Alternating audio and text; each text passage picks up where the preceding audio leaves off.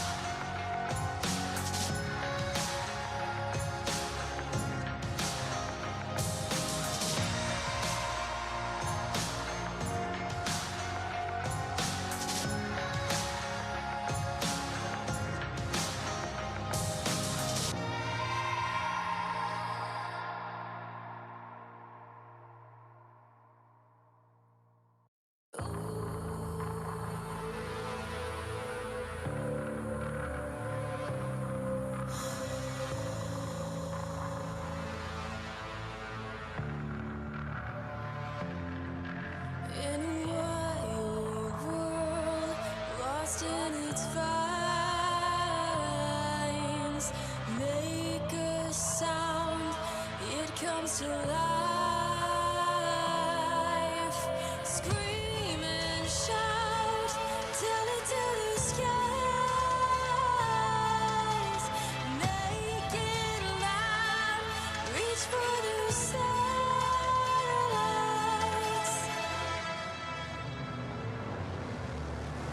Is this the legacy we wanna live? Give up the ghost.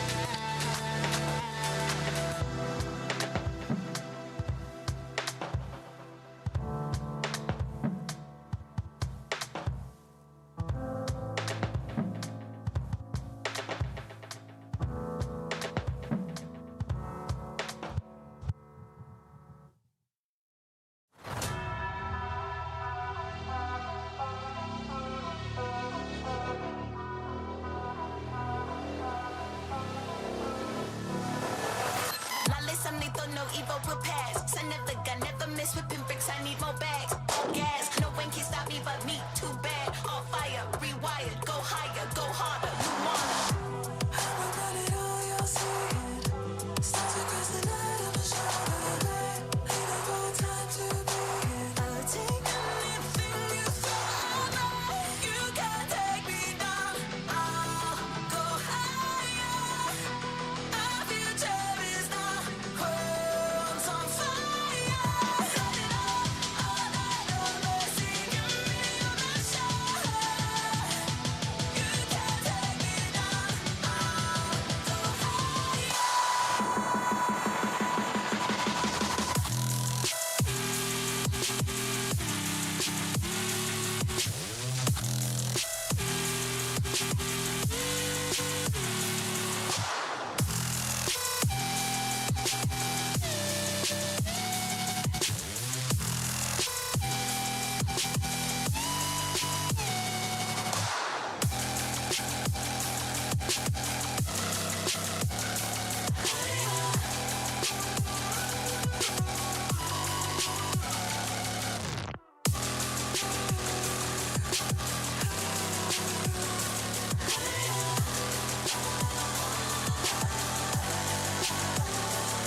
You can't take me down. You can't take me down. No one can even come close, nah. Counting up money, collecting bodies like Tada. Picture you trying to catch it to me like ha ha. Better stop playing with your one life you got, I've got it all, you'll see it. Stars across the night, I'm a shadow. Ain't no more time to be here. I'll take anything you throw. You can't take me down.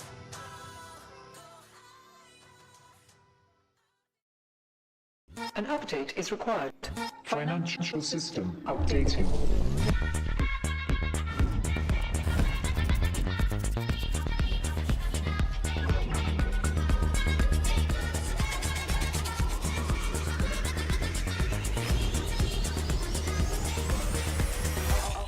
System updated. We will dance together. The future of money is here. Feels good.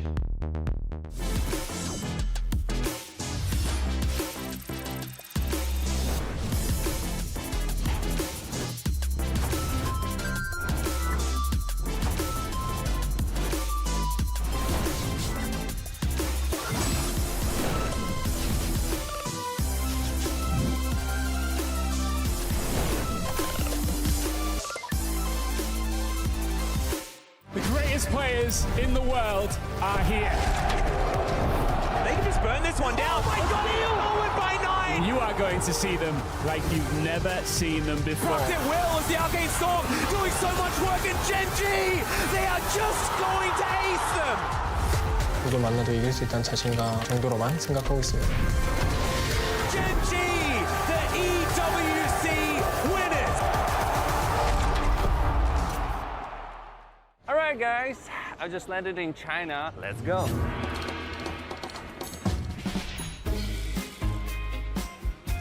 Play the local way, pay your way.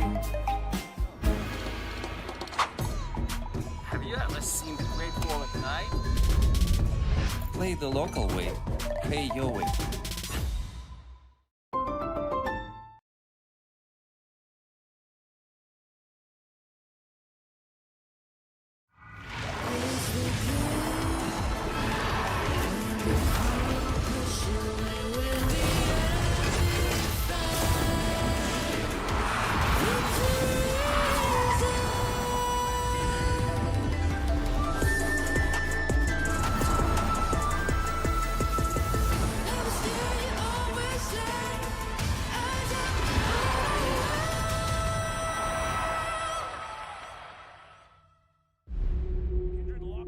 Drake is now Doran, decent position, double Break down my walls, but I won't rise again. Cause I stand tall in my environment. How could I ever close my eyes and stay silent since they try to take me down with their violence? Oh, they go back in! Bishop flashes in, and down goes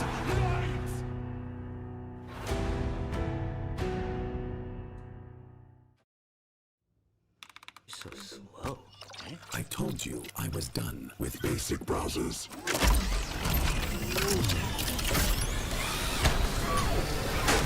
Your setup wants Opera GX, and you're holding it back.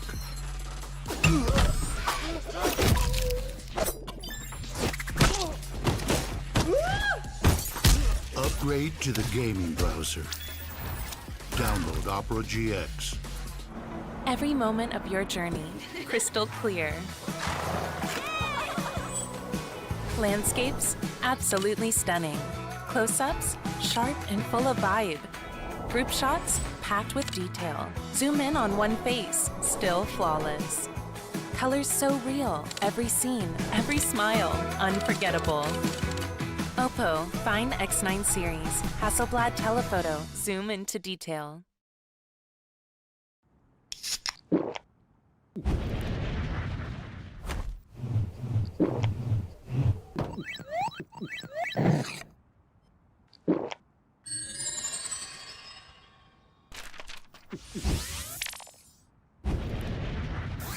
Red Bull gives you wings.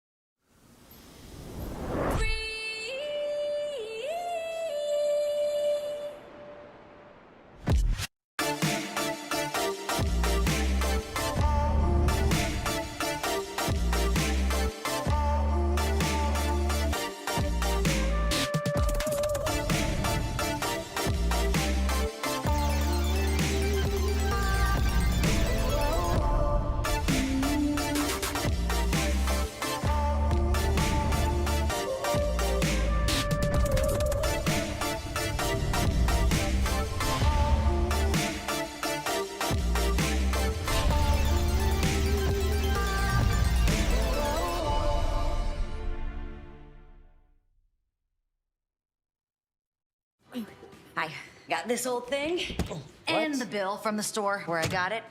Figured you could beat it with a better deal on one of these big boys. It doesn't work that way. Guess you're not as cool as Verizon. Bring in your AT&T or T-Mobile bill for a better deal. You don't know that? The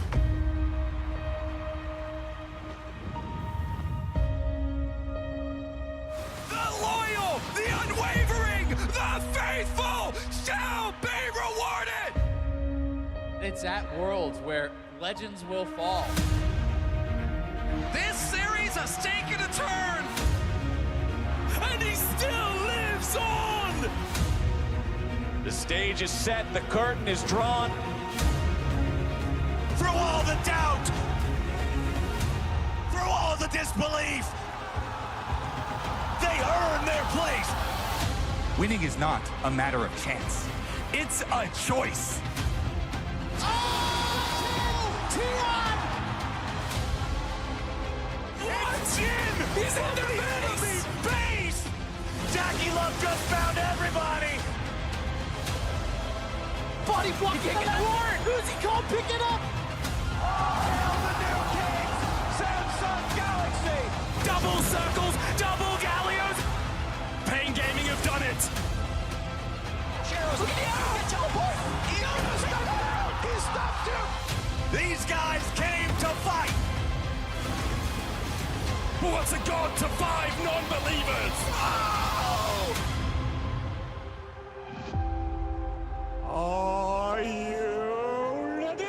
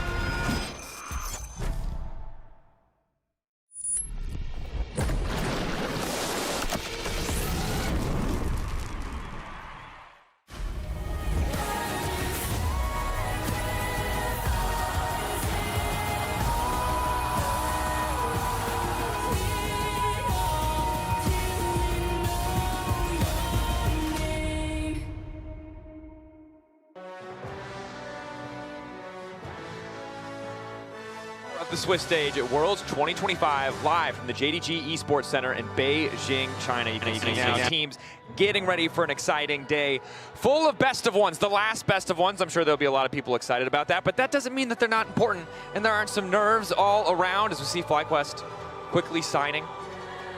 I don't know what they're signing. I guess it's a piece of glass. Could be a contract of some sort. No, it's a piece of glass. Oh, okay. Well, here we are. Thank God Ox is here to explain these things to me, Betty. I'm struggling today. Are you good? I just don't know how you would make that mistake. How could you? That wasn't the contractually document. We're not doing metaphor or like weird jokes today. We're serious. We're very serious, Daniel. I put on my priest costume for the serious day. That's what you're. Apparently, that's what you were going for. Apparently, it's the serious day. So in terms of serious business, yesterday KT did qualify, which surprised many people. Shocking. Truly shocking. This team is an enigma to me. I feel like that they walk the fine line of terrible and amazing. It is quite, in fact, a roller coaster of emotions when watching this team. And I'm unsure still as to how good they truly are. I feel like it's just that thing where, you know, as expectations go up, performance goes down. As expectations go down, performance goes up. You know, no one expected them to beat Gen G. They pulled it off. And then as everyone was getting hyped, they then got knocked out of playoffs swiftly. And then as everyone came into Worlds, people were thinking this team is the weakest Korean seed, despite being the 3rd seed. And what do? They got undefeated through Swiss. So maybe everyone's going to be really hyped about them now, and that's a little bit worrying for the knockout stage. But I'm hoping they can persevere. But as they are KT, expect the unexpected. Expect the unexpected. And of course, for KT, the last few Worlds, it's been quarterfinals every single time. Quarterfinals. For a lot of regions and teams, that would be success, but we know that they want to make a deeper run. And of course, AL, the other team to make it out. CFO, a strong Game 1 performance, but AL bringing it back to be the other team. Of course, we'll do the draw later. But today, we're going to be talking about that 1-1 bracket. It's important. 1-1's comfortable. 1-2, terrible position to be in. And a thing about 1-1, right, is this was inspired by Reddit user _Fox6736. I love when we read out I had to Reddit give names. this person a shout out because they helped me realize that the 1-1 group is a kind of like a fortune cookie. It gives you a great indication of what's going to be happening in the future. Back in 2023, teams were in the 1-1 group, all made it to the quarterfinals, and you had world finalists there. 2024, look at that, BLG T1 alongside Top Esports, FlyQuest, Weibo. You see what I'm saying? You can see the trend. So now, if we move over to 2025, I think we can see the trend continuing. Yes. Gen G expected to be in that top 8, potentially a world finals. We're looking at T1 as a big contender. BLG, HLE, and G2 right alongside them. All those big world finals. Wait. Okay, I'm sorry. Wait. Pull it back a second. Can you repeat what was the last team you said? The last team you said. No. G, there's T1. Yeah. We're probably going to see them in the No, continue after that. BLG. Yeah, keep going. And then G2 right now. No. Stop. Okay, all right. Stop. Come on. Stop. What do we... What do you think we were just gonna like tag team Ox here and the just? Reddit user said that like that's what we can expect. G2 were there the year before. They also did nothing. Yeah, but so was PSG. I mean, and Fnatic. That doesn't make any sense. You know, I feel like -Fox6736 did some great work, Yeah. and you are warping it with some sick narrative. I don't think right? No. I think this is some I really. think there's so much evidence to suggest that G2 is heavily favored to be in the World Finals this year, based on prior years. You think that's the takeaway here, the not the takeaway fact here. that like Not the fact that T1 and BLG, who were both in finals last time, both 1-1 last time. That's your takeaway is What this G2. tells to me is that best of ones are a great indicator of who the strongest teams in the world would be. And after G2's dominant victory today, I'm confident that we're going to have an exciting World Finals with them versus CFO at the end of this World Championship. Okay, you said that I wasn't taking it serious. If I was okay, are you I took okay? this extremely seriously. Are you okay? Well, I'm perfectly fine. All right. Well, I respect your commitment to misinterpreting evidence deliberately to help support your narrative. I'm That's quite confident Kadril would agree with me. Isn't that right, Kadril? What are you Thank doing? Thank you so much, man. This is blatant pandering. We're going to have to move on before Vedius gets any hate threats. But if you've started one, good job. Our first matchup today, of course, does feature the LTA champions FlyQuest taking on the #2 seed from the LCP, Team Secret Whales. And we did get a chance to speak to Busio to get his thoughts on the matchup earlier in the Verizon Game Day interview. Welcome to the Verizon Game Day interview. I am here joined by Busio on the side of FlyQuest. Thank you so much for your time. How are you feeling? Today's a big day for you. Are you ready for the game today? Yeah, I'm feeling pretty ready. I watched their game against KT this morning, and they seem pretty good, so we'll have to stay focused. Okay, speaking of KT, I was actually gonna tell you about this because it's a thing that boosts your confidence. I talked with Peter for an interview earlier, and then he said he agrees with the statement that Busio is the Western Korea. How does that make you feel? Oh, I mean, that's pretty nice. I like Peter. I think he plays pretty well. So it's nice to hear that. Amazing. Well, looking at the matchup today, what did the team focus on the most in terms of the preparation? I would say everybody just making sure they're playing for themselves, because especially in internationals, when scrims are going bad or like your opponent is world class and they're just playing better than you, you sometimes overcompensate by trying to help your teammates. But it's important to make sure you're playing for yourself and caring about your own condition in the game so you're strong. Also, when it comes to Worlds, I think meta changes every day. So what is the biggest takeaway so far? I mean, I would say a big takeaway for us is playing what we're good at. We don't necessarily have to follow what the top teams are doing, because if we're not the best at those champs, then there's no point playing them. So we just have to, make our own meta. Yeah, playing what works for us is the most important thing. And today we have another competition going, which is the social media war. So you always going with the thirst traps, but Taki is going crazy with his dance moves as well. Yeah. You're not gonna lose that one though, right? Yeah, I mean, I might even have to start dancing to get in that realm as well. Yeah. So if you win today, are you gonna post your biceps or dance moves? We'll just have to see. Okay, we'll have to see. Yeah. Well, thank you so much, Busio, and wish you the best of luck today. Hopefully we can see some of your posts on Twitter today. Thank you. Thank you. And that was Busio from FlyQuest. I do want to say, even though we didn't get an answer, that was the greatest piece of investigative journalism I've seen in the last 5 years. The real hard-hitting questions. The real hard-hitting questions. Are we getting a dance or are we getting the biceps? We're going to need a rebuttal from Taki. We need to know, is he going to go? Is he going to stay in the realm of dances? First, we need to see the evidence. That is fair. Was Ji-Sun talking about this on our my screens. gosh. This is These clean. dance moves. Oh, the choreography. He's bringing in the crew? Oh my God. goodness. I mean, Taki's the camera hitting the movements? moves. The camera moves are matched to the hips, which is insane. Goodness. But Busio... Wait. It says in the tweet, just shared an elevator with Faker, and I'm wondering, was he doing that while Faker was in the elevator? That's intimidating. Yeah. He got those big old poofy pants on the street, too. World championship or two. Bum. But I think, it's tough because he's going up, how many buff T1 players have we seen over the years? Owner, exactly. I don't think Faker's intimidated. Yeah. I don't know if you remember that particularly steamy photo shoot from Owner, but that man was also jacked, so I don't know if that intimidation worked. Well, I think Fake would have good backup. I think he's okay. After losing against T1, I mean, he had to get him back somehow, right? Bam, flex on him. It's a little bit more literal than most players at home. See? You gotta take it to the next level. You have to fly all the way to Beijing, flex on your opponents. That is the Well, the real question is, who's going to be flexing on the Rift today? Because I do think that FlyQuest are coming in as the favorites in today's matchup, especially when we kind of look at some of their domestic performances. Because what an impressive record when this team is ahead at 14 minutes. FlyQuest domestically across both Split 2 and Split 3. I mean, they knew how to close out a game. They definitely did. Pretty good. And I think especially given the fact that we saw Team Secret Wales fall behind in their win and then team fight their way out of it, it's worrying when you go against a team with that sort of stat. If you fall behind against FlyQuest, you're going to have a bad time. And the thing that we've heard from our NA counterparts so much is that there are a lot of teams who can play these explosive early games similar to what Team Secret Wales are bringing to the table. And FlyQuest clearly comfortable dismantling those teams when they get these advantages, when they're able to shut that down. So it does feel like FlyQuest it's not going to be a comfort zone because they don't know Team Secret Wales as well. But in terms of stylistic matchup, FlyQuest not dealing with something too unexpected.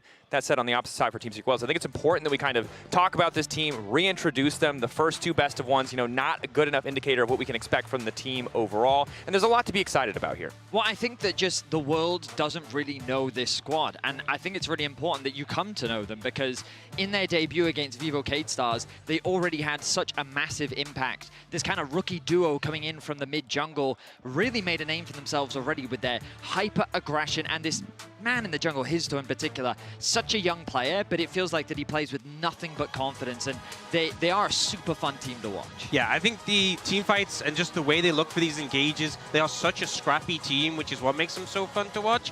And I feel like sometimes when you go to internationals, teams start to get a little bit timid, and it feels like you don't get that same energy that you saw from them domestically. We haven't seen that. Team Secret Wales are always looking for those fights, just like we saw from them in the LCP. Which I think is so important when you look at them kind of being the front runner, especially for Vietnamese League of Legends, right? Everyone is so used to names like GAMP. So when we see a new org step onto the world stage, you want to see some of those hallmarks, that aggressive play, but you want to see that development as well, which has been showcased really well. And now for the LCP as a whole, the region really feels like it is ramping up.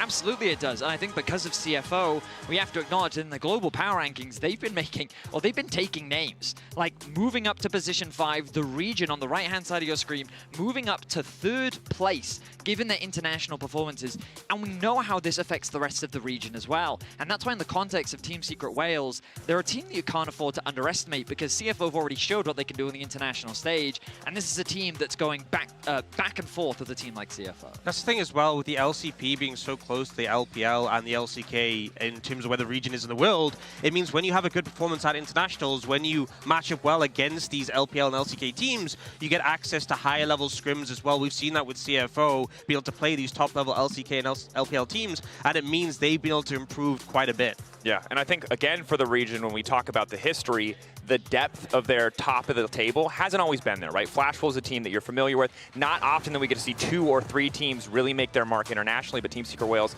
seem ready to buck the trend, and they had a really impressive performance. You highlighted it earlier, both of you. The play versus Vivo Kid Stars was phenomenal. And even their early game against KT, I was rewatching the matchup this morning, their aggression is just, I mean, it's surprising. Because, as you highlighted, when they come to these international tournaments, so many young players can't always translate how they play domestically onto an international stage. They see those nameplates, they see these historic figures, and they get worried. But these players don't care. They show up on the Rift, they do exactly what they're supposed to do, and so much of that is driven by that man in the jungle. Histo, a player that I'm personally so excited, right? He is the new youngest player. It was Hong Q at MSI, the new youngest player on the stage. And going up against Inspired, this is going to be a crucial matchup we have to look at. But again, the youth, the confidence on this stage. Bro just turned 18. Wow. He's a puppa. He's out here just taking names. He's going and he's taking risks. And I'm not going to lie, they haven't all been good risks, but I love to see an explosive player like this. But I think with how we've set this matchup up, yeah, Inspired is that cerebral jungler, and obviously trying to play to get the team ahead as a whole and playing maybe a bit more about the camps, but I feel like with Histo, it has been about setting the pace of the game. It needs to be that against FlyQuest. You need to be pushing the pace of the game forward because, as we said, when FlyQuest, when Inspired gets ahead, it's really hard to break out of that. I don't think you can go into that and just expect to be able to team fight your way from a deficit. We've seen that hasn't worked domestically when teams have gone up against FlyQuest, so I think Team Secret Wales really need a banger performance from Histo here. It really is a contrast of styles between these two junglers. The veteran that we're seeing on our screen right now is the guy that controls the game. He kind of moves the pieces on the Rift to where he needs them to be to set himself up for success. And we know his synergy with Busio has become fantastic throughout the year. Meanwhile, on the other side, Histo is all about that aggression, that self-identity and agency that he takes in the game to make sure that the game is going his way. And it's going to be a question of, can Histo show up on the day? Because we know that FlyQuest are coming in as the favorites in this matchup. They want to get out of this group stage, similar to what we saw from last year. And I think that given what we've seen from them so far, I mean, I guess that's the big question. What have we seen from them so far? Because they fell short to T1. They had a strong performance against Vivo Cade. How will they handle this aggression this time around? And I think especially when you look at some of the other teams that are in the 1-1 situation, the fact we have Gen G against T1, if T1 win against Gen G, if Gen G go to that 1-2, it is going to be really scary. You do not want to lose this match, potentially go down to that 1-2 spot, have to play against Gen G in an elimination best of 3, a team that have been so consistent best of 3s. A win here is so meaningful. A loss here could put you in such a dire position.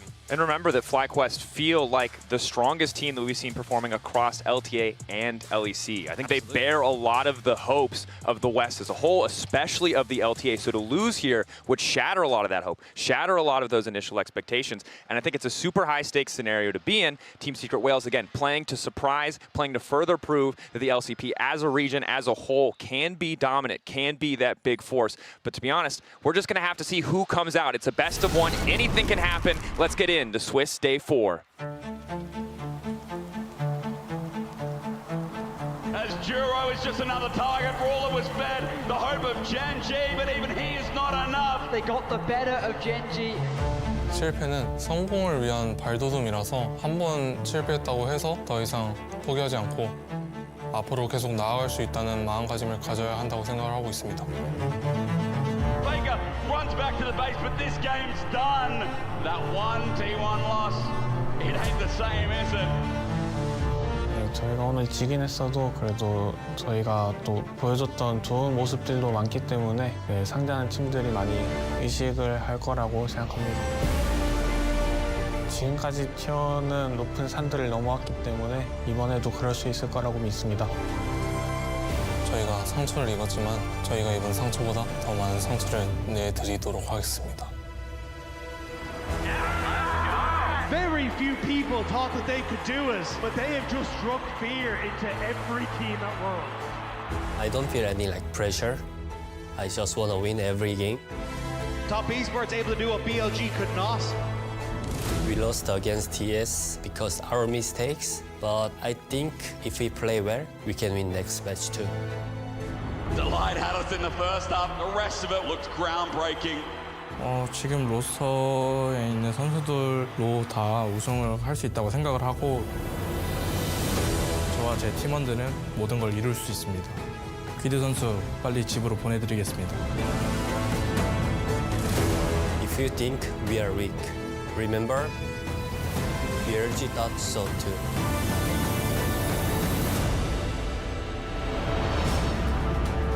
我觉得今年其实3支 LPL 队伍都非常强吧。The LPL goes 3-0 here on day 2. This is what you can expect from one of the best regions in the world. 这是我们的主场，所有粉丝都在与我们并肩作战。我觉得一杠一池队的野文是基本没有什么怕的对手吧。A convincing stomp from BLG. Oh my God！ 我们会把你送下去的。We're looking to make everyone proud. Top Esports coming out swinging. They'll take down G2. But first, we have to focus on ourselves. G2 woke up and chose violence. We are going to show confidence, resilience, and we're gonna give it our all. In best of ones, you have to be more clean. FlyQuest back to business as usual and finally find that 1-1. The stakes are high. A singular mistake can cost you the whole tournament. Em cảm thấy khá là háo hức khi mình có thể được 1-1. LCP on the board first in a big way. Second seed, do it right. Mình sẽ cố gắng về và tập luyện tập trung hơn để có thể làm nên kỳ tích. Dù đối thủ có là ai sắp tới thì mình cũng tự tin chiến thắng họ 100%. To our next opponent, believe me, this is only the start.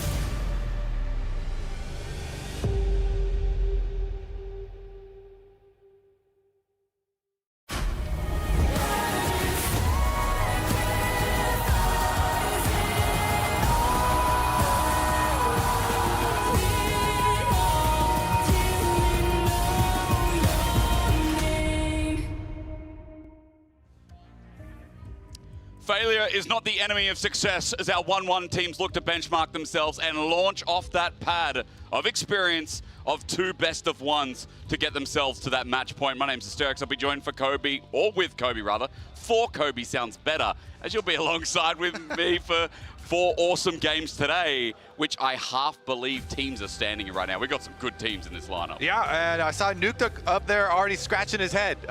Coach of FlyQuest trying to figure out what to do in the pick bands here. Is that good or bad? Honestly, I think it's good. Okay. So both, it's interesting because we always talk about Busio Bard, but Taki plays Bard a lot as well, so we assume that is going to be pretty contested in this one. Last time around, you know, FlyQuest led the Bard through versus T1, gave it to Carrier. They bit the bullet on that one. Mid lane, though, is definitely a big focus. One thing with Dyer is he's not that great at, like, Talia and Azir. So sometimes you have to worry about that, but we'll see this time because Orianna and Ryze have been some of the, basically the 2 most premier blind pick mid laners, and so taking those 2 out early. Wukong still up though, and to me, with the fall of favor of Jarvan, even though I still think the champ is fine, Really liking early Wukongs. Even early Trundles have had a lot of success for jungle. And I mean, other AD carries as well to mention for first pick, as Talia does go as well. If we're going for what could be blue side one, we have seen Caitlyn here and there. We've seen Sion as well. We know it's FlyQuest, and I know Masu feels like such a great Kai'Sa, but so is Eddie. So maybe there is some priority in taking away comfort for a single BO. Well, I got some lore for you because Bwipo always hovers Kai'Sa, and I know that too as well. Yeah, it's tricky. It's more of a shout out, but it does mean that the first pick is more highly anticipated here. Although dive comps are very successful. Yeah, there's the Wukong I was talking about. Really feel like that is just king of the jungle at the moment, just because your team fighting is so good. And Wukong as well fits into the way that FlyQuest like to play the game. Yep. They do like to be controlled and keep inspired on very efficient farming up until they actually bring together some of these team fights. They really like to build for these full 5-on-5s, not necessarily rushing into anything too early. Meanwhile, TSW love rushing in, and so they're the ones that go Aurora Kai'Sa for the engage. They like smash face, and so far I see that as a comp that can really send it. Let's see how Fly respond. As you said, you know, we've already got inspired on something solid for the team, but pairings are super important when you already see Aurora on the board. Potential flex, but we're assuming we'll most likely go mid. Yeah, you know you're facing just dive comp here, so preparing for that. This is, thankfully for FlyQuest, something they are used to playing. You know, they're used to playing 100 Thieves in the LCS, which is a very aggressive team that likes to fight a lot as well, and does show a lot of this style. So FlyQuest responses here, you know, get their brick wall of a front line. The Sion super early for Bwipo, and the Wukong already in place for Inspired. So I think they're feeling quite good. We'll see about if they want other anti-dive or, you know, like counter-engage type stuff to round it out. Both there. Alistar gets locked in. Quick side note, first time Bwipo is not on the Mordekaiser, which has just been his, I guess, small answer into tank matchups for this tournament. But it is nice to see him on a completely different role instead of that AP Juggernaut top. As we digress and see if TSW going to match this Alistar, because normally it'd be the Rel with the Kai'Sa.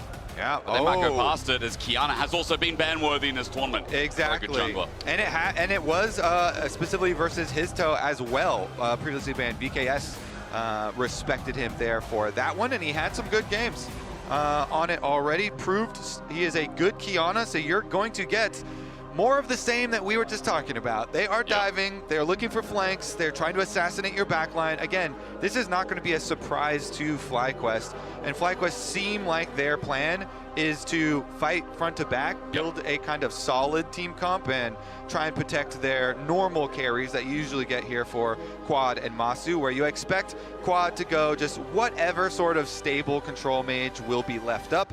Looks like TSW are trying to target Masu and take away safer AD carries, because he knows he's going to have to survive quite a scary dive. Yeah. And how does he thrive there? I mean, other AD carries, Kobe will start throwing out things like Ezreal, maybe, if there is enough damage, pending on what hero ends up playing here in the top lane. Rumble also being taken out and giving Bwipo a safer lane. I think very important when we've seen that, like, not many things deal with Sion. He has a stable enough laning phase, one of the best tank laners at the moment as well. And it's so easy to just ban away one or two champs like the Rumble, like even, you know, we've seen things like Galio neutralizing top laners that can go into it. Yeah, Aatrox is another That's much better good example. option up there. Yeah, okay, so Victor, one of the other control mages we were talking about, Quad had a really good Victor game that was pretty smooth scaling for him and ended up being the biggest damage dealer of the entire match. So not too big of a surprise there, but let's see if there's anything else that FlyQuest here do want to target. Maybe any supports from Taki here, since they do have the Alistar already. A little bit of protection. Yep, there you go, the Poppy support banned out. I think that's wise considering the Alistar and the Wukong that they already have. So you just pull out the Nautilus here, match into support, and then leave that Aurora still technically as a flex. I mean, coming from EU, we have seen it top plenty of times into tank matchups because it'd be quite annoying to lane. So I think when the lane swap comes through that it has been considered quite useless, as We get our answer now. Oh my lord, Is he no gonna way. do it versus Whippo? Against Whippo as well, the audacity of Hero, I respect. Honestly, I respect it too. Use the Mordekaiser versus a Whippo who's been spamming it here and is very good into the Scion, can pull multiple resources over to that side lane if the Mordekaiser does get ahead. And if you're left isolated, should get ahead and then should be able to pull extra resources. So I do like this from TSW. Then their kind of 4-1 split push has so much potential because the 4 with Aurora and Kiana already would have plenty of engage, plenty of threat themselves. And so could become problematic for FlyQuest. But FlyQuest, as we said, want to build very standard front to back, so they do pick up the Azir in the end. And a little bit of safety for Masu through range here. The Jhin has plenty of follow-up, but the Corki has its own dash. So does give a few more options from getting away from an Aurora Kiana, even though that's very difficult. One thing is a side note that we've gone past is Azir gets locked in, usually perma-banned in the tournament so far. It's been picked up one other game, and the fact again that we're just seeing it fly through to the end of stage towards quad with the Corki you just mentioned solidifies that front to back you were setting up before for FlyQuest. What an easy draft to operate. Yeah, one of the big reasons for Azir kind of dropping priority is the recent changes, you know, kind of nerfing the early game. So we'll see about the scaling for FlyQuest. This is pretty often what they try and do. You know, if they're facing an aggressive team like that, they'll try and scale into some mid-game team fights. Yep. It makes me a little nervous, though. Vietnam, are very, very good at pushing the aggression, and they definitely are built to do it here. They're like Gam, but scarier, you know. I mean, But younger, more youthful. That's it. It's the age that has to do with it, isn't it? There was so much story about Histo and Dyer coming in, and in their rookie year being these mechanical geniuses that have, you know, kind of taken the world by storm as well. Now, they've only played 2 best of 1s, but for Team Secret Wales, they're on champions that can carry here. There is a lot of energy coming out of the dive. We talked about a lot of snowballing that could happen in this comp. And that's what you want to see when their style has been, look, we send it, we skill check. We're not a heavy macro team, and I think a lot of people would say that and see that. Yeah. But they're a team that can skill check you any day. Yeah, I am a little nervous for FlyQuest. I mean, again, they're very accustomed to doing this, but if you just scale and do nothing, and then you lose and lose and lose and lose stuff on the map, then it's very embarrassing. But if you scale, and then you win the mid-game team fights, then it's not embarrassing. Then it's great. Then it looks great. So we don't want FlyQuest to be embarrassed, do we? People will be ready to say, "Oh wow, you just you know, didn't do anything and then lost," but. I love you covering all angles, making sure we're going into this one with everything covered. Welcome back to Worlds. It has been a privilege and a pleasure so far. I mean, it is delivered. Our 1-1 teams look great for the runner today. So, they're definitely expecting a lane swap here, as the Scion Mordekaiser matchup is annoying, and the ward in the side brush is already there, our expected lane swap detecting ward, but Whippo kind of shows to give false info, and he's going to stay up there. Interesting. So Whippo is going to recall a little bit later. I assume he's recalling. Okay, good. Yeah, he's recalling. Masu's headed over through jungle. See if they actually complete it. Yeah. Top side defensive here from TSW, just a side note as well. Yeah, they're doing exactly that. So the new lane swaps, by the way, with the top lane timer moved to 4 minutes, mid lane timer moved to 2 minutes and 15 seconds, or at least it already was 2 minutes and 15 seconds. We do get supports laning with bottom for, you know, the first 2 minutes basically. Yep. And then 2:15, they can go mid lane, and then they mess with the mid laners for a while. And then they still roam around through river. They can mess with junglers, then they go back and mess with mid laners for a while. And then at 4 minutes, then they can finally go up to the top lane. Okay, let's pop away. I do feel like, again, like, yeah, we have seen, what is it, maybe 70, 80% of games with this happening, especially on blue side as well. And I believe Alistar only yesterday or the day before throw him up towards mid as well. Quick side note as well, we talked about it heavily. Seeing Inspired on Wukong might give a lot of faith to NA fans. I think Histo we already mentioned as well, when this guy is such an aggressive jungler. Seeing him on the Kiana, that's a bit of faith too, especially when Kiana this tournament has been great. But let's pause, Decimating Smash fully channeled in the bot side with Grasp of the Undying, and Whippo takes Taki to court. Yeah, a couple of bruisers there with some decent chunk damage onto the Rakan. Getting vision control here through the brush too. He knows he's going there, interrupted. The decimating smash at range again. Bwipo's done some really good damage. The return here, not too much, as Eddie just tries to get that second skin and takes Busio down low, half HP. Taki's just out of range again. These trades are more exciting than you would have thought. Yeah, I mean, it's actually kind of a fun lane here to see the beef balls here versus a regular duo lane.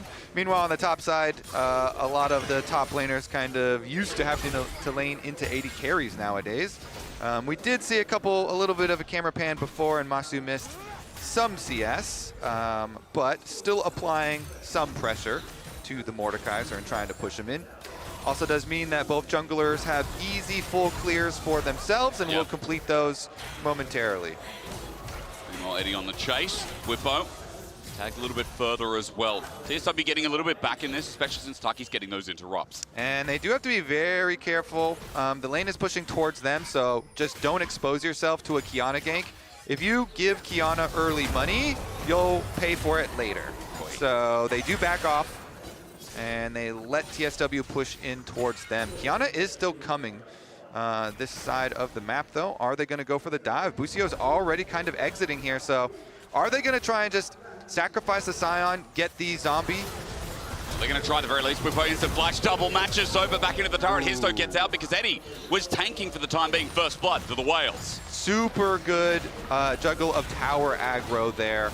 And even though the zombie gets a couple of extra punches in, nice dive from TSW, you know, just tanking the tower aggro on the outside, allowing the Qiyana to go in there and get the kill. We were just saying this is such a big bonus for TSW. Yeah. If they can get early money onto his toe, it is perfect.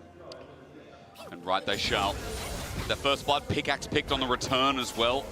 I believe there are topside camps respawning with Krugs first, so a position to maybe make an appearance in mid with those low health bars as well, especially before Quad gets his ulti. It's just so much burst on that edge of Ishtal when you get the Earth element too. As Bwipo gets a push in bot wave, because Eddie had to reset here, so a couple of minions denied, and all in all, Bwipo is even with CS. It is just that kill that is now the fright, as Bwipo also gets a deep ward. Yeah, well played kill. Again, props to Taki, just tanking tower aggro with the Rakan on the outside safely, allowing for them to get the money where they want it. We'll see what it turns into as well, because now Taki looking towards mid right after Quad just teleported back. Gang timer, we talked about supports and they're roaming through the map. It's mid time apparently as Quad gets out, but never mind, that was so easy. It is hard to gank an Azir, but Quad made it easier than expected. Yep, truly is. One of the reasons why Azir has been popular for a very long time in a pro. Very slippery. All right, Busio, meanwhile, is camping up around the top side. Still, it's level 6 on Mordekaiser, so... So what are you going to do? Get ultied under turret? He's just going to back off. He's got TP. Might just be faking it as well, as Master's got a slow push going on. Kobe, I see a monkey up in the top lane with Inspired nearby, half the way to level 6 as well when he becomes useful. There's Dai with the ulti on Quad.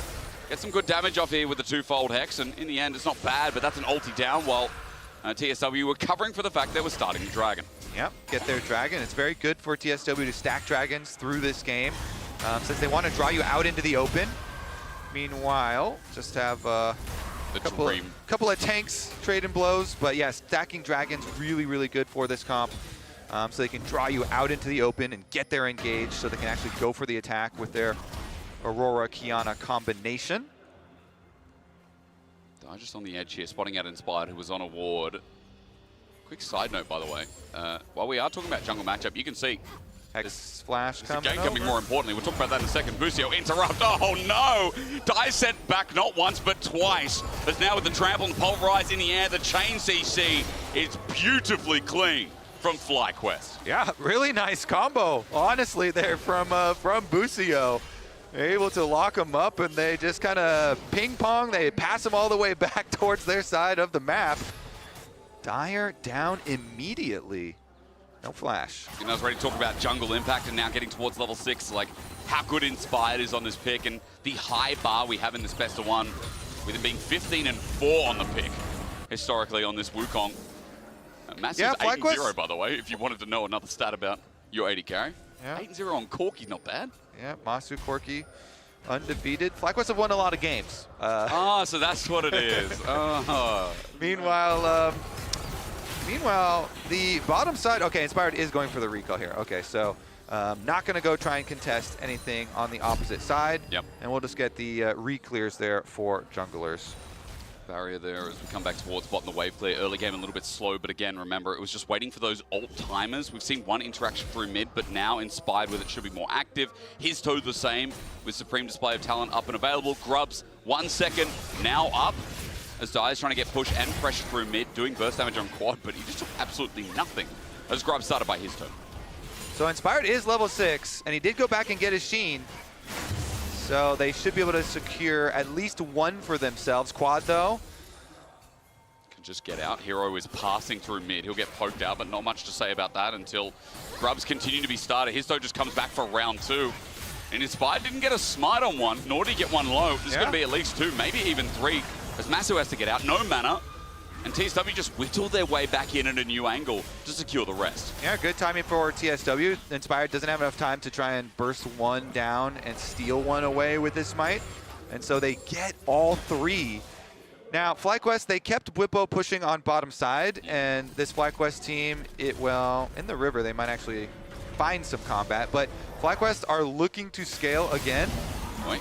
Okay, we get an ulti. His dome in response well. Supreme Display is fantastic with the shuffle. He's under 3 in the end. Dire has to run out, but he's been exhausted. As he flashes away, it's his only means of escape as Busio still wants to headbutt into Pulverize, a combination that is going to be destroyed with Quad rolling in after the fact, but no one's burning anything. Flash already down for Busio. The chase ends there, and it is simply one for FlyQuest after the fact. This is why we've been hyping up Busio for a long time. He's clean, in the man. LCS, man. He makes so many plays for FlyQuest. The coordination there was really good.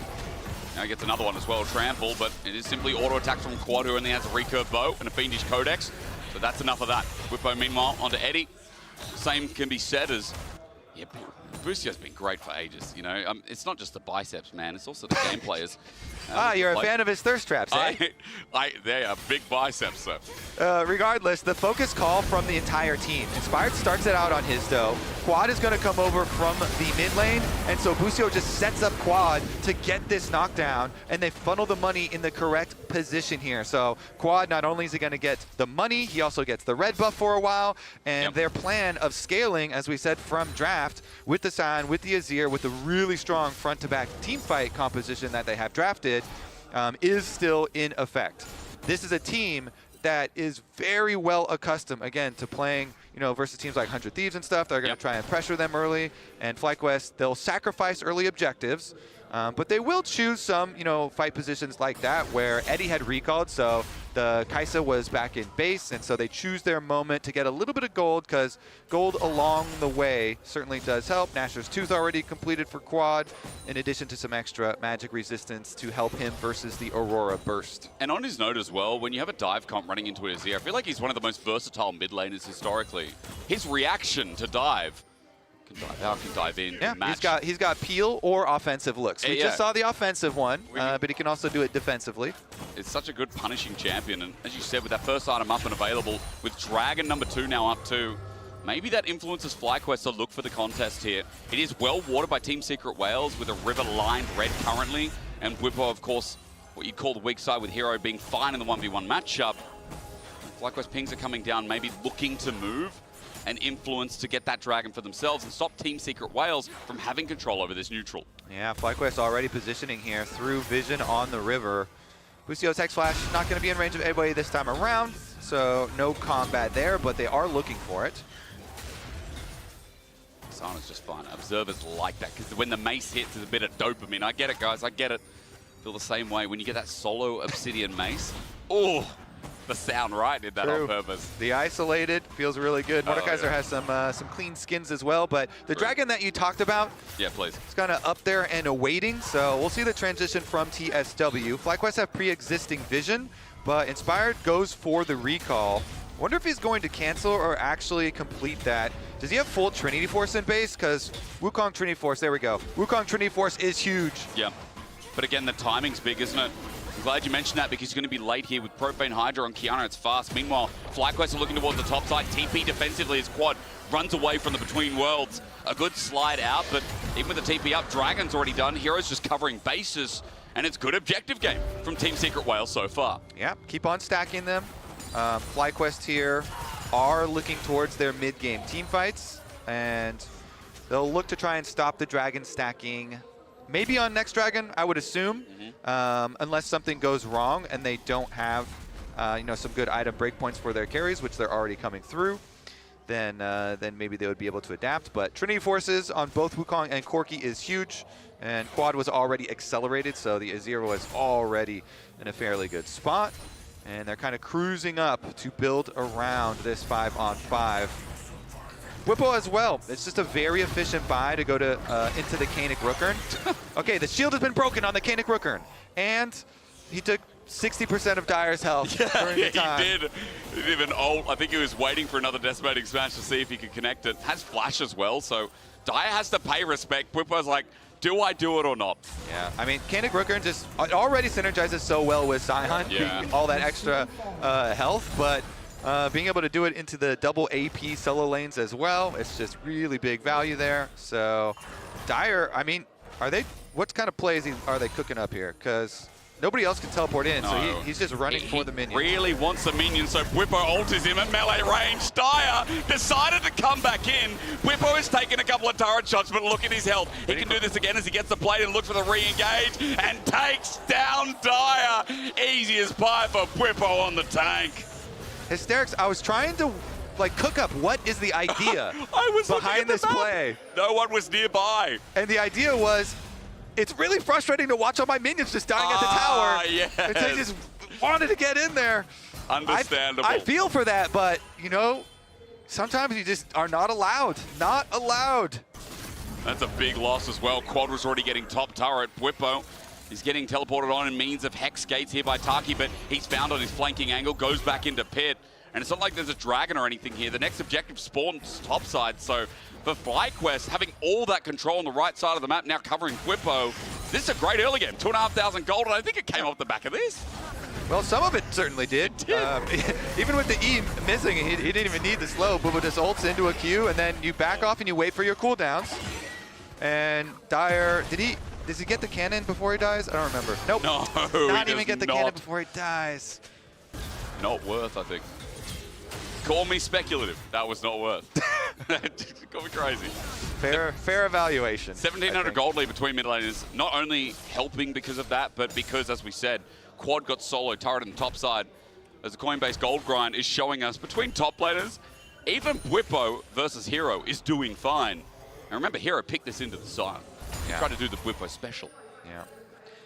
Yeah. And we'll see, as the game progresses. It is currently going pretty well according to FlyQuest's plan, as you mentioned, trying to scale up towards this mid game. They have a lot of gold in the places that they want, probably even more than they accounted for. Yeah. It's going even better. Is this you being speculative, or are you quietly positive right now, or are you being analytical right now? I think I'm vocally positive about it. Vocally. Not spiritually.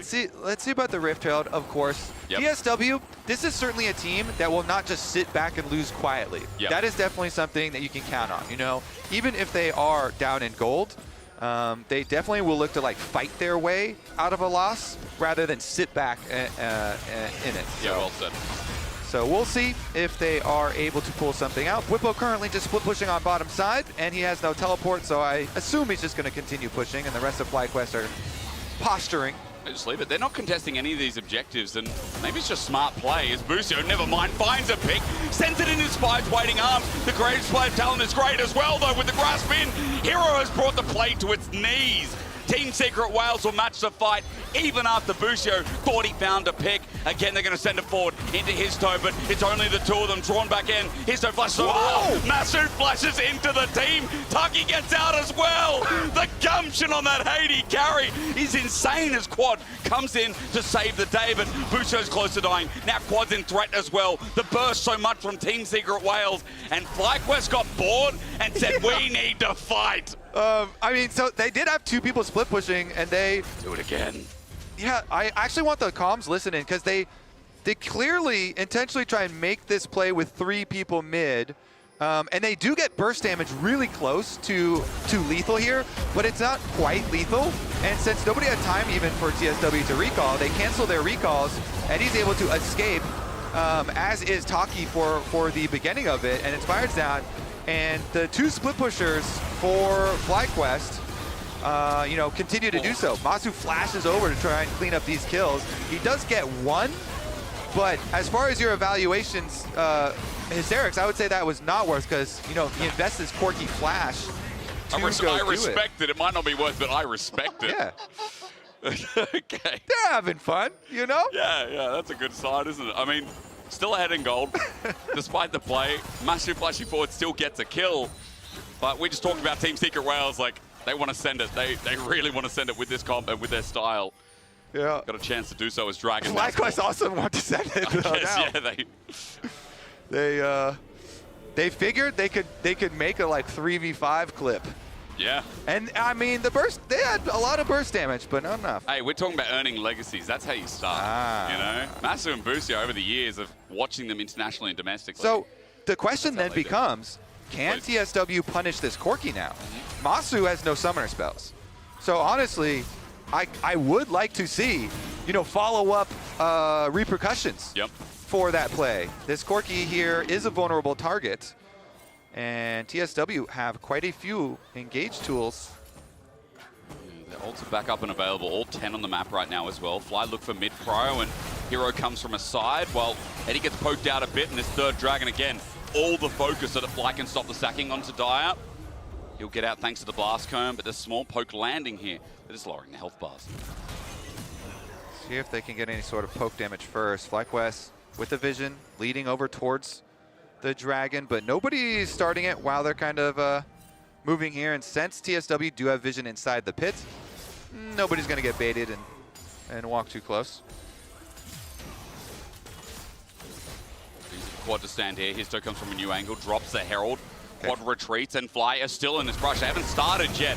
Trying to bait them in, and the lure eventually works. Taki's the one to take it up as Whipper goes forward as well. Again, good poke damage as ult melee range. Hero has to ult in response, and it's Judgment Day for someone if he can get them in a 1v1, but it's only Whippo. Meanwhile, Dire flashes forward, sets himself up. It's a good ulti, but he now jumps into the hole of FlyQuest. Quad with his dying breath, gets an ulti off, flash away from any from Whippo, but the back to front is in full effect, and FlyQuest are getting the fight they want. Baiting them in was the right call, because the whales always come. And that's going to be Otacon as well. That was Dragon. The idea from TSW is good. They're trying to fight while, you know, Inspired is taking the Dragon, so... Do it again! Decimating smash. Masu going to step up to this one as well. Valkyrie on top of his, don't flash from Quiver, not to get caught. Masu will get the kill. The slow onto Taki. Team Secret Wales check the brush. Not once, not twice, 3 times, and they get punished for it. Yeah, FlyQuest definitely used to handling this type of game, and they are going to stack objective on top of objective here.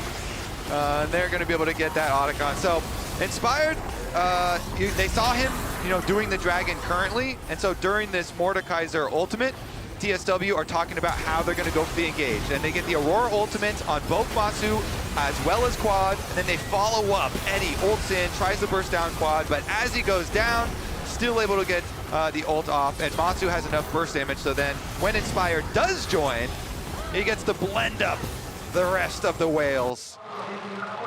And the TSW, the youngest team at the tournament here, is faced with a fairly large problem in FlyQuest here. Since Quad got focused really heavily in that last fight, it is Masu carrying the brunt of the DPS output.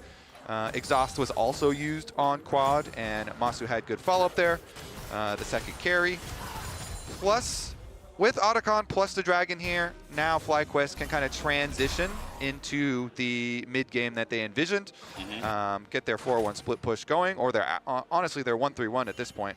With Azir having flash and teleport, Quad is very, very safe in side lanes, and Whippo is just so tanky, it takes so long to do anything about it. They can do 1-3-1 pretty easily. So TSW, see if they can sneak in and try and attack one of the 3 lanes, one of the 3 prongs of this FlyQuest attack. Let's make it difficult, though, doesn't it? Because you already talked about Quad's survivability or his safety. Masu's the same. I mean, this Corki pick disappeared for a little bit, but there is just so much survivability yourself with Valkyrie up and available. Hard to gank when that flash you also mentioned in the previous fight is now back up again. So Masu has been farming here, quite isolated. And FlyQuest now grouping up because topside seems to be the go, getting a deep invade and getting some deep vision. But Masu, almost 3 items too. I feel like if a play set up on him, he is taking someone down. This aggression has netted him benefits. Outside of the Raptor wall, everything else has been clean. Yeah. All right. Well, with Rylai's too, the extra CC, there's just so much CC on FlyQuest. Makes it fairly hard for TSW to get on to either of those carries. You already mentioned with Flash and their own peel, it's going to be hard. But the rest of it here is going to... I mean, Bwipo's just straight walking through the brush, forcing people off the map at the moment. Teleport comes in. Here we go. This is going to be another attempt. It's on a ward, though, so Bwipo knows to reposition. Quad's just going to send it back. Hero can isolate a target, but his team's not there. Quad will jump in first, waiting for the shuffle, and there it is, the knockup. No ult used! Hero was waiting to buy his time, and FlyQuest just didn't give him the clock. Honestly, I feel bad for him. Just gets pummeled there on arrival, and TSW now, they're honestly not going to have very many options open to them. FlyQuest, the steamroller in this game. TSW looking to see how they can defend even further. Taki finds an angle. There's the quickness on the Massive, but there's help. There's help here. Again, how hard is it to kill the Corki between worlds from Dire? There's great burst damage, but no follow-up. Again, Team Secret Whales grasping at straws as Quad just moves up to yet another turret and does a bit of damage. Yeah. Taki wanted to dance with Masu, but he didn't want to dance. You know, he's able to get out there, avoid the engage for a long time, even with ult and flash used. And so maybe after the game, they'll get the dancing TikTok. I don't know. Did Busio say he was going to dance if he won? He said dance or flex, didn't he? Yeah, he didn't want to answer. It seemed it's a 50-50, yeah. He pleaded the fifth on that one. Okay. You know, as an Australian, I had to Google what that was, Kobe. Yeah, it's just another way of saying didn't answer. Yeah. Maybe I should know that. Bwipo up here, though, has several attackers. Yeah, but did you see the damage? And where is the damage on him? Okay, it's coming 3 members. Hero decides, let's go into the Death Realm. Bwipo is surviving for now, and I might be wrong about that because I think he came out a while. It's hard to see with Mordekaiser, but a shutdown nevertheless as Bwipo takes 20 seconds to die. Okay. That's a kill. What can they work with? Baron's on the table here. Let's get some action. 40 seconds until Bwipo can TP back in. Maybe it leads to something, but again, FlyQuest, a 4,000 gold ahead. Even in a 4v5, how confident are the Whales as his toe gets deep wards, thinks of an angle. Yeah, they want the objective bounty on the tower. I think that's a good call, trying to objective bounty. They know. Onto Dire, headbutt pulverized. Busio again. What an angle found from this support. No wonder the biceps are so big. This guy's working hard. Yep. Meanwhile, they do get the objective bounty for TSW, trying to get something back for themselves, but FlyQuest, Quad and Masu, too strong here in the mid lane, especially the Azir. I mean, you could kind of consider Arm Guard the third item, so it's basically a 3-item Azir. Can be game defining. Oh man, they should be able to retreat to their Dragon setup here, as long as FlyQuest keeps some sort of vision on Baron for the desperate Baron possible play. Then the Dragon should be pretty easy pickings. Masu and Inspire taking care of that one as we speak. Just denying again that third Dragon that long ago Team Secret Whales were setting up for. Seem like it's going to be a possibility anytime soon. Double for Fly. And back towards the top lane, which Bwipo has really been safeguarding up here. Making sure Team Secret Whales, again, don't get any more vision control than outside of that one ward right now in front. Bwipo stops Taki in the base, and FlyQuest, as you said, moving to 3 items. The zone is just complete. Now, simply we saw the Seekers, now it's fully upgraded. Collector third here for Masu as well. And Bwipo, I am worried about him dying when there's less than 3 members. As Supreme Display, okay, his toe wants a way out, has to flash. Inspired uses a Cyclone, but the flash down is a big tool. Certainly is. I mean, pretty much all of the members, even the Mordekaiser, look squishy. So every member on TSW they need their mobility, right? Yeah, so every flash really is critical, especially for Kiana, because you want those super quick engage plays to try and make something happen.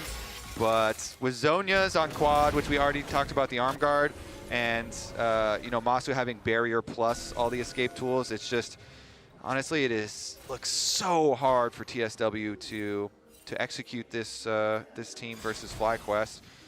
We'll see though. Busio moves over back to Baron to try and clear this out. And FlyQuest could send, Whippo kind of deep here. They have quad on bottom side, even without teleports. They can just keep on split pushing, continuing to funnel more money Masu into him. It's all right. Face checking a little bit safer, especially when you have that flash barrier up and available, and also Busio nearby. But just keep sending phosphorus bomb, seeing what's there. FlyQuest just need to clear this vision and put Team Secret Whales into a chokehold, blow some of those TPs, and this is very controlled gameplay. I gotta say, this is quite impressive, Kobe, because not succumbing to Team Secret Whales, I think, was on my bingo card for like teams to beat this LCP second seed, because when they beat PSG, when they beat GAM, they just succumb. They want to fight. You know, they get bored of League and they're like, we're gonna fight, like FlyQuest did a little bit earlier. But so far, it's been controlled since then. They're holding this gold lead. They've got the scaling. And these side lanes are just under constant fire. Minions being denied left, right, and center again. All right, next fight is going to be a truly explosive one and could just break the game, because FlyQuest with a large gold lead, if they win the fight next, like Baron is just taken and then they get to destroy your base. Yeah. So TSW, they can kind of feel the tension here, trying to move in, get some vision, get some avenue to approach.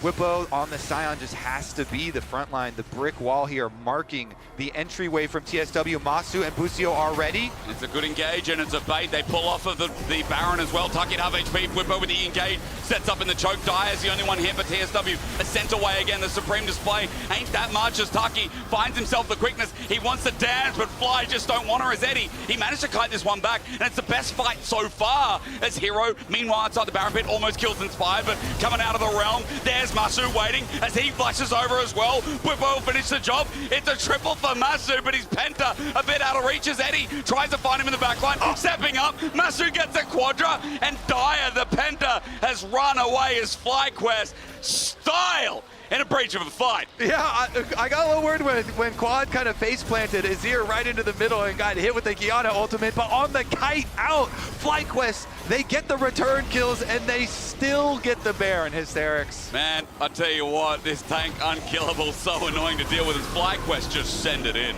They do. Whippo first on the entry, and then Inspired goes top to fight the Mordekaiser, and Quad goes straight into the middle, into the double carries, and gets hit by the Kiana ulti, putting him in a very vulnerable position. Then when you get the shutdown, and Eddie's able to pick up that kill, they start to chase you out. It's Busio again, who just gets this setup for Masu, locking up the Mordekaiser. Masu gets the burst kill, flashes over to safety, and then there's nothing you can do about Whippo. The Scion is too tanky. He locks them up, and Masu's able to collect the quadra. Eddie's frustration there, trying to get to the backline, at least trade off some better kills, but in the end, that fight launches FlyQuest to 8,000. In the beginning of the game, we're talking about the young players on TSW. You know, Hitso and Dyer, the two youngest at the entire tournament. But in North America, you know, this duo of Masu and Busio has been so hyped. It's been one of the keys to success for FlyQuest. They paired their veterans of Inspired and Whippo with this young North American bottom lane. And Masu and Busio are absolutely, they've been outstanding here with a lot of these Busio plays, you know, starting out the play, but Masu as well here. With the confidence on the Corki, especially like the 3v5 in mid lane. I mean, I love definitely that, fun to watch. I love that flair that's like send it, you know, like the Jackie Love style, right? Sometimes it can look bad, but sometimes it looks exceptional. It's that confidence here as Taki's going to TP down to bot. I think this is a flank waiting to happen, the last hurrah for Team Secret Whales to avoid going down to that 1 and 2. It's a great ulti from Hisu. It's a claw of destruction that sets down Masu. It's a pick. It's great, but FlyQuest, they've still got Quad alive. And his hero's going to come out of that death realm with Busio running for his life. There's a turret there now standing new heaven here for FlyQuest to sit under it in the sun and land on another kill. And FlyQuest will collect the rest of the game. They take down 4 of the 5 whales, and they're coming for the Nexus next. For FlyQuest, it would be a big win, and it will certainly be. For the NA faithful, you're looking at this team, and big expectations are met here today. With 11,000 gold in the bank, FlyQuest will head the Nexus, and the Whales weren't enough to crush the mighty Fly. FlyQuest, they were having fun in that one. Looking fairly relaxed on stage. Congratulations on the victory there. 2 wins now. One more step for them to try and move on to quarterfinals. We will eagerly await that draw. And they get 2 chances. The best thing about getting to 2 and 1 is you get 2 chances at a best of 3. So if you get a harder opponent for the first one, then at that 2 and 2, you get 1 final chance to progress through. But FlyQuest, a really good showing, a really good level up as well. They didn't succumb to this chaos that is Team Secret Wales. And as you said, that bottom lane is exceptional, as we'll go to a short break and then return here for match 2 of Gen G versus T1 right after this. They have a full vision on the Drake in the pit here. Rakan's getting fucked completely. Can't still have vision. I'm holding this guy, okay? Just poke him and run. He can't kill me, he can't kill me, he cannot kill me. He wasted his ult. He's gonna sit here and he's gonna spawn here, okay? From the right side, okay? I'm gonna channel my Q. Okay, never mind. I'm fine. I'm gonna Aurora here. Cannon ult. We're fighting. Whoa, Aurora. Kaisa, okay, Kaisa. Cannon ult. Compound 4. Big Q here. Yeah, no flash Kaisa, no flash Kaisa, no flash Kaisa. Compound 2. Yeah, we go in. Kaisa, no flash. That's it for me.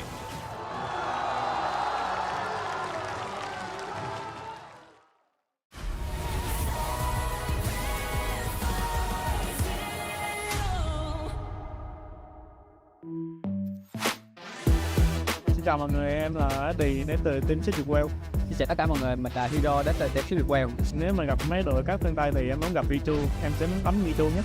Nếu mà gặp các phương Tây và EU thì em nghĩ là cái đội đó sẽ là đối thủ mềm của tụi em. Hello， 大家，我是 CFO Dogo， 放马过来吧。An update is required. Financial system updating.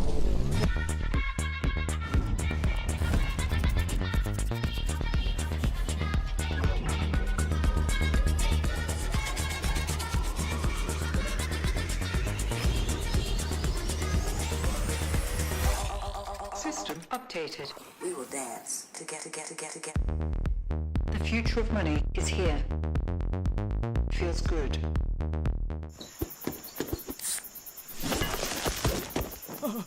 Red Bull gives you wings.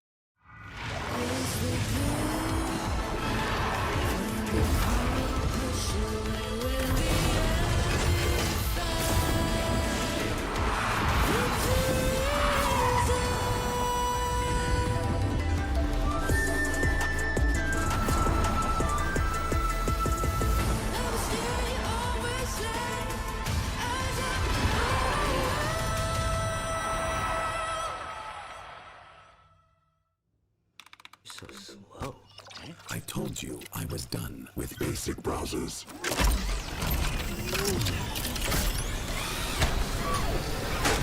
Your setup wants Opera GX, and you're holding it back.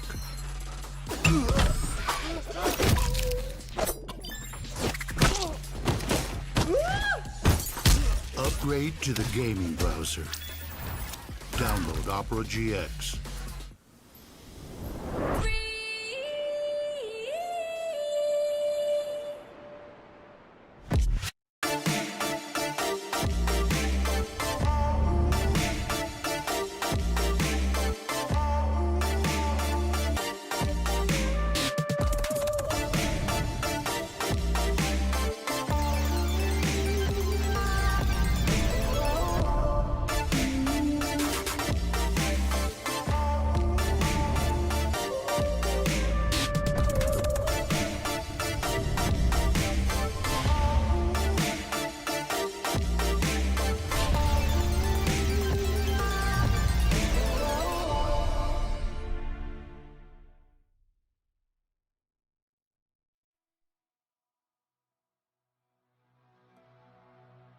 We all become memories.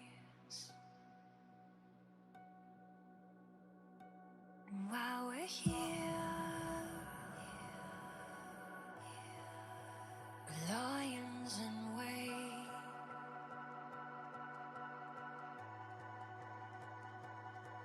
for you to come out from the darkness. Give to you for you to take.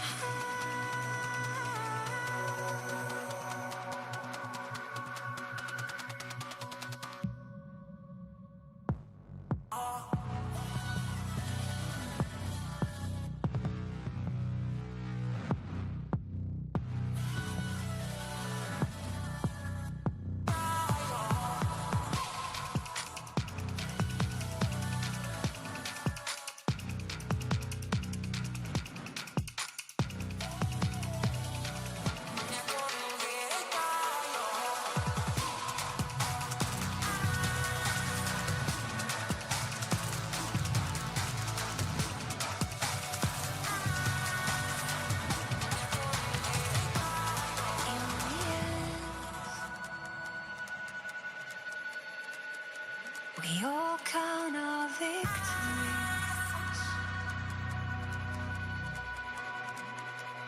but our scars show we survive.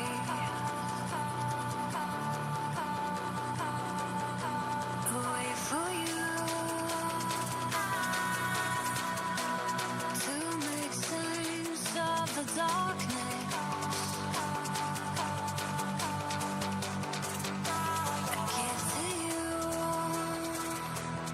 Only you, the hands of the bride.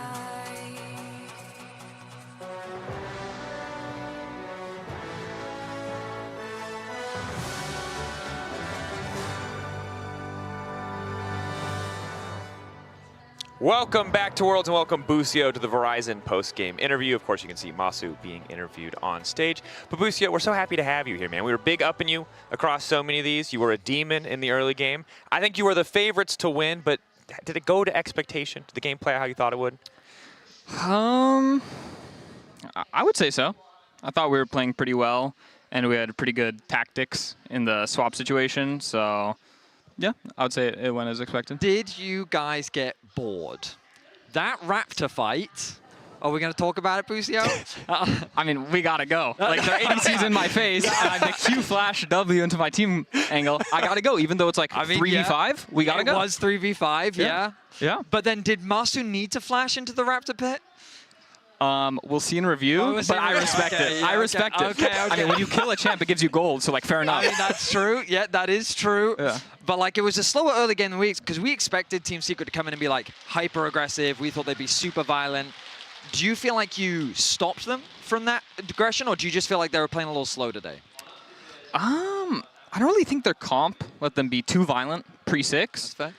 And then I think we just chose our fights well, and then we fought well. You know, we targeted the right champs, so there wasn't much they could do. Yeah, absolutely. And I think when we look back at your early game, it felt like you were really active on the map pretty early on. Seemed like you guys were comfortable in the swap as well. Was there anything special that you really tried to do in this game as the Alistar? We were kind of surprised to see you pick it so early, but it definitely is a pick that worked out for you. Yeah, I mean, I wasn't trying to do something in particular. You know, the opportunities kind of just presented themselves. Like I had a mid-roam, and then the fight in the river, top river early was very easy, but yeah, I don't think I did anything crazy. Yeah, I feel like we've seen Team Secret Wales a lot domestically. Teams have kind of tried to avoid fighting them a lot. We saw you guys like give up the grubs, but then up for the fight, and after that was the comms, so like give them space, but you saw a window after that. Yeah, I mean, we used a 0 ult to kill the Aurora mid on my roam, so we didn't have the best situation for grubs. And then in addition, I think the Mordekaiser moved all the way up. So, you know, you get the grubs, but Mord moved up, so we're going to gain something elsewhere. And then with the tempo we gained from that, we got a good fight later. So, yeah. Yeah. And of course, we had the 20-minute fight as well. We don't have to break it down in super big detail, but that was kind of the moment where we're like, is there a comeback opportunity? No, FlyQuest just won a 4v5. It really seems like there's probably nothing left. We can highlight it here. But I am curious because the secondary battle that you were interviewed about earlier today, dancing, okay, thirst traps, What are we getting? What are the FlyQuest fans? What are the people of the world getting after a win this dominant? Whew. I'm not sure. You know, I normally do thirst traps, but like I can't just be doing the same thing all the time. But I'm absolutely horrible at dancing, so I feel like I need coaching, and then I can do some dancing videos. You could combine the two. You could do some sort of like flex dance, which would then impose both dominance while also showcasing the moves both on and off the Rift. Okay. Can you coach me on that? Dracos, can you coach us on that? We can hit it up for sure. Okay. I'm too old to know Fortnite dances, but we'll figure something out, brother. We'll find it out. Aren't we too old for Fortnite dances? Yes, 100%. But whatever. We'll figure by our powers combined, we can find Shocks, who will be here eventually, and then she will teach you. You just have to keep winning, brother. It's that simple. I'm also wondering, because you posted that picture of you flexing in the elevator and said you were just in the elevator with Faker. Were you flexing while he was in the elevator? No. Okay, because we were wondering, you know, you don't have an aura off against the GOAT. Sometimes you got to be willing to intimidate. Now, I do want to talk about T1 and Gen G as our next matchup, so we're going to go through this with you here and now. You guys obviously had the pleasure or displeasure of playing against T1. And I first want to talk about a little bit about Owner. The read, Vetty, that you had was kind of, T1 really does feel like they live or die by Owner. What's your opinion on that take, having played against them? He's definitely making a lot of space, but I think T1's just 5 elite players. They all have that playmaker in them, I would say. And in our match, I just think we weren't very warm, so it was quite one-sided. But I bet if we have a rematch against them, it'll go much better. Oh, that's interesting, because the thing for me is that Owner, especially when we think about the year for T1, has been so instrumental in both when they've been struggling. You were talking a lot about how in their regular season, even in their bad games, he was the guy that was saving them. Yeah. And then it just feels like that he's that driving force, as you're saying. So I'm curious as to, does it feel like the pressure is different when you're playing against that Owner carrier combo? Yeah, I mean, for sure. They're like some of the best players in the world. Even just like the way they fought in our game. Like I was playing Nico, I walked up to the Wukong and I got completely owned. And then we just lost the game. I'm like, yeah, I got outplayed. That's my bad. You know?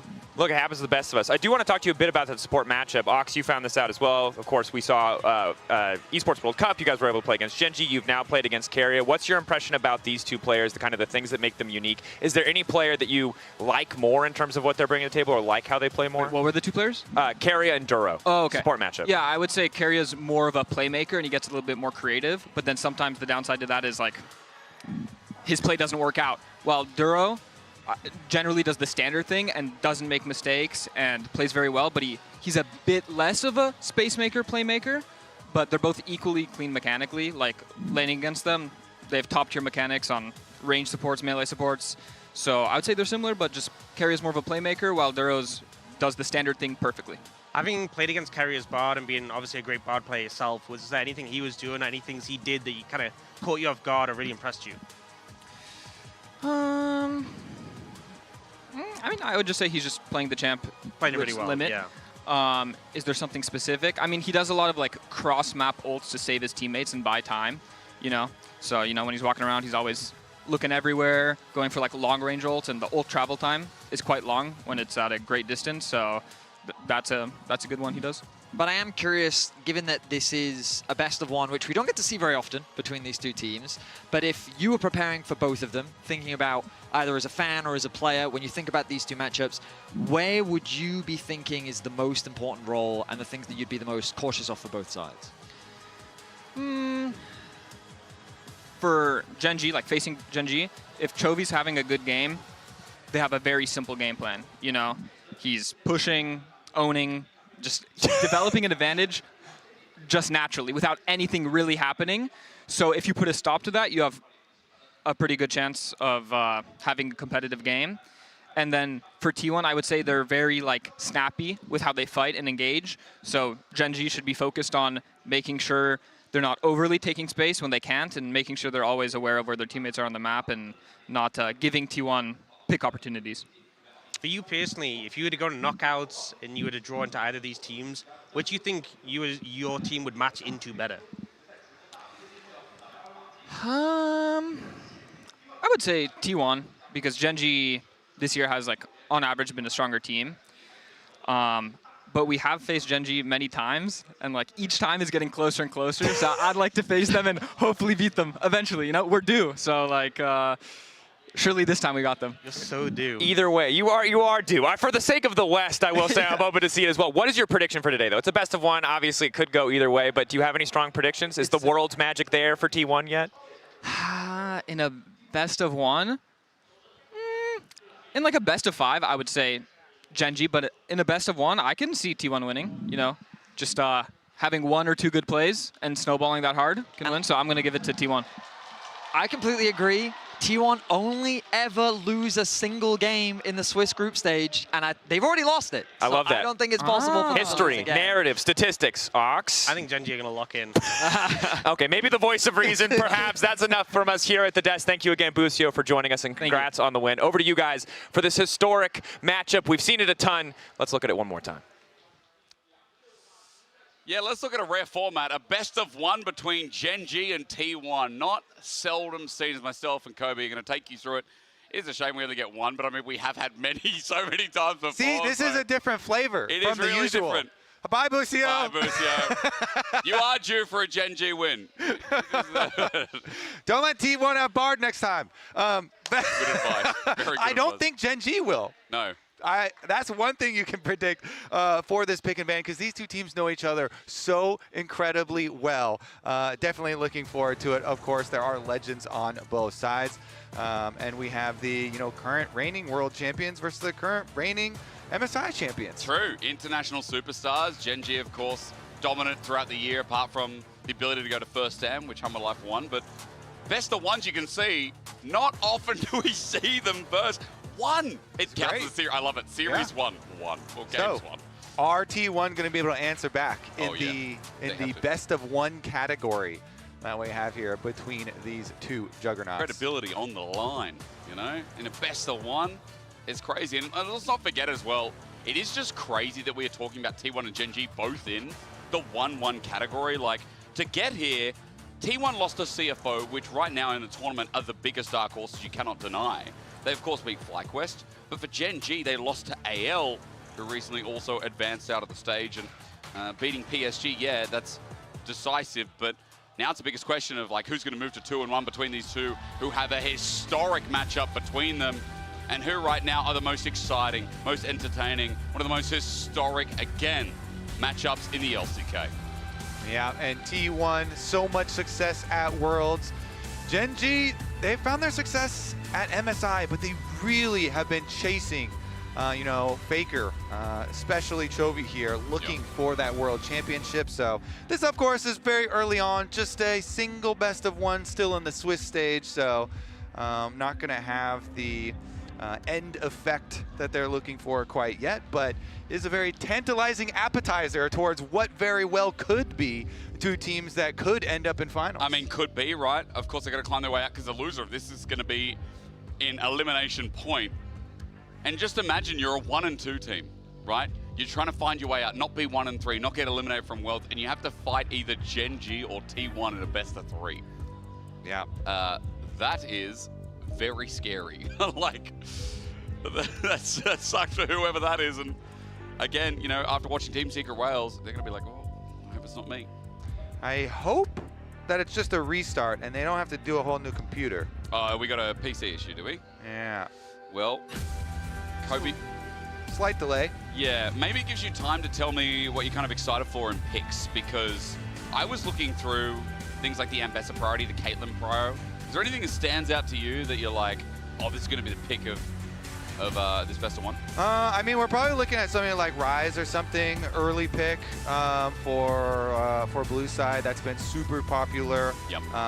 Very good for both. It just works in a lot of team comps.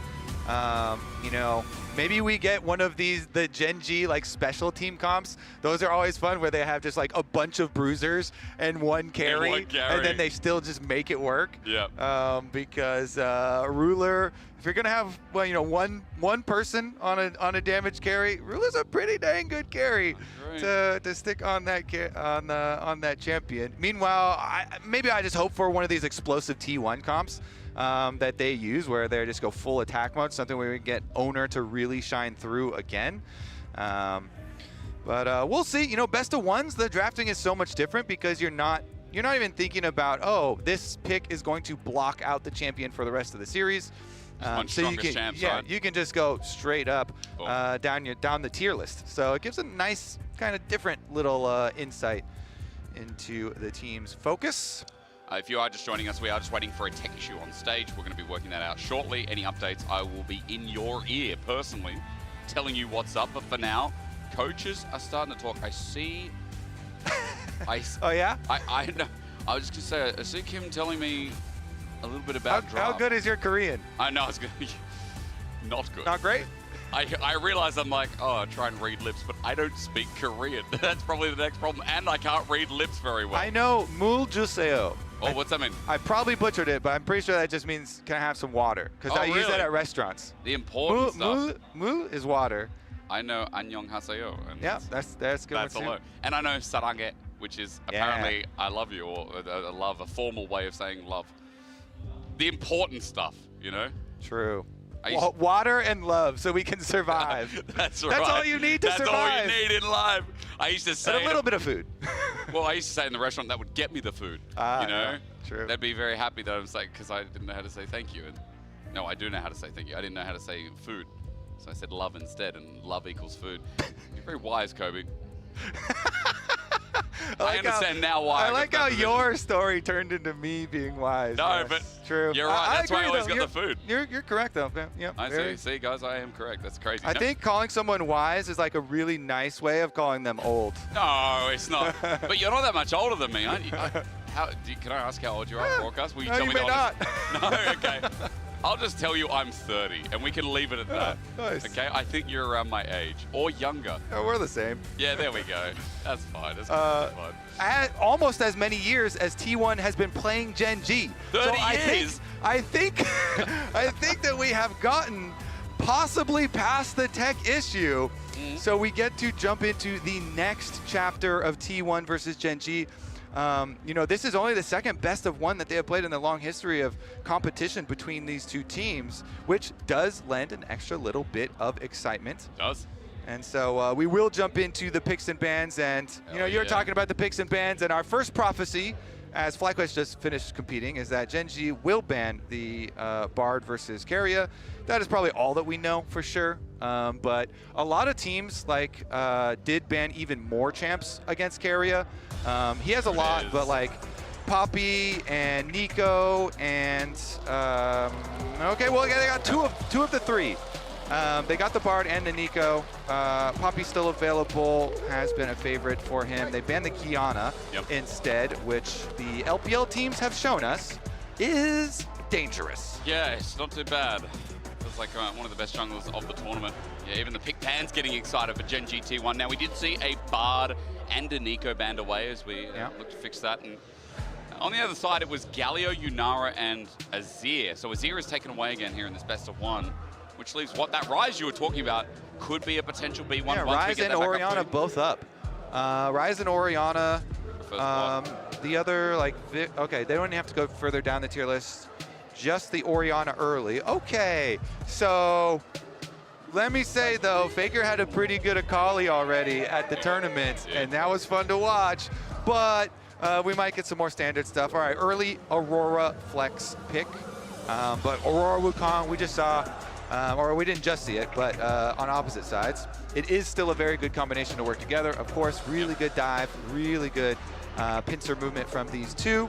My personal favorite jungle at the moment is the Wukong, and so getting Owner, one of these primary picks, is huge. He has just been so big through this split for T1, even though he's had a couple of speed bumps here at the tournament so far. He did run into a little bit of a speed bump. Canyon, though, answer with the Xin immediately. Yeah, so good pairing on the other side at least. Get what you can. Now the biggest question is it going to be something like the Rumble for top? Because the partnership with Orianna, with Xin Zhao, or Wukong in certain cases, has been so good. But Sion has as well. And for Keen, seeing him on tanks already, it's been his Keen Sante. It's been the Ambessa. Yeah, Sion lock-in would be good, get that really valuable front line. Sion is just an insane champ right now, and provides a lot of value with the possibilities of lane swaps especially. True. And lane swaps being so prevalent, this always gives you more options. Yeah, Ambessa, Rumble, those types of things, always pretty happy to pick into it. And so we do get Doran Ambessa this has been one of the champions that he has been able to actually carry games on. So let's see as we progress. It's going to be T1 themselves banning out the Xayah because they're the ones running the dive comp. Yep. And so they want to remove the easy safety from Ruler. Maybe then we start questioning things like Ezreal, but when you see Sion on the other side, that might fall out of the wayside again. We've had problems with seeing Ezreals into hard tanks, but remember things like the Caitlyn's still up available, no longer. Gen G going to ban that away first. And the 80 carry pool getting real slim real fast. Yeah, Guma definitely renowned. Caitlyn, he also pulled out the Ashe. They got the Ashe buffs on the patch and is pretty good if an opponent tries to lane swap on you. Ashe also, the kiting, very, very effective. So let's see here. Genji gonna whittle a little bit further down on that pool as well. Ruler's Lucian taken out for the mid game. Are we gonna start talking about Corki again? Because I'm thinking about mobile 80 carries for Guma. Away from things like Xin, from Orianna, from this lockdown front to back that's building. Yeah, and they are looking with a dive comp, so things that will help a dive comp. Yeah. Yeah, Sivir or Kai'Sa type stuff, but Guma is just not a Kai'Sa player, so you don't have to worry about that versus him. Don't have to drop any resources there, and so they ban the Sivir instead.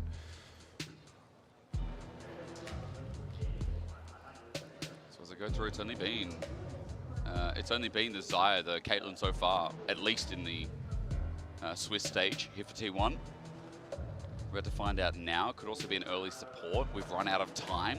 I mean, Jhin is something you always think about with Guma. That is like something that can play with dive comps because you stand further back and you can land long range. But your Jhin versus a Sion just means that you just never get to kill that Sion. So they do, like, eventually you're going to have to kill the Sion somehow. And so they kind of got to cover those bases there. I believe at least this computer just, the lobby just crashed. Oh no. So we will be on a cliffhanger. What's the 80 carry? For the rest of the draft. We will not know. I mean, there's 4 80 carry bans in that second phase, plus the Yunara. So it is nice that, again, we are just throwing kind of Hail Marys out into that position. And as we try and work on getting that lobby back up, we'll keep you updated as usual. I mean, this is like, you know, this is one of the matchups people are filing up for. Kobe, I don't know if you look behind you, but this morning it was, you know, semi-full for the arena, and now there are a lot more people here for Gen G T1. That's wow. what you do. You sell tickets for Gen G T1. I, for one, am shocked. Yeah, there are more people it's a mystery. coming to see T1 play than to watch like AL or something. I mean, it is crazy. Well, that FlyQuest TSW. Well, okay, I was going to say, but like in comparison, LPL fans, of course, you know, here in China, there's so many, but the Korean fans as well have been exceptional. Like the appearance has been amazing. So certainly have. Big shout out. And you have had, I have seen some FlyQuest fans around with jerseys. I've seen people make big trips themselves, because that's a big journey from the States, right? What, 16, 14 hours? It took me, I had some extra issues, but it took me 36 hours. What? What do you mean 36? Where'd you go? Well, I had a layover, and then there were some complications. Oh, no. That we won't go into. No, fair enough. I thought you came to Berlin or something, you dropped by, then you went down to Italy, and then you went up and around and came over to China. They were. That's 36 hours, bro. They were not my. Well, okay, fair enough. There is a tech pause, as you can see. Get in the zone. No. So, Hysterics, how do you keep focus, or do you keep focus when you're faced with a pause? How do you calm down? Do you meditate? I am not the person to ask. I've never calmed down in my life. How do I keep focus? I lose focus. A lot of people have heard me before will know I lose focus a lot.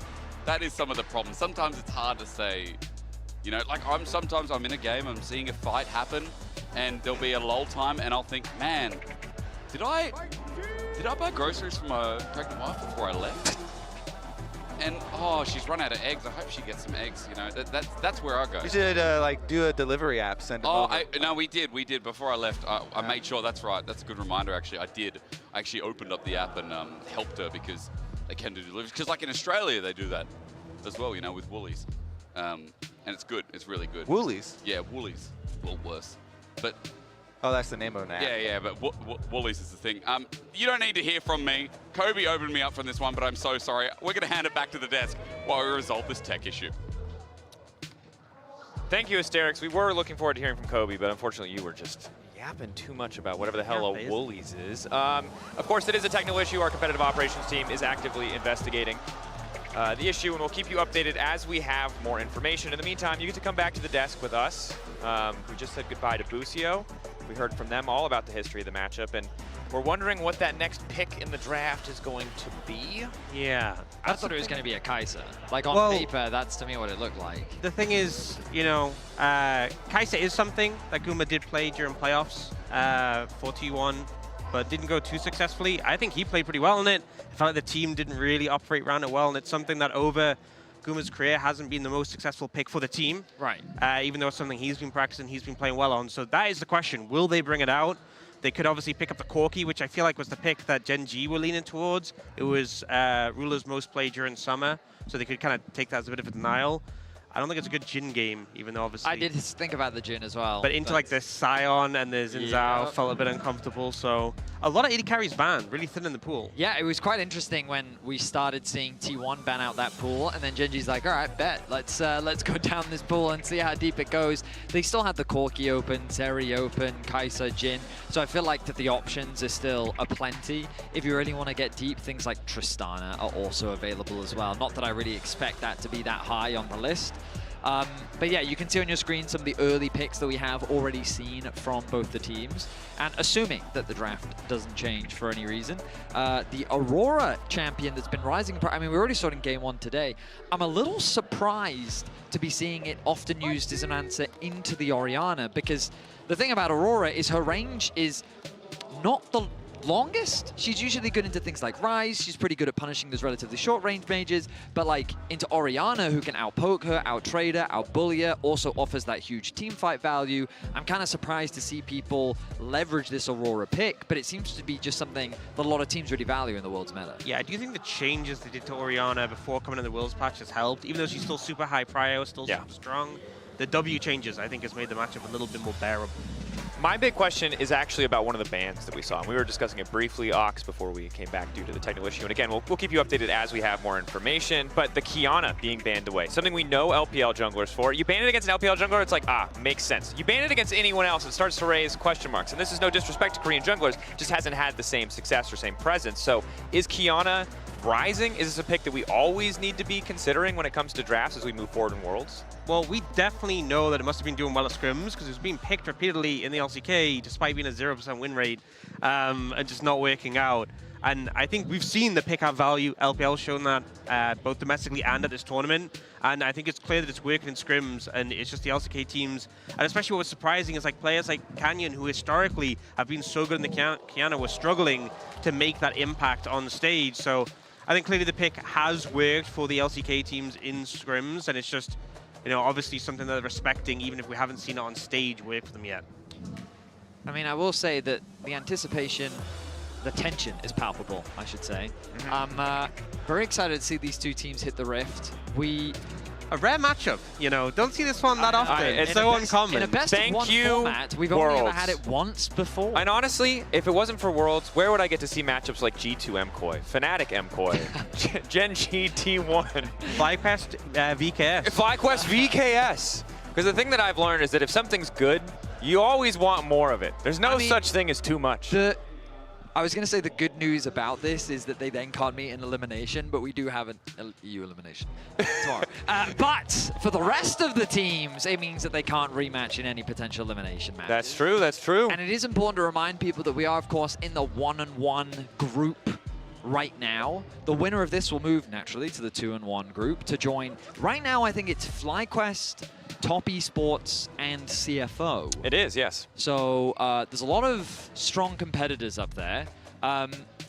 But of course, for FlyQuest, in the event that T1 wins, they can't rematch because they've already met once before. So I guess they would kind of want T1 to go up there so they can avoid them. Be advantage. But then it's also dangerous because if they do lose that match and they go to the 2-2 spot and Gen.G come back up, then they obviously can play Gen.G, whereas if T1 took that route, they wouldn't be able to. There's a lot of things to think about. We also know that Busio got beef with Gen.G. He wants his opportunity to get a bit of revenge and finally beat him. I mean, they've been close. They certainly have. Best of 3, good place to do it. You don't have to go all the way to Game 5 and really test the depths of like the Whippo champion pool, because I know what's down there. It's weird. It doesn't always work. So 3 games seems like a decent spot to be. Of course, ban pick ban here. Champion select is going to be restarting with the same picks up to the point of the hardware issue. So no changes, fortunately. So no changes. It seems likely that we will return to pick 4, as we had already seen all 5 bans for both sides, but certainly at the very least, all 3 of the initial bans for each side and all 3 of the initial champions. I do like that the drafts are going, I mean, we've seen this matchup many times before, so it shouldn't really come as a surprise, but I like the fact that Busio was talking a little bit earlier. Oh, I don't need to yap anymore. The captain's can take it back. Jake, Kobe, take it away. Your turn to yap.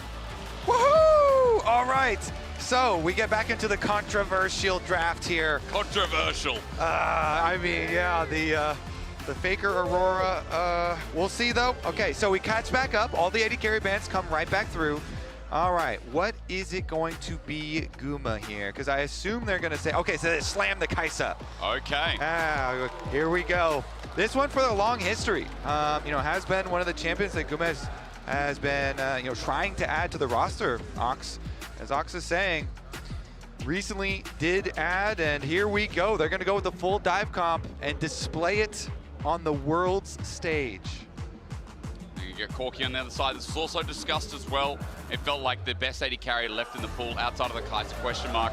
Poppy locked into the Kai'Sa. Are T1 going to lock the Alistar anyway? Instantly. A lot of dash going into that set, Poppy. Certainly is. I like how quickly we finished the picks and pens out. They just want to get in the game. A lot of time to think this through and finish up those ones. I do like it from Gen.G. Honestly, I do favor the Gen.G draft here. I mean, even before the Corky and Poppy, but the Corky and Poppy also round it out super nicely. You get safety for Ruler, you get the Poppy steal away, deny it from Keria, also interrupt literally every champion on T1. This Duro Poppy value is gotta be like maximum Poppy value that you ever get. Plus, Gen.G have the mega tank of the patch, Sion here, the GOAT on the front line. So really do like this look from Gen.G. But T1, we got, you know, this dive comp, this spicy comp that you can look to try and create plays with here. So let's see if they can do it. Single game, single best of 1. I mean, it's not what they're used to, but in the second time ever, T1 and Gen.G will head on to the Rift for about 30 to 40 minutes and then go home for the day. But the winner will move up into best of 3s. And while the loser will do the same, they will then be on elimination point for those said best of 3s. And what's crazy for all those teams down there is that they'll face up against either T1 or Gen.G to keep their dreams at Worlds alive. It is such a fun position for our tournament, considering that our 1-1 teams, 4 out of 6 of them in the total of today, have either a domestic championship or a world title of some sort.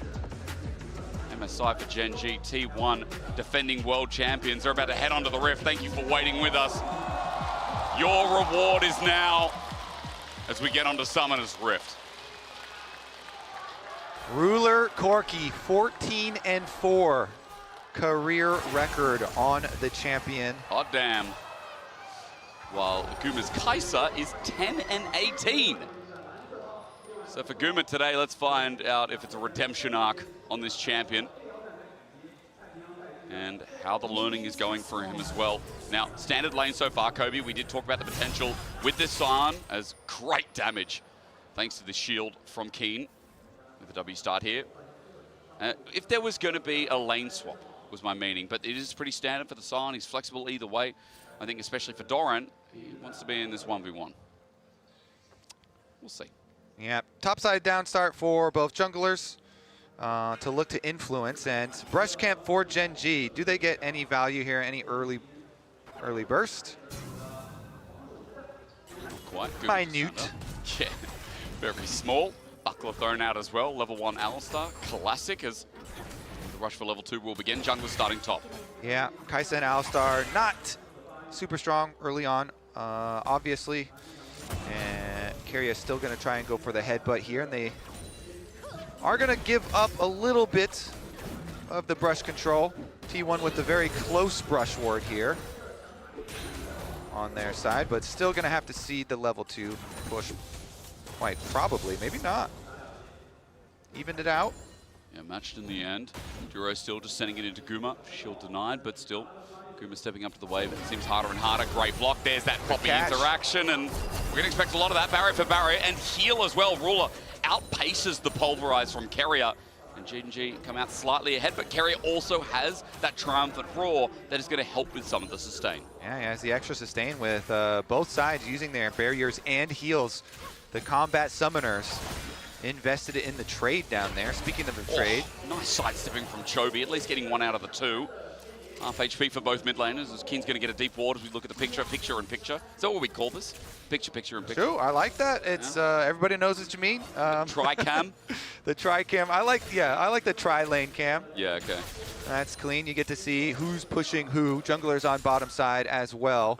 So the kind of scraps on bottom side are going to be meaningful, but nobody too low, even though we did get all the combat summoners used down there. So see if Xin and Wukong, as they finish up their last camps, can throw anything into it, but quite probably just going to be a bottom side Scuttle Crab there for Owner on the Wukong, and Canyon traversing up towards the other side to trade instead, as the T1 bottom lane has pushed back out.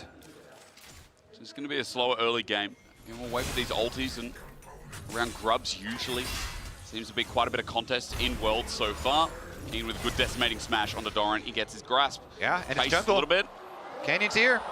All it takes is one flash in. Doran has to time this perfectly to get away. Decimating smash first, and there we go. Wind becomes lightning after the audacious charge. Canyon does some damage, and Doran down a flash. Yeah, the vision stuff here from Canyon. You know, second respawns of camps are not coming up just quite yet, so he has plenty of time, get his recall off, go right back into his next clear. Doran, no flash off the top side and teleporting right back out. Keen also had a bunch of minions in front of tower to clean up, so Keen doing really well with the CS at the moment. Didn't want to flash there in mid, was worried that Faker was going to send out the twofold hex with the mana he had left and look for the solo kill, but Chovy gets away. Teleport back in. Faker will probably do the same after he gets the push here, and both TPs will be down. As Faker maintains right now a small CS lead, but he's also pushing in the wave. As Chovy, you can see on the minimap, sends it back. We are looking at bot just simply because right now, Ruler and Duro are trying to send it, but Kuma and Keria holding to the back of their minion wave, playing as safe as they can for the disengage. Yep, Doran trying to pass through here, see if he can get...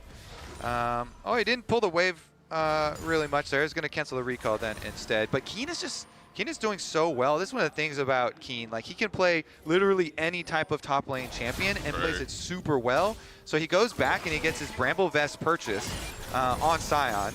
Really effective here versus the Grasp and Vesta. Meanwhile, bottom side.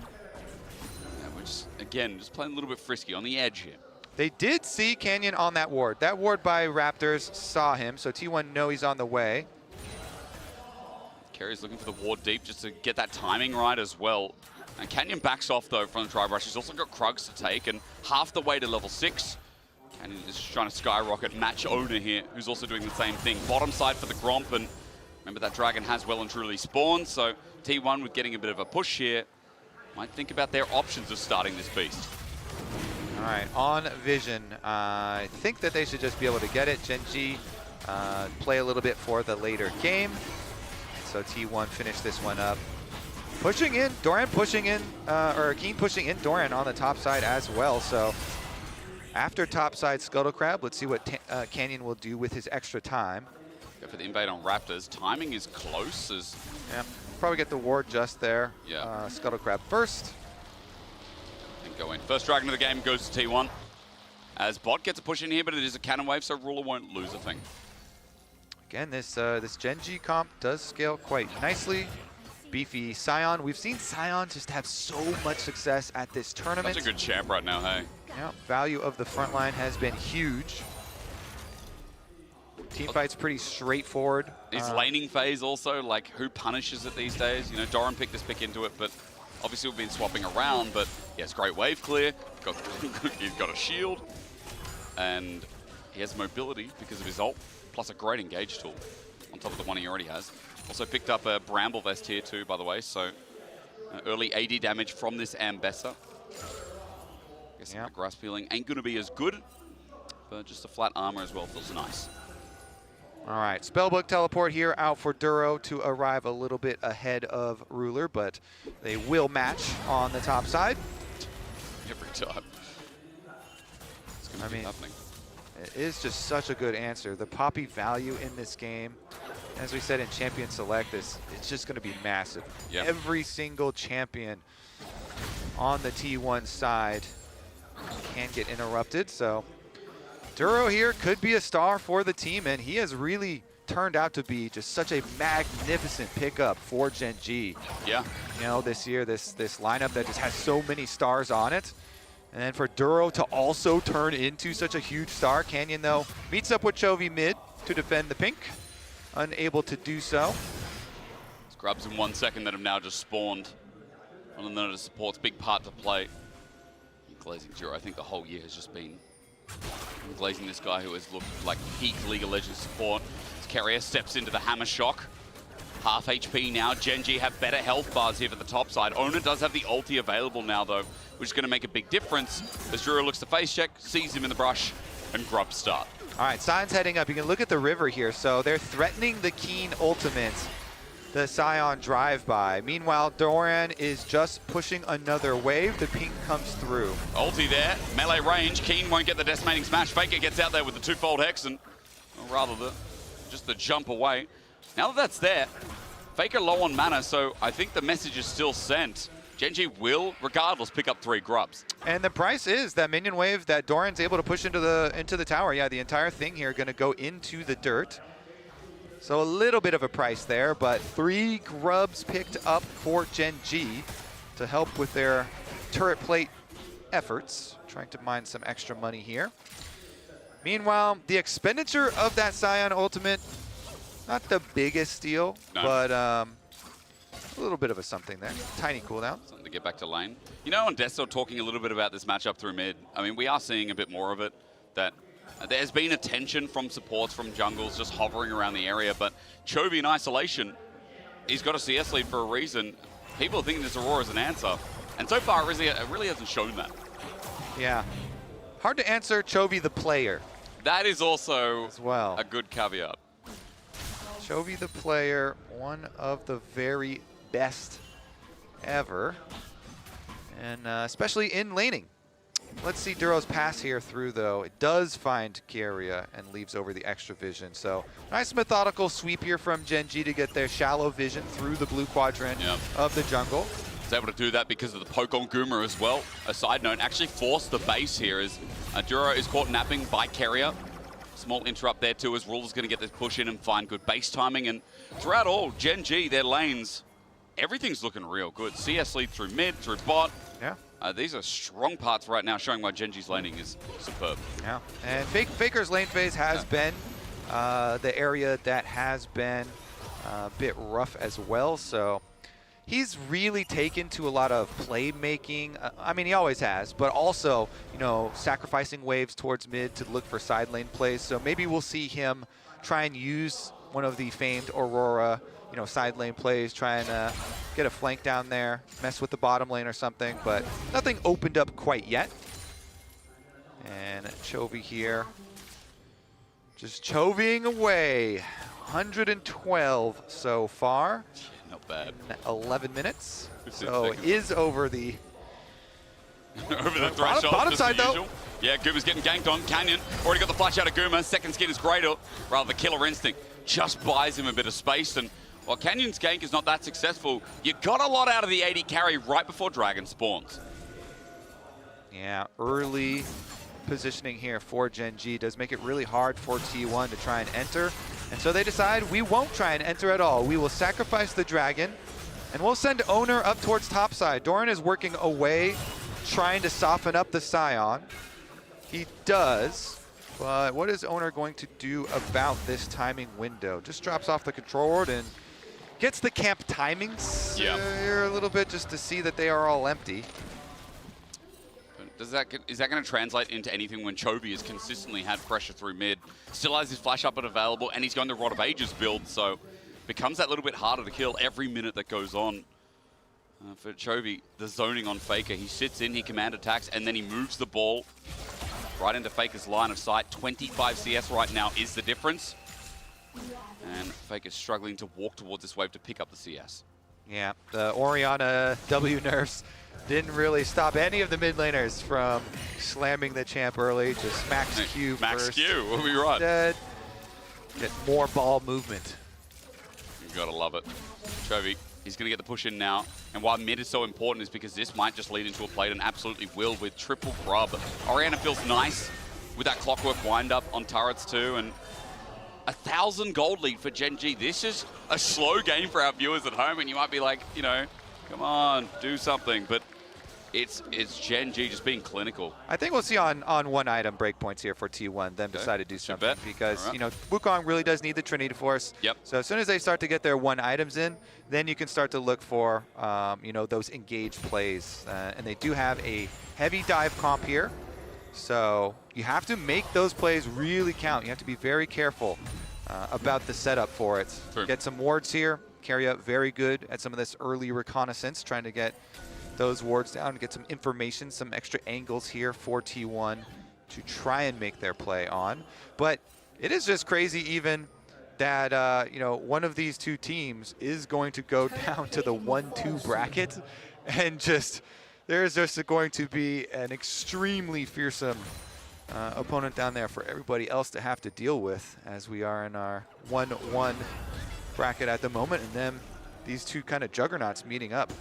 This is what, when everyone thinks of LCK, this is what they see. This is what they think of. This classic, first 14 minutes, no kills, setting up for something big. Maybe we change that now. Doran in a 1v2 is going to ulti out, but the flash is matched by Keen. A close call, but the Drake-hound Steph is stepping it right back home until Canyon flashes. Looks for the 3 Talon strike. He's so close to getting it, but Doran has enough energy in the tank to step one more time. The real dancer is Doran in this game, as top lane gang in return onto Chovy. Shockwave brings him in. He flashes away. No kills yet, but some close calls. And a lot of flashes blown. 2 for 1 for Doran on the bottom side. Both Keen and Canyon invest theirs, and they cannot kill Doran's Ambessa.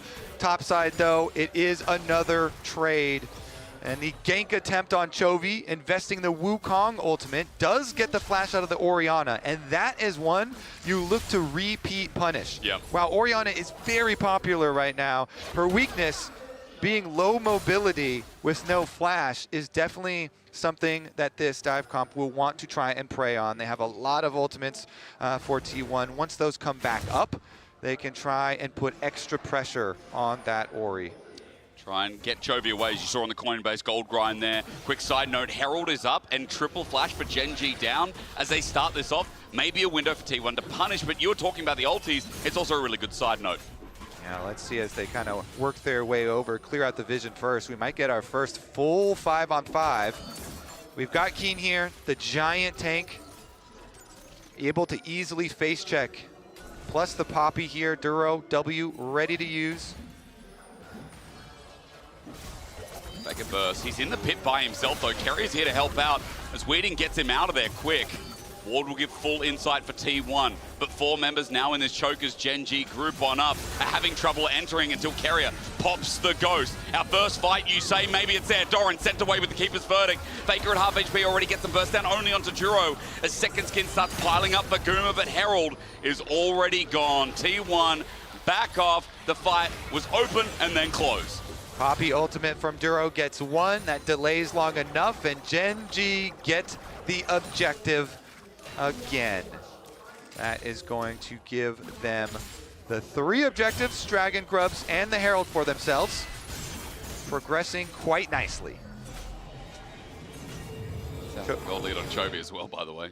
Yeah, Hot damn. 169 CS, over 16 minutes here. Still keeping up with that mark. But that being said, Ruler on Corki is going to be a problem. He's even surpassing Chovy CS. That's crazy. On this champion. And remember, 14-4 career here for Ruler on Corki. Has been spamming it, has the red buff.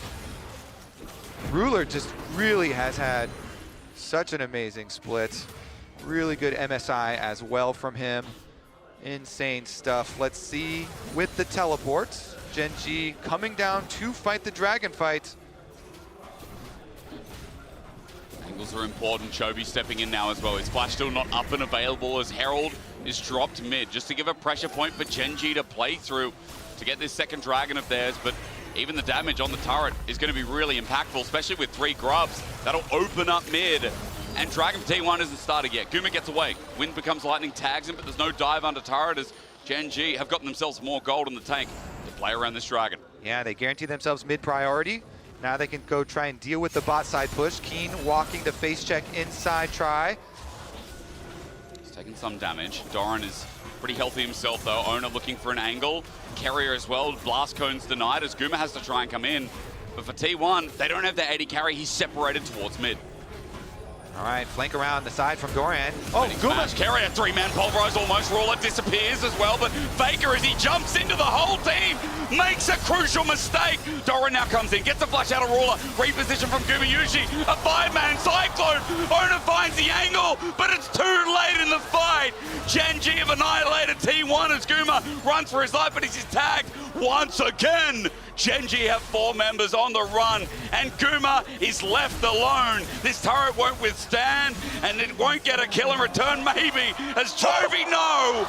Command, protect! Chovy survives! And Gen G only lose 1 player in the fight. T1 tried to flank around from 4 different angles there, Hysterics. They had Guma coming from mid lane, Doran coming from behind the dragon, Faker goes right up through the river here, and as they go for engage, it is Carrier getting the knockup. Faker tries to ult in, and then he takes his Aurora ultimate to the other side. As you say, he got popped instantly, plus Doran also, the Ambessa ult did not connect for him either.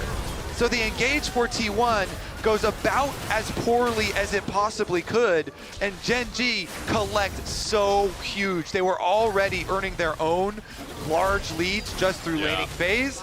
Now after this team fight, you have to feel like that is just going to close the door on T1. The draft already was looking really good for Gen G. Oh yeah. The early lanes played looking really good for Gen G. And that dragon fight as well, huge stuff now. So see how they can kind of progress forward. Again, this comp is very straightforward. You saw how they just all kind of coalesce together, able to protect for a decently long time, even though...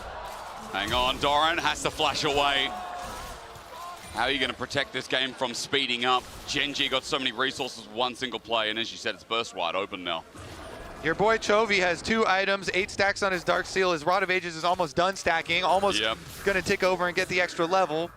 So it's looking scary. Yeah, he's not the only one as well, right? Even in that last fight, Ruler did quite a lot of damage for someone that's the only one behind Guma in this game, but still, the CS margin, the Trinity Force, we're now on Atakan. It feels like T1 need to try and survive this early game and get through to Gen G somehow. They certainly do. All right, T1, they started up, but Keen... The angle, the flash, Juro finds a wall, and Doran can't ult to get on out. The dive-in's easy, and Canyon sets up Ruler for success. Oh, Duro, that was beautiful. They just destroyed. Doran is deleted, and nobody on Gen G even has a scratch on them. Okay, Duro's got a little bit of a scratch. All the setup again. Duro goes in deep, but Owner already getting chunked out alongside Carrier. Atakan at 5. The dive in there as Canyon once again finds a new target. Carrier burst down. The unbreakable will was finally broken. And with Redemption coming down, what do you say? A shockwave into Guma. Duro given a wall. A double for Chovy as Faker finally gets something back for T1. But Atakan just fell. There's Gen G coming in from over the wall. Faker's got no mana to survive. His weirding isn't weird enough. And as Ruler takes him down, it's Owner tagged out by Canyon. The jungler's fighting out with Cyclone to negate the audacious charge. But once again, the cooldown's up. And Canyon sends Owner packing with the rest of T1. And we are witnessing Gen G domination on the Rift. Otacon picked up as well as the extra kills. T1 bleeding gold. And the opportunities are few and far between, right? Around Otacon, they tried to send it here. But the debuff is just helping Gen G. I think T1 are really just feeling a bit desperate. They're feeling the pressure. Duro not feeling the pressure at all. He gets the charge into Doran on the sidewall. Keen channels right off of it, and it is a beautiful pick from Gen G. Then they control the tri-brush. Duro's able to get out with his W afterwards. He just gets Carria's ultimate there. And before the ultimate even falls off, Gen G are like, all right, it's fine. We'll just continue to press. Kill the Carria anyway. Redemption here to heal back up. They take Otacon while they go for the chase, hitting the shockwave. It's just like Gen G are making plays, simultaneous plays, in 2 different areas at once. It's amazing seeing the quality of this performance from Gen G again. Restore some of the faith that maybe was lost when they dropped down to the 1-1 bracket as well. As Ruler, he's now picked up the Manamune, or rather stacked it fully. Kerry comes in, no time to talk about items as T1 look for the big. Onto Canyon at half HP, Owner jumps in, but his ulti comes first. Canyon survived, and Doran's coming in, but interrupted. This Poppy pick was a stroke of genius. There's no vindication for Guma, none for T1 here, as they are getting destroyed by the LCK champions, stamping their foot back at Worlds. Faker will disengage, but Canyon Duro have more in the tank to flash forward. The shockwave was still available. Chovy is gapping the GOAT of League. I think we know where this one's headed. Hysterics. There was only one other best of one between Gen G and T1. Gen G won the previous one as well. And they look to continue that trend. Keen's going to run it up a side lane. It's not even time for Baron. It's 23 minutes into the game, but it is a 9.5k gold lead in Gen G's favor. A dragon on the way, and it just happens to be a Mountain Soul to add more injury to this already bruised knee. Yeah. All right, let's take a look at it. They're definitely having some fun on the Rift there now. Redemption comes down, but look at all that damage even before the rest of them arrive. So low, and as Doran goes in, Guma tries to follow. The Poppy is in his face already, though, and Duro's W sits him down. Faker the last run away. He'll die here eventually as well, as we watch Chovy. He's POV pretty much for a bird's eye view to kill Faker. This dragon down. Wave. I mean, Chovy's been super clean this game. We highlighted him for his lane, but what more do you expect? This guy's great. All of Gen G have. Their draft was exquisite, but they have also, on top of that, executed in-game and outplayed. I'd be curious to hear as well, because I feel like, you know, we not only got Canyon covering all bases, but then again, actually, I'm going to correct myself, Kobe. It feels like not much had to be done when you had such exquisite lanes in all 3 calibers, in all 3 lanes, I should say. As now Chovy, he's got his Magi's, he's upgraded. He's got a Seekers in the inventory as well. 3.7k of that almost 10k gold lead is coming from mid lane. And I do like that he went the more damage focus. You know, we have been seeing a lot of Seraphs as well on some of the Orianas, but the Horizon focus buffs as we're getting more action. Shockwave Carrier turns it into an engage owner as well. Cyclone a chance, but a disengage from Duro. It's Keeper's verdict kept good. Doran jumps in, maybe a chance here for T1, but with that dive comes Canyon to defend. Guma trying as hard as he can, but as he takes down Ruler, he takes down his chances of finding anything more. Yeah, that's going to be Gen G Baron. Can they sniff out Owner? Owner here, the last one left alive. Against the Poppy, how hard is it with the exhaust down as well? And a decimating smash from Keen. He'll send Owner back to his base one way or another. Baron's going to be taken. It'll be past 10k. And Gen G are putting the finishing touches on this best of one to keep their BO1 record exceptionally clean. Gen G wearing purple, 11,500 gold lead for the team. Dragon Soul in 3 minutes, 20 seconds on the table, and they might not even need it. This is a good sign for the Gen G faithful as well. Easy to say they were favorites for the tournament. They still are, even being in this position, even before they started playing today. Yeah. 20 stacks on the mid-eyes for Chovy here as well. One Again, fight. the Horizon focus is interesting because it kept on, they clearly wanted people to buy this item, so they kept on buffing the stats on it. Yeah. And 125 ability power with the 25 ability haste is just, it is a stat stick. And outside of Rabadon, we don't have anything that heavy. Yeah, seeing some good damage out of it. A pretty good, I feel like second item is a good position in the build for it, but regardless, that is not really important for this game because they are stomping regardless. Baron buff is going to allow the siege for Gen G to run right into these inhibitor towers. T1 struggling to step up, relies on a pick, but 12,000 gold behind. They need some kind of a miracle fight. Ona's looking for that with his angle, but he's going to go over control ward shortly as he gets around the corner. Keen is soloing mid. Here comes Ona. Again, the Ambassador followed up as well. A chance there, but the shockwave nullifies everything. Rawler willing to Valkyrie forward. He knows this one's in the bin. Gen G are the LCK's best, and they just showed it again to T1. And Ruler at Worlds flashing the Samsung Galaxy flare as well. Kobe, it was well-deserved. It was well-played lanes. It was Gen G returning to form as they moved to 2-1 at Worlds 25. Ooh, Ruler wants another championship. You can feel it. And this Gen G team looking like they might be able to get there. They came in as tournament favorites, of course, and this is just the best of one, but they look quite good. They really did. Once they found one fight in the game around bot, the game snowballed out of there as the analyst that's going to break it down further. Important data point in this historic rivalry is we've seen almost no single games between these teams, but it turns out in a single game, Gen G are pretty scary. They locked in. They really locked in. I like how Kobe described it as quite good. They looked quite good. Quite good. That was just absolute Chovy masterclass, I feel. This man just dominated from start to finish. I feel that if we had more time to really break down how the 1v1 played out, there were a few very small but crucial moments that Chovy really used to balloon the lane. And the moment that he came back with those items to just give him that extra HP, he just never let go of the lead against Faker, and it felt like from start to finish, he was just dominating the Rift. I mean, Chovy's always been someone who's loved going the Rod of Ages. We've seen him even do it on Champions where it hasn't worked so well, like the Ziggs, but he's someone who loves having that extra HP pool. That sustain came in so valuable, and it felt like as soon as Faker fell behind, he just never had pressure anymore, couldn't get the damage down on him, and he ended up having that 30 CS lead pretty early on, and just was an absolute monster. And this really all culminated in an incredible team fight. And thanks to Gen G and Chovy's solid team fighting and the reliable Cisco network, Chovy did escape with that sliver of health and secure that ace for the side of Gen G. So I feel like the really big starting point of this is this ult from Duro that knocks Owner away.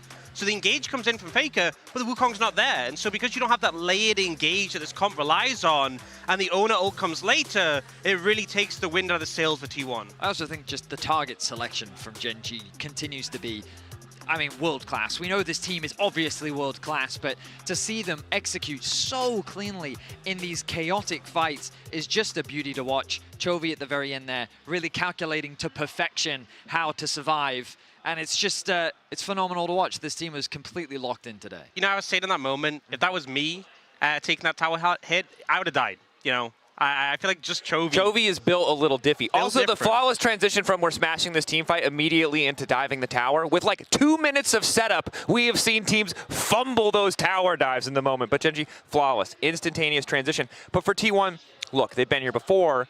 They've lost to Gen G before. But this is a little bit precedent-setting in terms of their overall world history. Well, what's amazing is that this is the first time ever that T1 have lost more than a single game in a group/Swiss stage setting, which is just mind-blowing.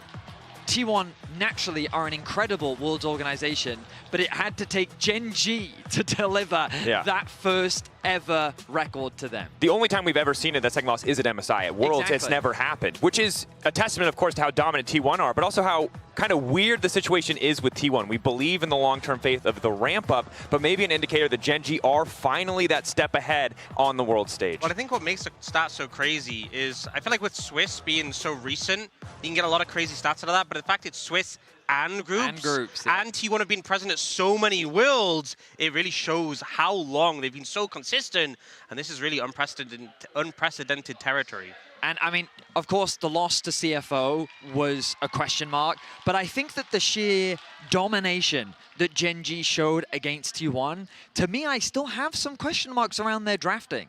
I think they're looking a little bit more fallible than I initially anticipated. An organization that I just inherently have trust in when it comes to the World Championship because, you know, the 5-time, like they deserve that recognition, but now they will be pushed into that elimination situation, which is not a situation we've seen them in here at this Swiss format. It's fair, but it's also a question of, are you more scared for T1 or are you more scared for the team they're playing? And we're going to find that out later. On the other side of the break, though, we are going to be setting up for G2 and BLG, but first, we'll hear from Ruler right after the break.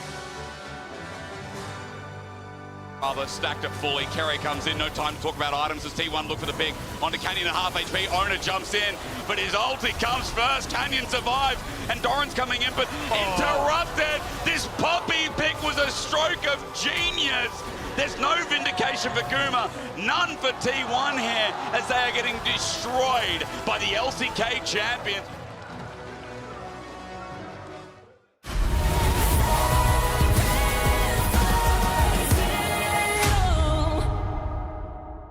The greatest players in the world are here.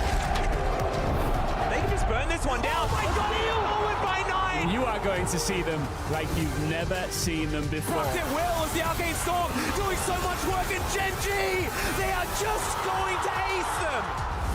누구 만나도 이길 수 있다는 자신감 정도로만 생각하고 있습니다. Gen G, the EWC winners! Locking down the Drake is now Doran. Decent position, double Break down my walls, but I won't rise again. Cause I stand tall in my environment. How could I ever close my eyes and stay silent since they try to take me down with their violence? Oh, they go back in! Bishop flashes in, and down goes Knight!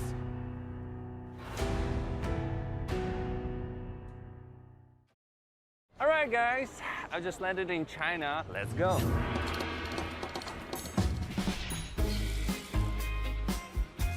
Play the local way, pay your way. Have you ever seen the Great Wall at night?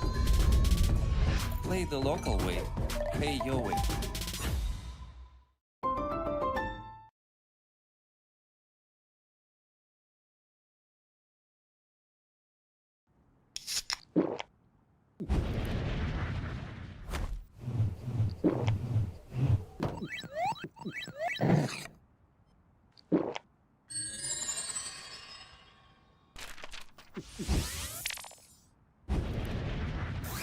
Red Bull gives you wings.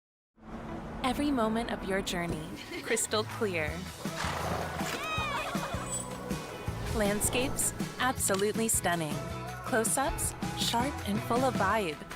Group shots, packed with detail. Zoom in on one face, still flawless. Colors so real, every scene, every smile, unforgettable. Oppo Find X9 series, Hasselblad telephoto, zoom into detail. I got this old thing and the bill from the store where I got it. Figured you could beat it with a better deal on one of these big boys. It doesn't work that way. Guess you're not as cool as Verizon. Bring in your AT&T or T-Mobile bill for a better deal. You don't know that?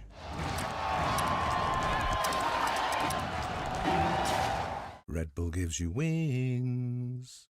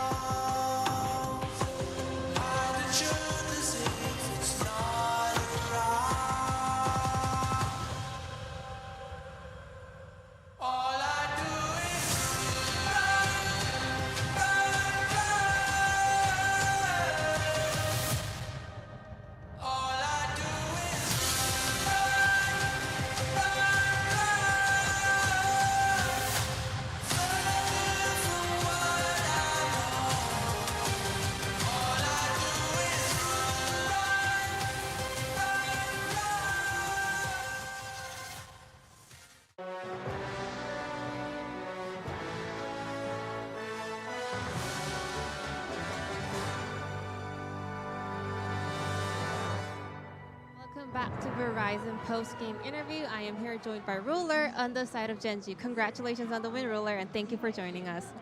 안녕하세요. 감사합니다. After the first team fight, everything got accelerated very fast. Are you happy with Genji's clean game performance today? And were you expecting such a high-paced game up against T1? 오늘 승리 축하드리고요. 경기가 첫 번째 한타 이후로 굉장히 빨리 굴러갔습니다. 오늘 젠지 경기력에 만족스러우신지 그리고 T1 상대로 이렇게 빠른 템포의 게임이 나올 거라고 예상하셨나요? 일단 요즘 경기들이 워낙 좀 템포가 빠르다 보니까 빠른 템포는 늘 나온다고 생각해서 그냥 별 생각 없이 했었고요. 그리고 오늘 뱀픽이 좀 괜찮았었다고 생각해서 상대 팀보다 그래서 좀 처음 한타 이겼을 때 좀 오늘 이기겠다라고 생각했었던 것 같습니다. I feel like most of the games are really fast-paced here at Worlds, so I was kind of expecting a fast game today as well. And after the first team fight, because we had a way better comp and drafting compared to the opponent, I was pretty confident that we will be able to close out the game with a win easily. Well, since you are the legendary AD carry player, I want to ask you about the Kai'Sa situation here. There are two champions that are not doing well, J409 and Kai'Sa 18. Well, Masu also said he thinks it's because Kai'Sa needs a lot of time to scale where teams are going through a lot of accidents early on, but he's also surprised that Kai'Sa is not doing well. I want to know your thoughts about this. 지금 월즈에서 자르바는 전패고요. 9패로 카이사는 또 1승 8패, 8연패 중입니다. 마수 선수는 좀 예상치 못했다고 하면서 아무래도 카이사는 후반을 도모해야 되는데 초반에 사고가 많이 나서 그런 것 같다라고 설명을 해주셨는데 룰러 선수도 레전드 원딜로서 현재 카이사 왜 이렇게 안 되고 있는지 의견 한번 들려주실 수 있을까요? 일단 확실히 앞서 말씀드린 대로 좀 게임 템포가 좀 빠른데요. 게임 템포가 빠른 상황에서 카이사라는 챔피언은 좀 템포를 느리게 가면서 일단 뭔가 초반이 약하니까 확실히 뭔가 오브젝트를 좀 내줘야 되는 상황도 있고 라인전은 좀 확실히 불안정하다 보니까 그런 부분들이 좀 많이 약점인 부분인데 그게 확실히 좀 오브젝트를 한두 개 주게 되다 보면은 상대 입장에서 좀 급해지면서 그런 상황이 나오다 보니까 확실히 카이사가 좀 좋지 않은 모습을 많이 보여준다 생각하고 요즘 제가 생각하기에 카이사가 힘을 못 쓰는 가장 큰 이유 중 하나는 한타 조합이 요즘 너무 다전제가 아니라 이제 B1이다 보니까 너무 상대 조합이 좋다 보니까 카이사가 뭔가 힘을 쓰기에도 좀 힘들다고 생각해서 지금 좋지 않은 모습을 많이 보여준다 생각합니다. 죄송합니다. No need to apologize. Mostly because of the fast tempo that we're having here at Worlds. Kai'Sa does need a lot of time, but we're having so many actions starting from the early game. And with Kai'Sa, you have to kind of give up early objectives. And once you start giving up one or two objectives, you feel like you're being rushed with Kai'Sa on your team comp. Also, in addition to that, recently here at Worlds, we were having a lot of situations where best of one series are decided by team fights, and if you have better team fight comp, especially early on, and you have Kai'Sa on the opponent side, you feel pretty good because you know Kai'Sa will not pop off early on, and that kind of snowballs really fast. Thank you so much, Ruler, for your insight. And now it's time for our Mercedes-Benz featured matchup, G2 versus BLG.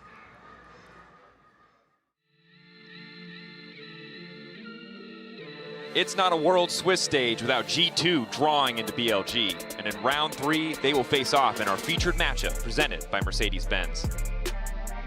In the past 2 years, these teams have met in the final round of Swiss, with BLG knocking out G2 both times with a 2-1 scoreline.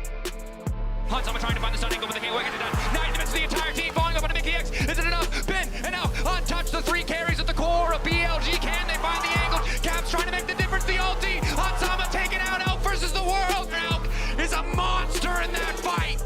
A small glimmer of hope for the #1 seed of the LEC is that they meet in the best-of-1 stage of Swiss, and they've proven that they can take games off the LPL powerhouse.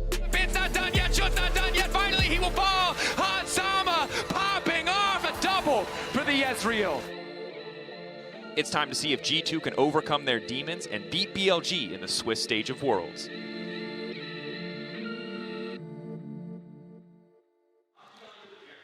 Welcome back to the analyst desk for BLG versus G2. And the good news is, as much as I know you're all waiting and tense with anticipation, we're getting right into it. So I think we need to talk a little bit about what the fans are predicting. Let's see, they've voted at MasterCard GG on X. They're calling the match for BLG with 53.2. Wow. Where is the Hopium team? Come on. I believe. I will blindly believe. It's pretty close, considering how it's historically gone. That's pretty close. That is very close. I will say that all G2 asked for is their delusion. And I've seen enough people post that it's like their jungler's fault when they're clearly throwing. Where was that delusion for G2? That's my request. So delusional right now. I am so delusional. I am ready for the G2 masterclass. I'm ready for them to clap BLG. We've seen them beat them in a single game before. We've actually seen it multiple times. Every time they fought, actually. I believe that this is the day that the best of one will win EU big time. Let's go, boys. Woo! I'm not convinced. What? And you know what? Hawks! Verius, I feel like you're repressing some emotions. I feel like you're not letting your true self come out. What do you mean? I feel like you're hiding some things here. No. I mean, it's very possible. I'm very happy. I'm positive. We're both positive. Smile. We're both feeling alive, and we're not scared or nervous because we have faith and we have delusion. And hopefully that's enough. Asterix, Kobe, take it away. Hell yeah, boys, because NA got their win. Where's ours? We're not versing our own region. We're not knocking out the boys of EU. This is where it happens. And Kobe, I'll give you a time to help me bring me down. Yeah, I mean, if there is one thing that I know about you, it's that you are delusional. So you definitely have to have the hope. Let's go. And 47% of the fans are delusional. Honestly, though, I also hope for your sake that this is not a stomp and we get a closer game today for you. Let's get into the draft. And Sion is banned. Sion has had so much success. I do like that ban from BLG, banning out a lot of this straightforward team fight. Sion Wukong and Azir, all very good for these very successful team fight comps that we have seen. Meanwhile, we do leave up the Rise while banning Orianna. So they're kind of daring Knight even to go grab this champion. Let's see what the response will be. Is it going to be something kind of boring like the Talia that we see a lot into the Rise, or is it going to be something more spicy? Personally, I liked Caps when he played LeBlanc. So did I, good sir. Very good mention. The Azir actually wasn't too bad as well. I feel like for Caps, he's got a plethora. For G2, this is interesting. When everyone's moved away from this pick at the tournament, they are going to R1 Varus. And don't worry, it's not top Varus. Don't worry. I mean, no, I'm glad. I think that would be worse. I don't know, but hey, it could be flexed up there. I mean, I am worried with the amount of mobility in League of Legends now. Seeing an immobile 80 carry there. But early Varus pick, it is flexible. So it's funny, you know, the Shy gave us a lot of comedy, and everyone is going to continue to reference, but an early flex Varus pick here for G2. Yep. Skewmond with, I believe, his third in a row Xin game. Just yes, Xin after Xin after Xin for him. Ooh, Kiana. LPL Kiana. That's the scary one. I love it so much. Shadow has played Nefiri, now Kiana. Two lethality junglers, and the funny thing is, like, Shadow came in, looked like a completely different team, and everyone was scared of BLG yet again. Seeing Bin on a tank this time, much like his Rek'Sai, and they've got a bit of a formula here for BLG, and it seems to be following what they did in the previous game. Yeah, I like the looks here from BLG. A lot of options. The Poppy, though, into Kiana. A lot of teams. So teams, because Kiana, LPL Kiana has been so scary, not every team against LPL teams can like pick it up themselves. So a lot of them have decided, all right, we're going to just attack Kiana's if anyone ever picks it against us, right? Because it's a squishy champ, so you just try and immediately full send on the Kiana and attack her before she can blow up your team and get a good engage. Yep. Poppy and Xin, both champions that can go try and attack Kiana's. So Poppy pick here as soon as they saw the Kiana. See if this one also has as much value as we saw Duro have previously. Now, what kind of 80 carries are going to go with that BLG comp? Not the Sivir, that's for sure. The speed up would be scary as far as the mobility already showing on that team. So far from Elk, we've had Caitlyn, we've had Xayah. So an 80 carry to self-pill, an 80 carry for the laning phase. Let's see what version we get this time, because again, we've already got this front line. We've got this kind of building front to back with this massive disruptor in the jungle. Disruptor assassin, I should say. Sivir was already banned, and now the biggest question is, do they get rid of something that can be a saving grace? Karma might have been annoying. Maybe they're expecting something that could be like an Ezreal Karma lane. to match a bit of the Varus range there, Kobe. So interesting ban from G2 to finish it off. Maybe BLG go like a Jin lane or something then for Elk. Lots of possibilities still up for him. You know, Lucian lanes. I mean, Yunara is available, but maybe not into the Varus. So double bans against Caps here though. And that's the Taliyah that we mentioned, but I'm kind of happy that it's banned out, so we get to see something more interesting from Caps. I agree. I don't want to see Caps on Taliyah, even though he's a pretty good Taliyah. Caps has so many pocket picks. You're going to talk about the LeBlanc being one of them. What else do you want to see? Things like the SARS on the belt? Maybe the SARS, maybe not. Yeah, I think a little bit early for anything like a Silas. Like maybe if you saw an Alistar. My God! Okay, so There you go. Anivia was already good and got big buffs coming into Worlds. So this champion, I legit think is OP. I legit think this champ is OP. And we're assuming that it is going into mid lane against the Ryze because it is an old school counter pick into Ryze.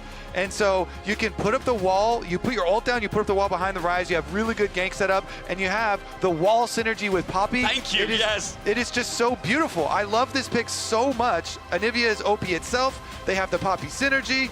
It is a good counter pick into Ryze. It is like, boom, just perfect Anivia angle. It's a spanner in the works, isn't it? How do you help now I'm complement? delusional. No, that's okay. Join me. It's all right. Now, how do you support it, right? We've got some form of engage. We add more ice. Yeah, Freljord synergy here. Skirmishing. When Leona, I mean, Braum is always really good into Leona because Leona's just guaranteed going to engage, can't get back out. Really buffs up your team fight here. But I am so happy to see this. Anivia got a really big buff on the patch. I already thought it was good. Synergies here, plus the matchup is good. Yep. Okay. You know what? We'll calm down. No, why? Hopefully we don't get another stomp in this game for the day and we get some nice action-packed. Real fun here. BLG has a very strong history versus G2. Yes. Bring it down a little easy here, but BLG has had a lot of success directly versus G2. And so definitely coming in here as favorites. And they do have the LPL Qiyana. Yes, they do. That is a fear. And especially since Shadow came in to level with everyone that's maybe an EU fan. The debut of BLG, if you didn't see it, was horrible with H1. Bin was all over the place on his rec site, and even Knight started failing because the team just fell apart. 100 Thieves, not to take away from the win, it was exceptional from them. Some of the cleanest play I have seen from the West as well. So they get a good pat on the back, but for BLG, they leveled up. They came back, and when they lost to 100 Thieves, they came back the next day and destroyed Fnatic. They've already taken one EU team down, and now G2 have to face them as the first seed and say enough is enough. Our region has been suffering, Kobe. Our region has been suffering, and now going up against BLG yet again for G2. With the first Anivia in international play since 2022 Worlds, which was by Kati from GAM, by the way. In G2 in their best of one, they look to throw that spanner real damn hard at the LPL's first seed. Well, I've got some more delusion for you. That's good. Shadow's Qiyana career win rate is 0% one game. So you over his career, only played it the one time. Okay. And didn't get the dub then, but let's see. He's had obviously put a lot more time into it. Here we go, the Anivia runes for you with the phase rush for the extra survivability. All right. My region, by the way, did beat BLG. Okay, bro. Hey, I gave it to I literally just glazed 100 Thieves at the start of this. All right, let's get into it, though. This one hopefully will be exciting. We got the solo laners having some synergy, so unfortunately that means they probably don't meet up and use their Anivia Wall Poppy combo super early on because they'll be in different lanes for quite a while, but maybe we see some early interactions. Will be fun either way. For now, it does look like for G2, trying to play off this 2v2 as they can with a Braum Varus, strong lane and even stronger skirmishing. We'll see how that 2v2 goes. The Shadow has started top. And regardless, as we said in Champ Select, Anivia is just good into Ryze anyway. Yep. As the isolated matchup. And Anivia scales so well. It has really good wave clear. It can stall sieges super well. The wall and the ultimate are just so useful as long as you have structure to your team fight. Yep. And a Braum last pick does bring that structure. As they are getting pushed on bottom side here, though. Elk going in and getting the heal out, but heals from both sides used and invested. You know, for Caps as well, by the way, I wish there was a better skin. There's so many cool Anivia skins. You don't like the Eagle? This is like the Eagle one, yeah. You got something against No, hey. Oh, man. Walking me into a corner again. I love Eagles, man. I love Eagles. Caps, good representation. As also, quick side note, Elk is on Ezreal. I'm worried about this, especially when we talked about BLG eliminating G2 at international events. Recently, it's been a little bit rough. Now, of course, that is best of 3s and best of 5s there for MSI 2023. Yeah. This is the best of 1. Good news is also this isn't elimination.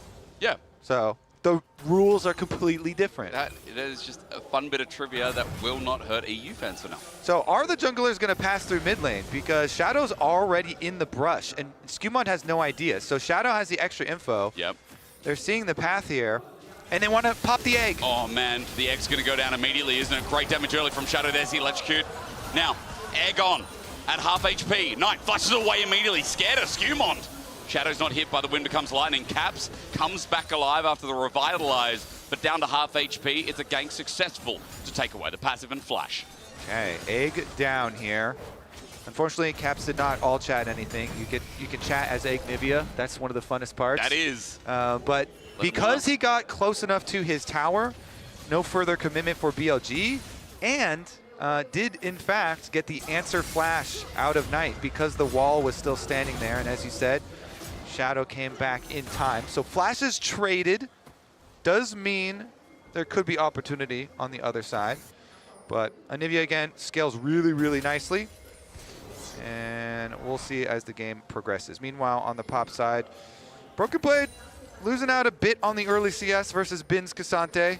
He's had good lane since the loss to 100 Thieves. Like, the Renekton game was insane. I feel like helped single-handedly, not single-handedly, but his lane was so dominant to build up that lead that Fnatic just really didn't come out of any good, but top lane was the worst affected. And Hansama has the wave in a really nice spot, by the way. That bottom lane, last time we saw the camera down there, yeah, that thing is just melting minions right in front of G2 tower. So minion wave in a very nice spot here, getting held by Hans, and Bin gonna have to go walk up into the 2v1 and stare at it. Meanwhile, the supports with the roam timers, with the hover here for On. Lebrov trying to zone, meanwhile Bin. He's just sitting up against the wall. There's going to be a concussive blow eventually here. Good poke from Hans. And as you said, the wave continues to be favorable. Yeah. And since we are 5.5 minutes, well past the 4-minute mark, Leona can now go look to make a play on top lane. And On actually slipped into the brush up there. You can see on the minimap. I don't know if that's actually going to turn into a play, but Shadow's through the brush down here. Sun up, Broken Blade. There we go. Sends it away with the steadfast presence, but Broken Blade at half HP, also having a hard time as the wave is slowly now pushing out. Shadow is just going to retreat for now as Skumond is on a ward around Dragon. Shadow might just poke him out, and yep, shows that he's behind the pit.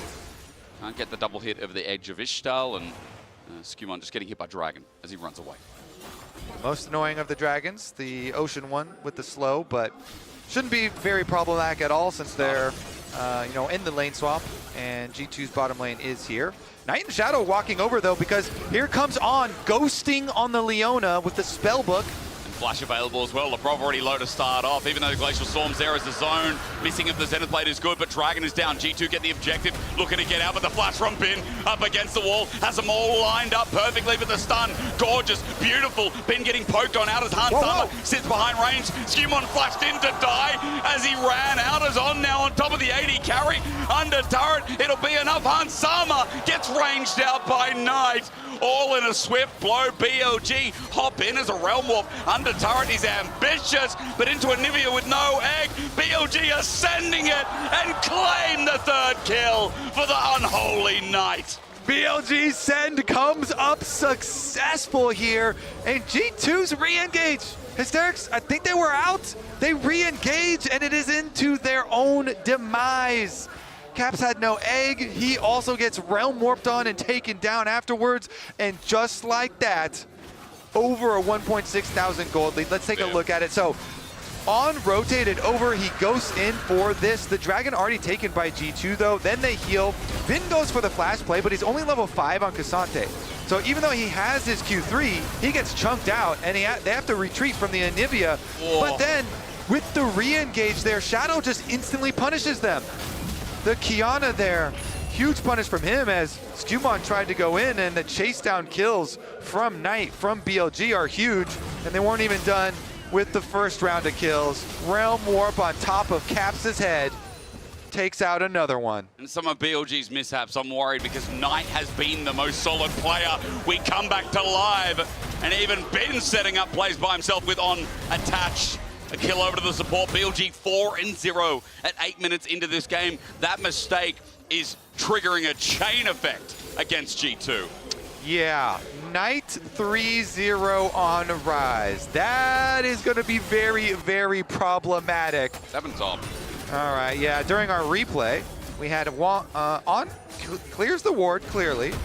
And Bin is level 6 nowadays, so Hans, yeah, just gets annihilated there. Nothing more to say. Bin just had level 6, gets his Q3, goes straight in onto him. Beautiful stuff from him to take matters into his own hands. And BLG so far ahead already. Sterix, are we going to get another stomp? Brother, don't say that. I'm not sure. All right. I'm going to be optimistic. I right? retract Because my statement. it's not even just my an question. EU caster. Well, I'm glad you did that.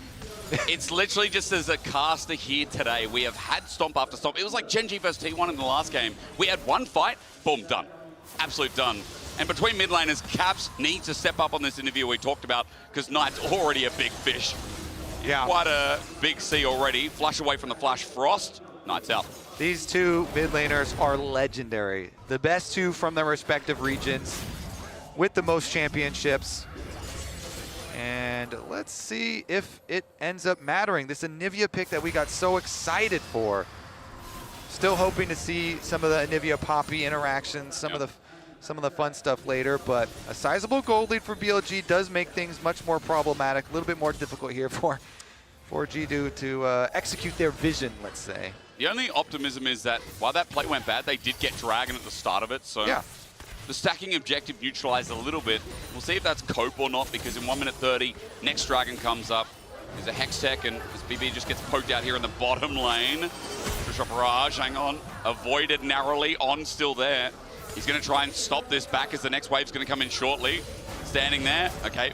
BB just has to wait for On to get that Shield of Daybreak, now getting a little bit of poke in as well. Turret is whittling down here with a plate already taken, and BB forced to stick around for the wave. Yeah, at least he's not in danger of getting dove. I mean, On went in, That's just something. stops him with his Q, so without the Q then for the actual dive, they're not going to do any sort of dive action. Let's see how many minions on top side, though, he misses out. Honestly, with teleport, I don't think he's going to miss anything.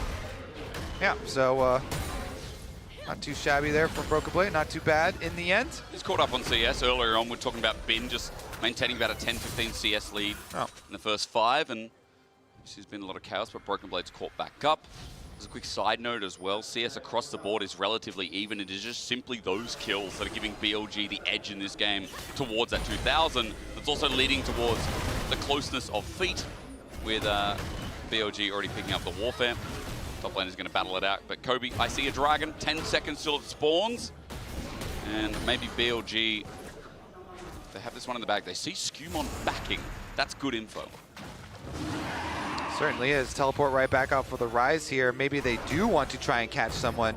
I mean, Lebrov does get vision behind the Dragon as well as through Tri-Brush, so they've got nice little setup here, and Sundered Sky is completed. So Skumon's recall. Ooh. Zenith Blade, Shadows here as well. Sees Lebrov, blasts him away. Dragon still the focus.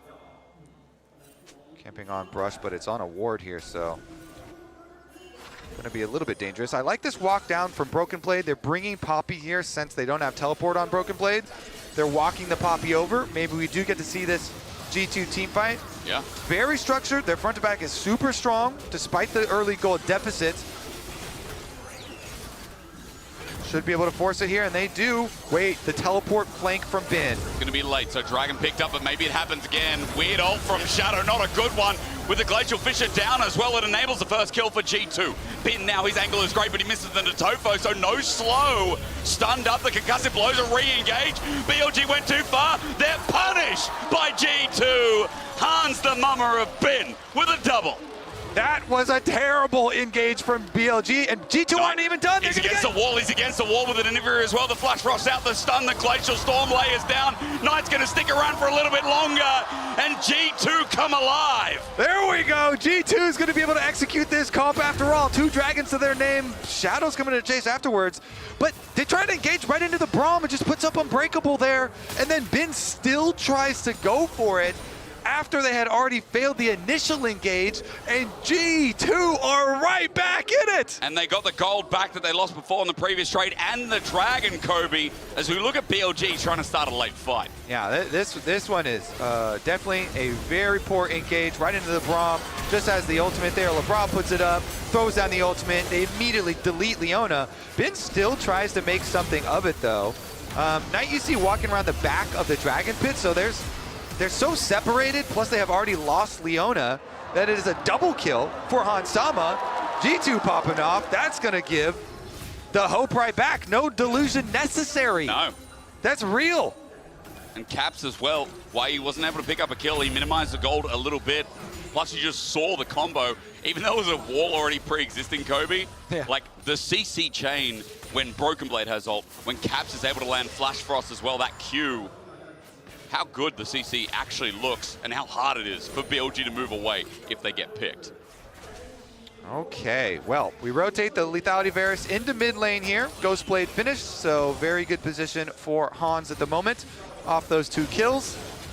Just spam clear wave, remain fairly safe. A lot of vision around mid lane is in BLG's favor though, so you have to be a little bit worried about Kiana plays. Shadow here is actually looking for one of them at the moment. Well, the flare slows Hansama down. He cleanses, scared as well as Shadow comes into range.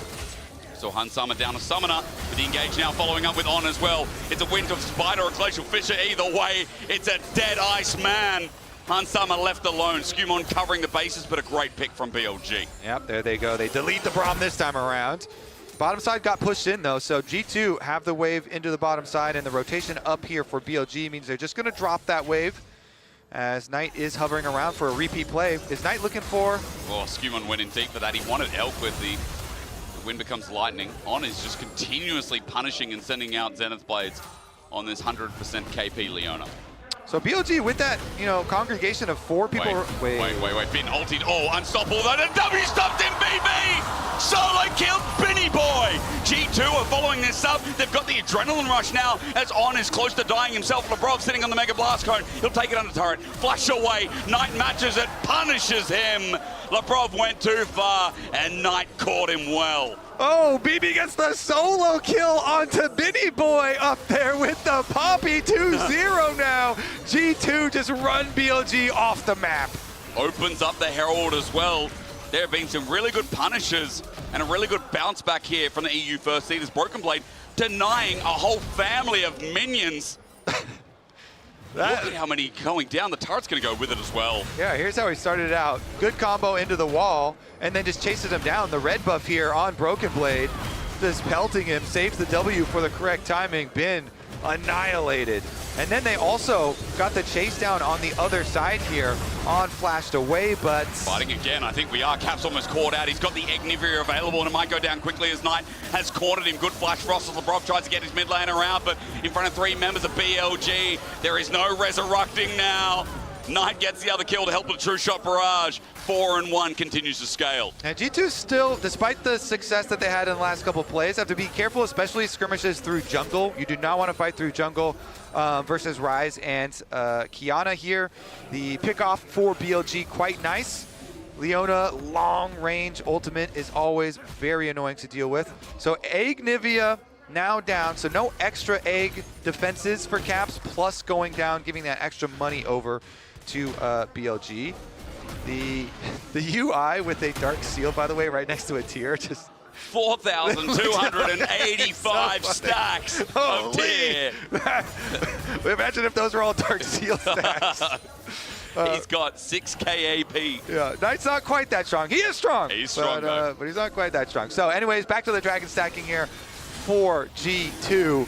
This is going to be really early dragon stacking for them as well, because as you critically pointed out, even though the first skirmish around dragon ended up going poorly for them, they did get the objective to start it out, and so it is going to be a very early Dragon Soul, albeit a Chemtech one, which honestly, Chemtech Soul versus a Kiana, who's is a lot of burst, can be quite nice. More survivability for this, Braum, Poppy, Anivia squad. Yeah, the bruisers, the tanks, like, I know we're having a big conversation with Orcs yesterday watching the games, but champions that can really thrive below that 50% mark, and I feel like Xin Zhao's one of them, Poppy, as you said. Yeah. So, not the worst soul, and especially the individual stats that are going to come out here for G2, with 3 now adding a pressure point on the map. Like, that dragon stacking has given them a lot of life in this game. Let's see, BLG attempting another bot side play, but they walked over Vision to get here, so G2 already getting their counterplay ready. Broken Blade's not letting the wave crash. The presence currently steadfast as BB runs out of the cooldown, and Shadow spotted out here with Scumon's discovery, and it's just about getting themselves some vision. Atakan is on this bottom side this game, so G2 are hovering around in mass, trying to get some defensive vision so they don't get shut out of the area. Poke damage going down from both sides here. Slow shot from Hansama on that side. What?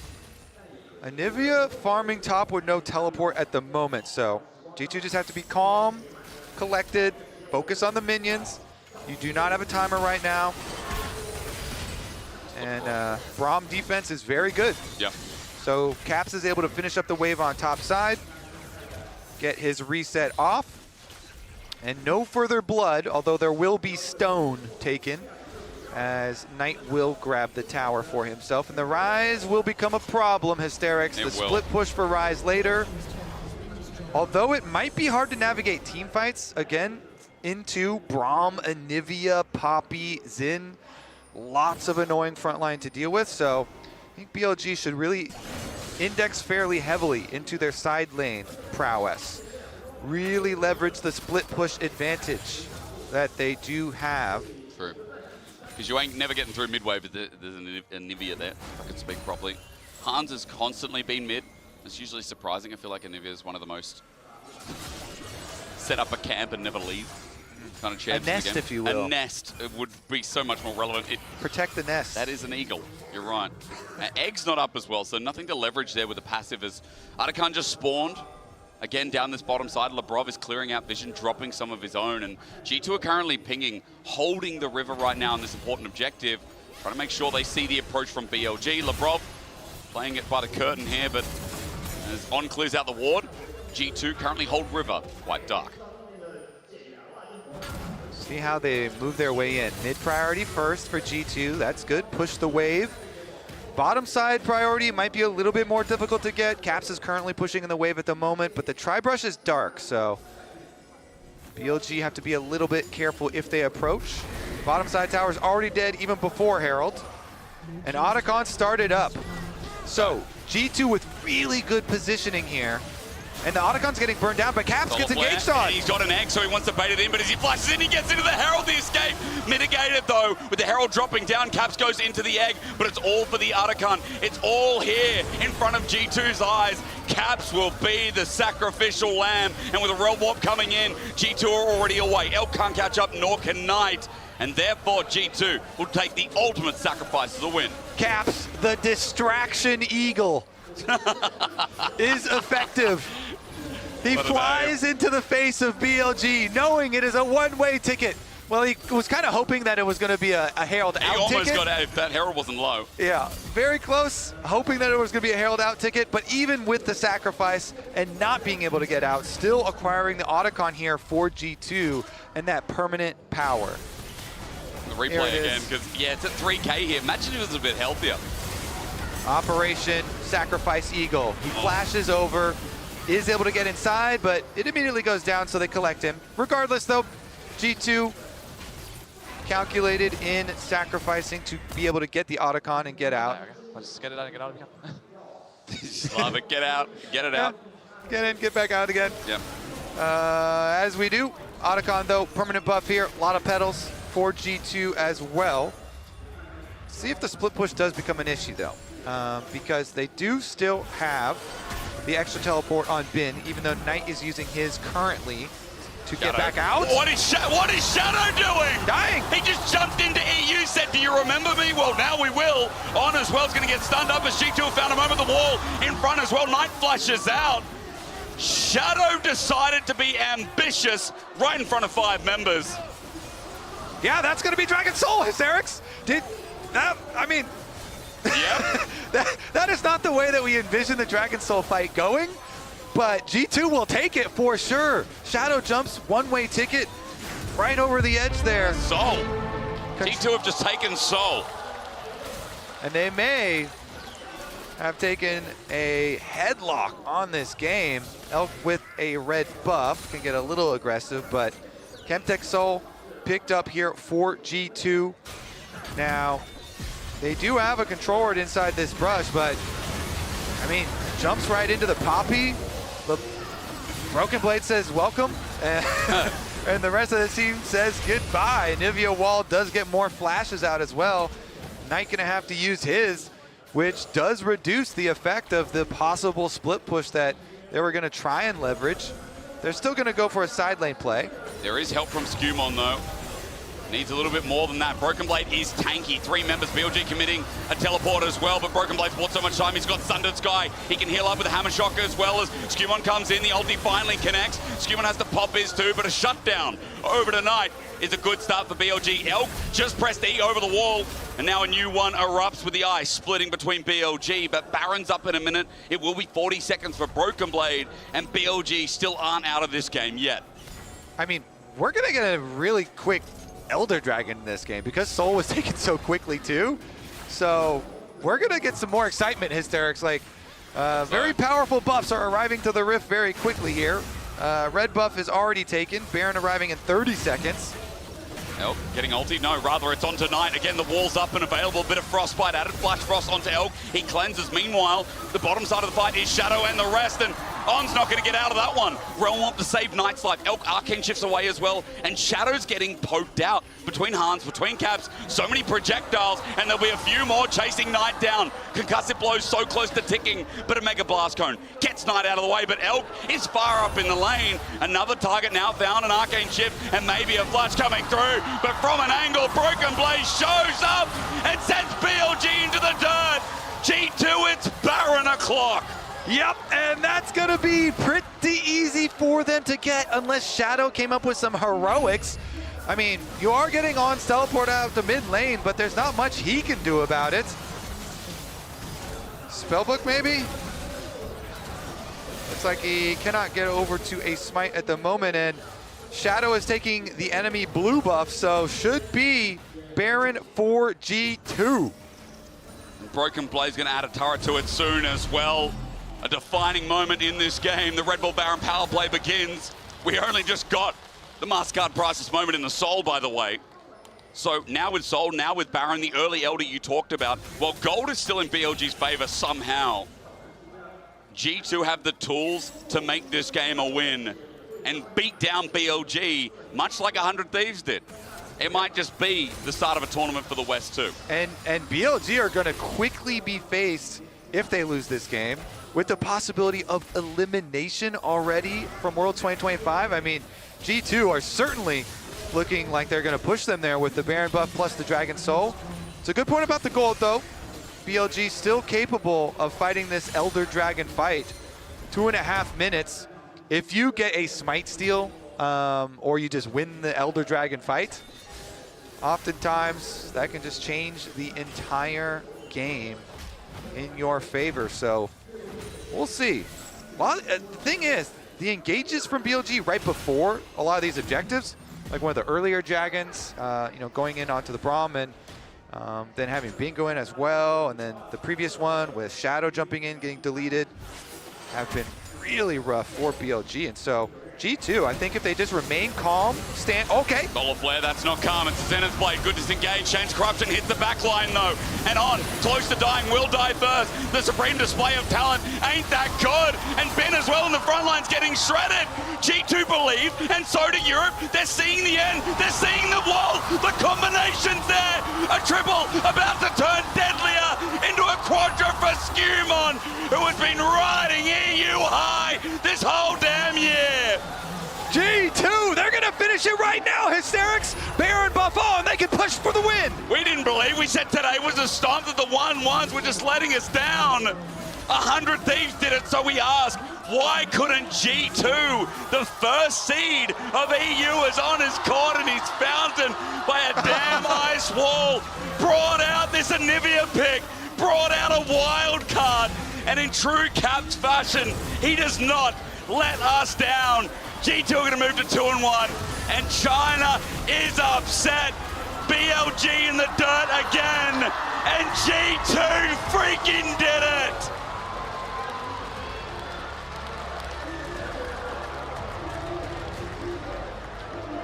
What a fun one. Anivia Poppy solo lanes for G2.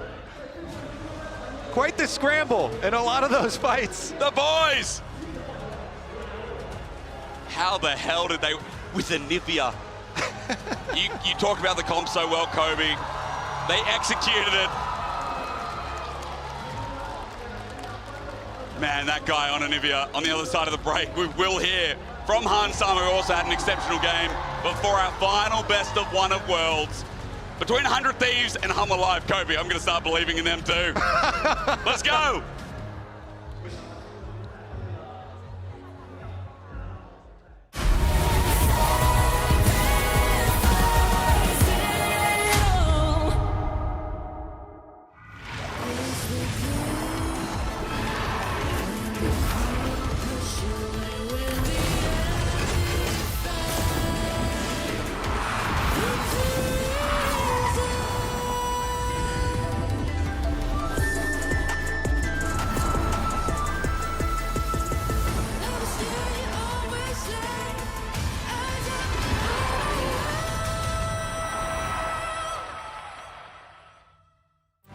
Players in the world are here.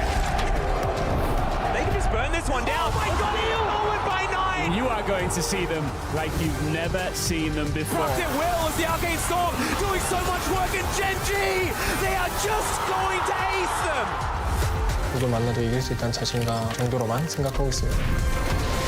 Gen.G, the EWC winners.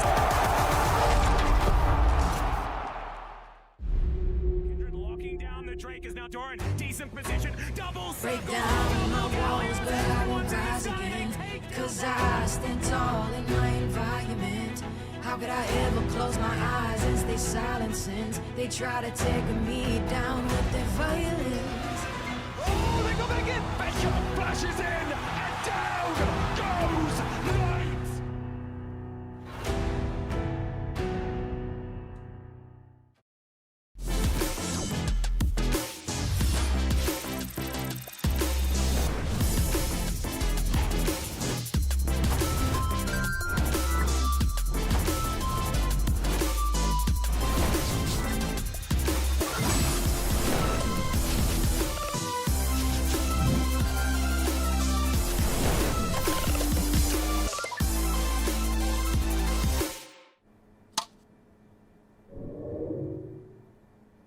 Red Bull gives you wings.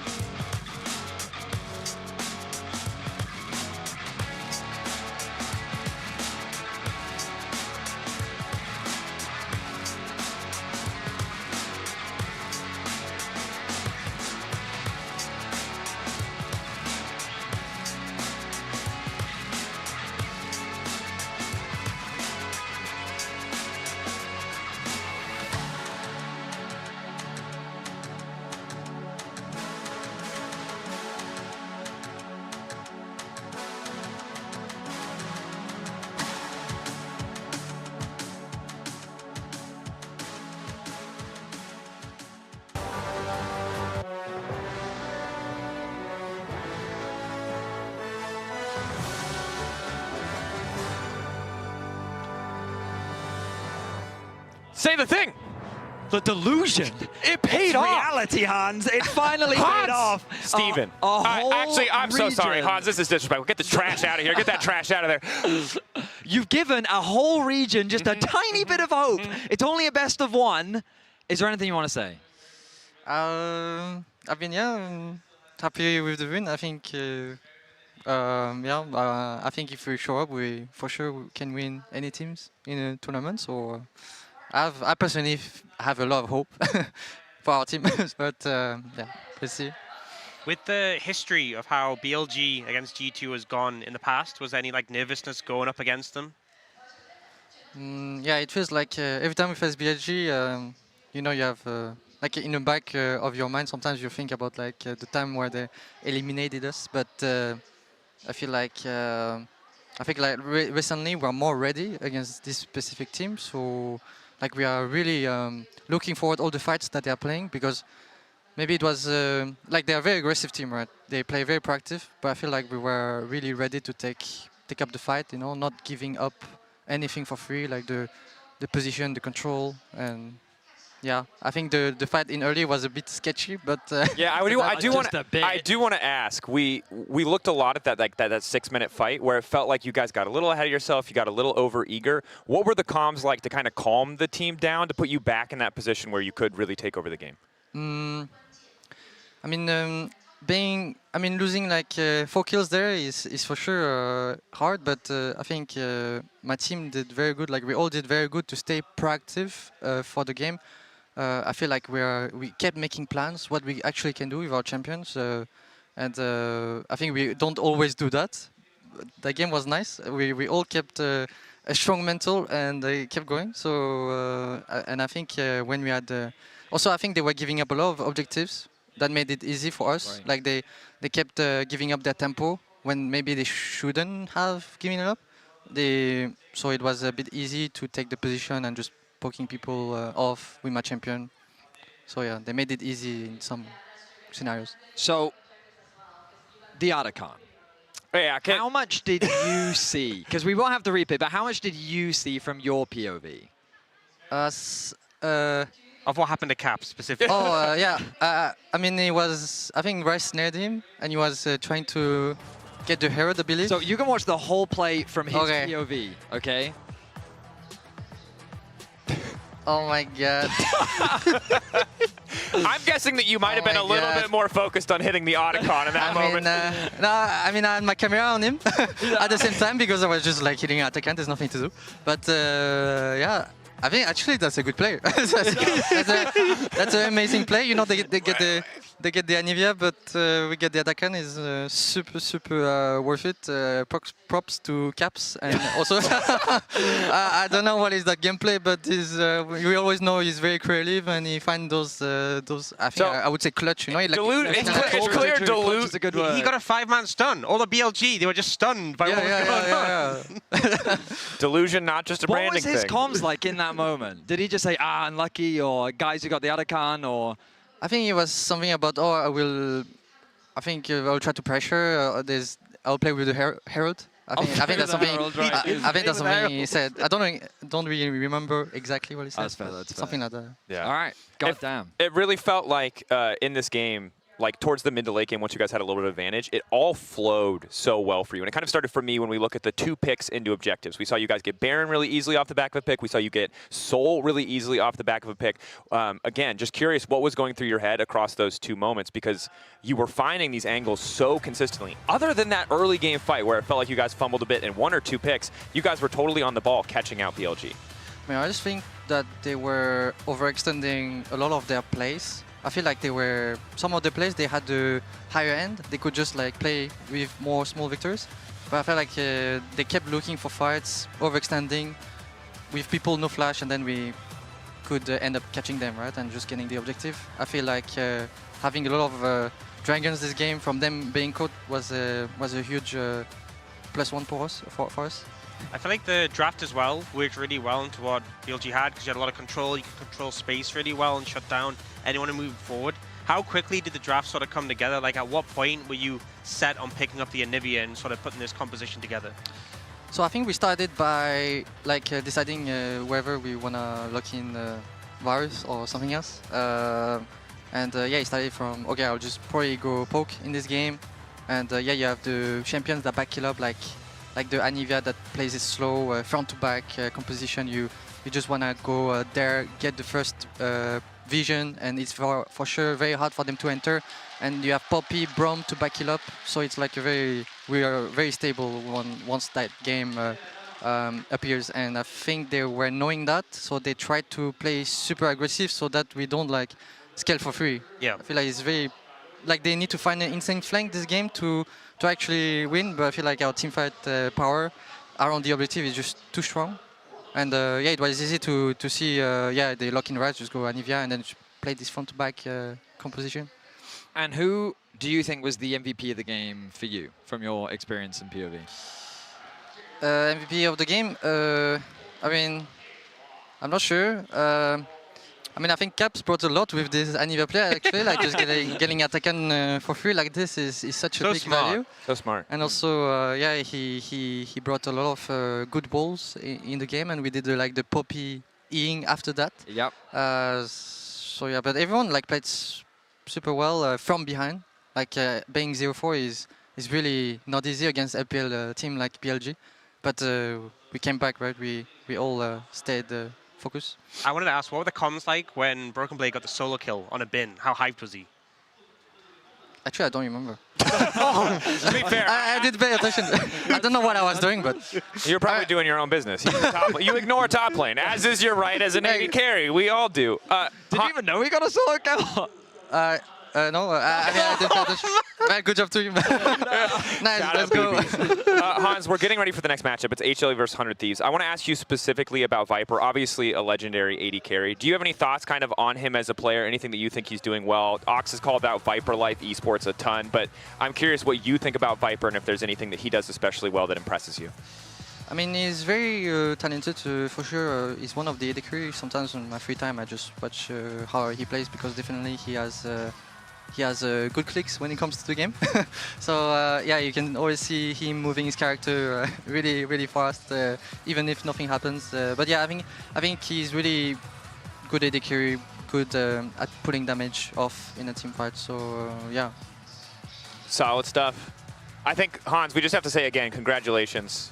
I know you guys have to focus on the games in front of you. You're thinking about G2, but you're winning for all of the LEC right now. So as representatives of the regions, thank you for your service. Yes. We'll let you go now. We're going to finish up talking about this matchup, hit on a few other things. But again, Hansama, congrats, brother. Incredible win. Good luck to you in the draw in the next round. Maybe a little bit of luck this time. We'll see what opponent you end up with. But now we shift our attention to Peanut and River, of course, the jungle matchup as we look ahead at this one. And Ox, you've known Peanut for a long time. What are your thoughts on this? I mean, I feel like Peanut, obviously this is his last year, will be going to military service, and he's talked a lot about how it's felt more, it's hit heavier when he's had those losses. You know, they had a big loss in the road to MSI, and it felt super hard to deal with because it is that last year. And I feel like he's a player who's had such a meaningful career across so many teams, had such an impact within the LCK. So, you know, obviously such a historic player we've seen on so many rosters, on such a big stage so many times. Yeah, Peanut, of course, a historic player with an incredible pedigree, but one man on the 100 Thieves lineup. An unexpected superstar has been Dokla, who we've just found out is super turbo famous in China. And this is crazy how quickly this man blown up. I mean, I get it. He's a charmer. He solo killed Bin. What's crazy Apparently it's pretty easy, though, I will say. Apparently it's pretty easy. What's crazy is the magical story that just 100 Thieves have had ever since Dokla joined the roster.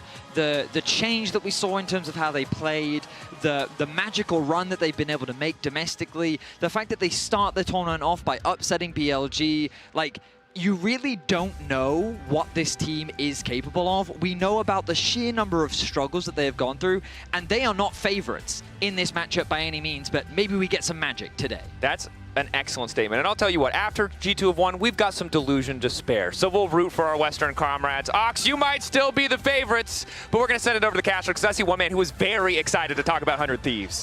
I'll take some of that delusion, please. I need a lot of it versus HLE. I mean, to be fair, against BLG, 100 Thieves destroyed them. And against Top Esports was a different story, but I don't even know how like, I think it's more realistic now that we've seen 100 Thieves at their peak take down an Eastern team. Their schedule's been so hard, Kobe. Now against Humble Life, anything's possible. Honestly, I'm just glad that Big Dokes is getting the recognition he deserves now. 4 million views. That is crazy. Let's go. He has just been so entertaining. It has been a real blessing, him returning to the LCS this year. You know, he was not even on a team, and then he got back in just as a coach, and then, because it didn't work out coaching, maybe you could say, oh, well, he wasn't a good enough coach for Sniper. But then he gets to play. Yeah. And they goes in, and it absolutely turned around 100 Thieves year. Is our story all year long. The crazy turnaround for this team and the last heist, the journey that they have been on is amazing. All that being said, they are mega underdogs here versus HLE, LCK, #2 seed.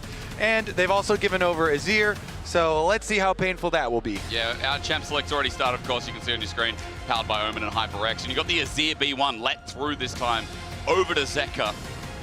And I know a lot of people globally might just watch internationals and think of the Akalis, the Yones, think of all these like skill building champions, but Zeka's Azir also fantastic as a natural match on the other side. The Rise is up and available when the Orianna's not.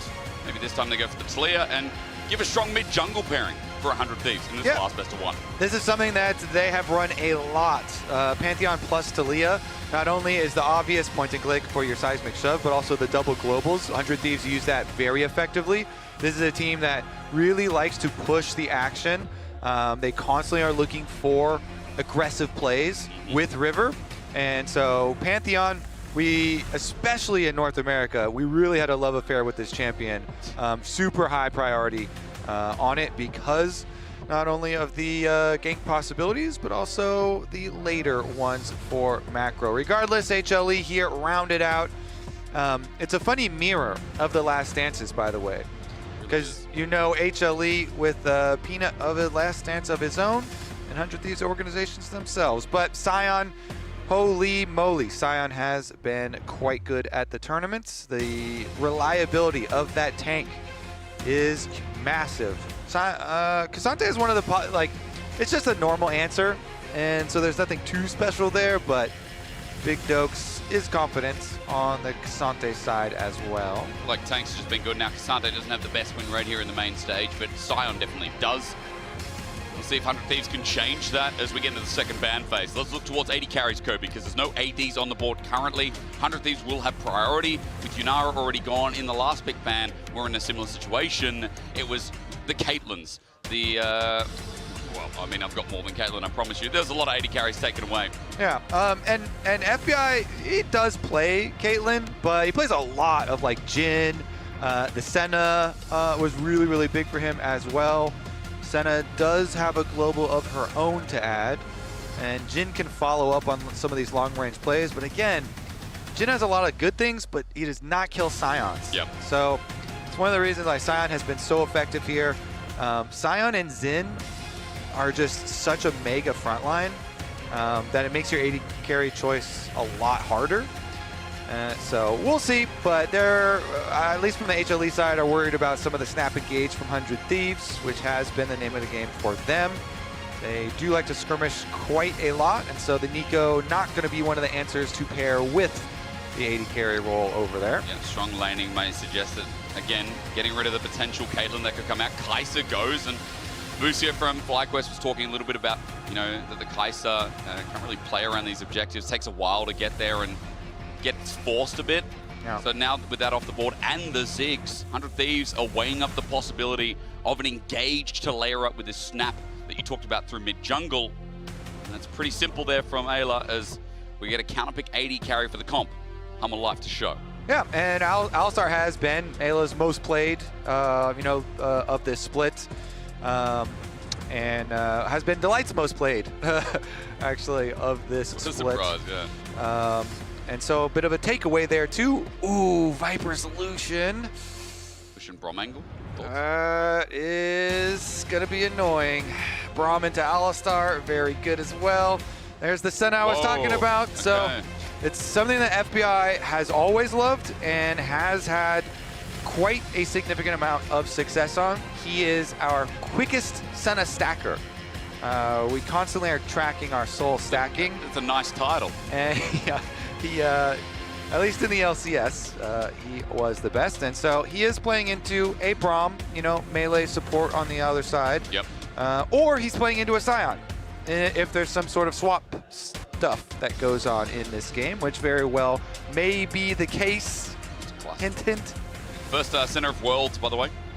So haven't noticed any yet, surprisingly, but to be fair, this champion disappeared from a lot of our radars as we started getting more lane dominance. So defense maneuver you say from FBI, I like that you talk about his comfort. I feel like that's so important when we just watched G2 win on some of these pocket picks, but seeing comfort come out of Western regions, I feel like it's what helps get them across the line. And we have to see, speaking of crossing the line, Kobe, if you can get excited as I did in that last game, because G2 did it, why can't 100 Thieves? 100 Thieves started it, by the way. They started the hype on this tournament for the West. Yep. Both of them taking down BLG. HLE are quite a different beast, though. So let's see, what can the Thieves do about it this time around? Viper's Lucian gives me quite a lot to fear. So let's see about how they navigate that situation. I do think there might be some early level 1 shenanigans. HLE run straight through to the river. Try and get some of the deep wards. Hard push here into the jungle. Do expect, or are we distracting up here? No way you distract with emote spam and then wrap around. Okay. The boys. There we go. Okay. That's fair. Each of them got one tap, one touch. They have the same emote. And they can't do it again because Did they coordinate? They got grasp. So, let me fill you in on some of the Dokla content. Yeah, tell me. So he actually leaked his strategy that he was going to use versus Zeus. Okay, what was it? But he then clearly has not implemented that strategy, because in his vlog he said, I'm going to practice Jason Nar and I'm going to use Zeus skin. But I don't know, maybe the coach overruled him or something, so didn't actually come up with that strategy. Poke from Quid, though. Well, maybe we'll hear from Dokla in a vlog after this series about what happened there. Next one will get 6 million views. Peanut and Viper starting the invade here. Viper will be heading top, but on a ward, so they know Raptors is the start. That's what we were talking about for the lane swap. It does come in. The split on jungle is actually defended here. And it's a Braum as well. So the natural damage is just great. And now you're going to get a bit of magic damage. Winter's Bite. Delight is currently soloing River as Ayla's coming to defend. Not a moment too soon, as with another rotation, I fear, for River. But remember, he's in the jungle. He'll be able to cue this away. Powered Q is really nice guaranteed. timing from River. Yeah. It was a bit scary, and he's looking to rotate as he sees Delight walking back towards bot. So, neither support is getting any experience. No. Quite frequently, the supports will at least soak level 2. But I do think this iteration is also good. The jungle focus iteration, Delight jungle attack mode, and he's actually delaying Krugs right now by leashing them all the way out. I mean, Delight has done quite a significant job at delaying here. Yeah, really nice. Nice stuff from him, being as annoying as possible to River. And look at the difference in speed. It is a full camp difference in speed clear due to Delight's interference. And Zeus just took the big Krug as well. I think FBI walked up. I'm not sure what he got out of it, but still a bit of a denial towards River as Peanut was finished a while ago. Back towards his blue side of the map there, Kobe. So there is a bit of a tempo lead here for Humble Life's Peanut. And you can't really dive a Scion and a Braum. Are those two of the worst champs to dive in the game? It's pretty close too, isn't it? Definitely so. Regardless, they will continue on with the split map for jungle, albeit a bit delayed there for River. Delight is still not level 2. No. He's left a little bit early. He only needs to soak 1 minion, though, to get it. And Quid is going to face check. Seems fine. Okay. Scrying off the wrong way, by the way, in the end. So it doesn't even get the ward. Just rotating around. Delight is on a monster journey. Quid got it. Quid got it. Oh, okay. Yeah. That makes sense. But how he hit it behind him. He's still level 1. So you said 1 minion, Kobe, and there it is. There it is. Seismic Shove is good. Winter's Bite, Quid running low on mana. Just passes through mid. Maybe to sync up here with Peanut. Peanut's going in again. What angle's he taking? Just warding for second Raptor respawn here. Remember the delay as well on the opposite side. So while River can go camp their second respawn, it is significantly delayed, and they can come actually fight them on it again.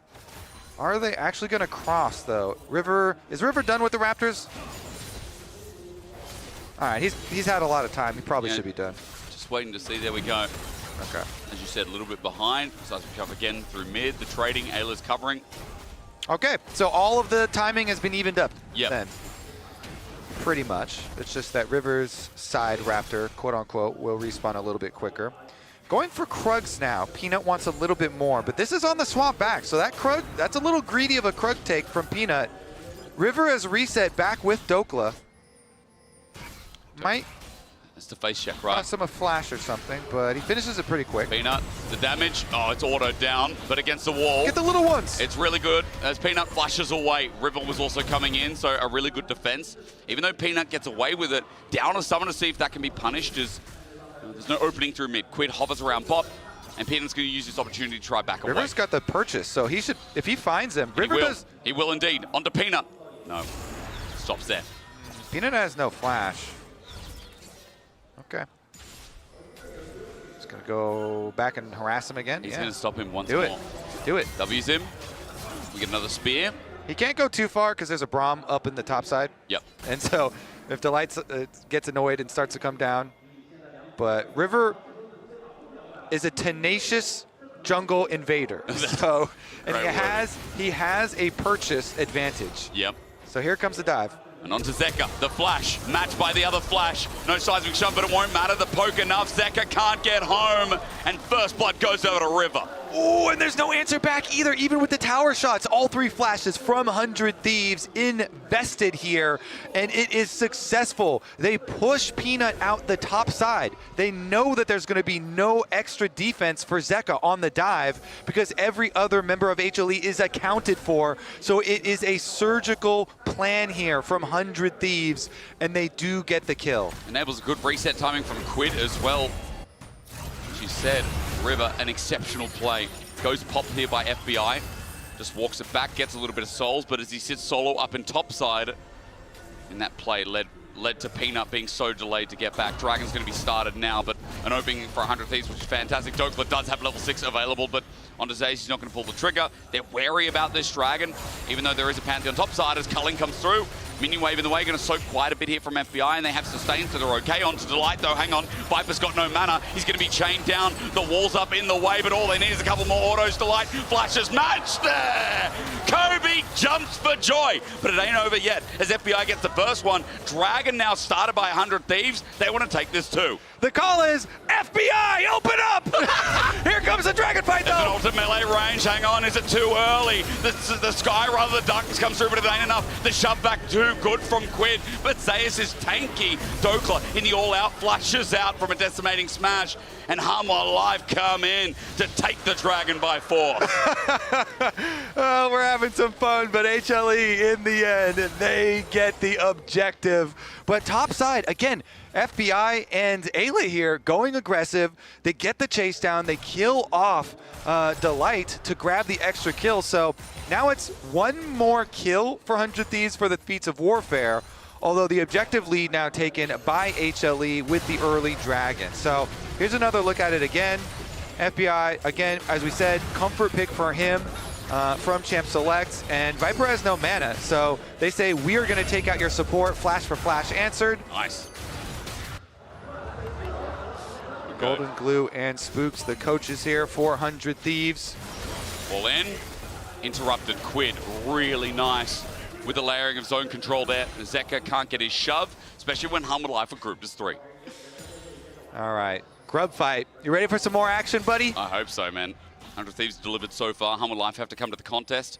What do you think about those summoners? Zeka does not have flash. Neither does Peanut, neither does Zeus. I am a little worried since FBI flashed for the kill, so no flash on the Senna could be punishable. And Scion from the top side is a little...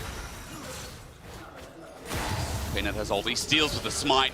That's one down. There's the engage. 100 Thieves started off into a mosh pit weave again. Peanut pulls out the crescent guard, but he's getting hit hard. Dokla comes in, CCs while FBI uses his last breath to do the same. Quid with the Weaver's Wall with the culling, running into River. He shields for now, but he's one auto away as Zaz pumps him. A good shuffle from Zeka as 100 Thieves went into that mosh pit confidently, but walk away as 100 Thieves have also got Dokla on the exit path. Live going to take the rest of the grubs. Yeah, I don't think you want to go into a mosh pit versus a Scion and a Braum. No. And Dokla's got nowhere to go. Winter Spike, concussive blows. He gets stunned up. His Pathmaker won't save his life. Viper picks up the kill. And a 1.3k gold lead now amidst. The 100 Thieves, they scramble a little bit too hard here. So Peanut had upgraded 900 smite. By the way, River hasn't farmed as much, so his was only 600. So that's why they had backed off early. But Zeka and Viper, look at your screen, they arrive quicker and they just immediately delete FBI, that Senna with no flash, and so it all goes downhill. Then the seismic shove actually was going to land on Viper, but Ayla went for an Alistar combo, and so then they didn't even shove him back, and it was just instantly in HLE's favor. Again, already when we were talking about the beginning, I thought that positioning was going to be very tenuous. 400 Thieves, the Senna who did not have flash from the previous play, and it's a good job by HLE capitalizing on that. With Viper and Zeka coming over from mid lane, immediately deleting him and getting the advantage for HLE. But the damage carry there, Zeus, again, if you're in a mosh pit versus Scion and Braum, it is always going to be really hard to get out, and you get a lot of value there from those beefy champs. Glad you caught that smite increase there. It's Peanut and River obviously looking towards that last dance. We talked a lot about it, especially with the 100 Thieves earlier on in the tournament, pulling up a big win against BLG. So much on the line for the organization.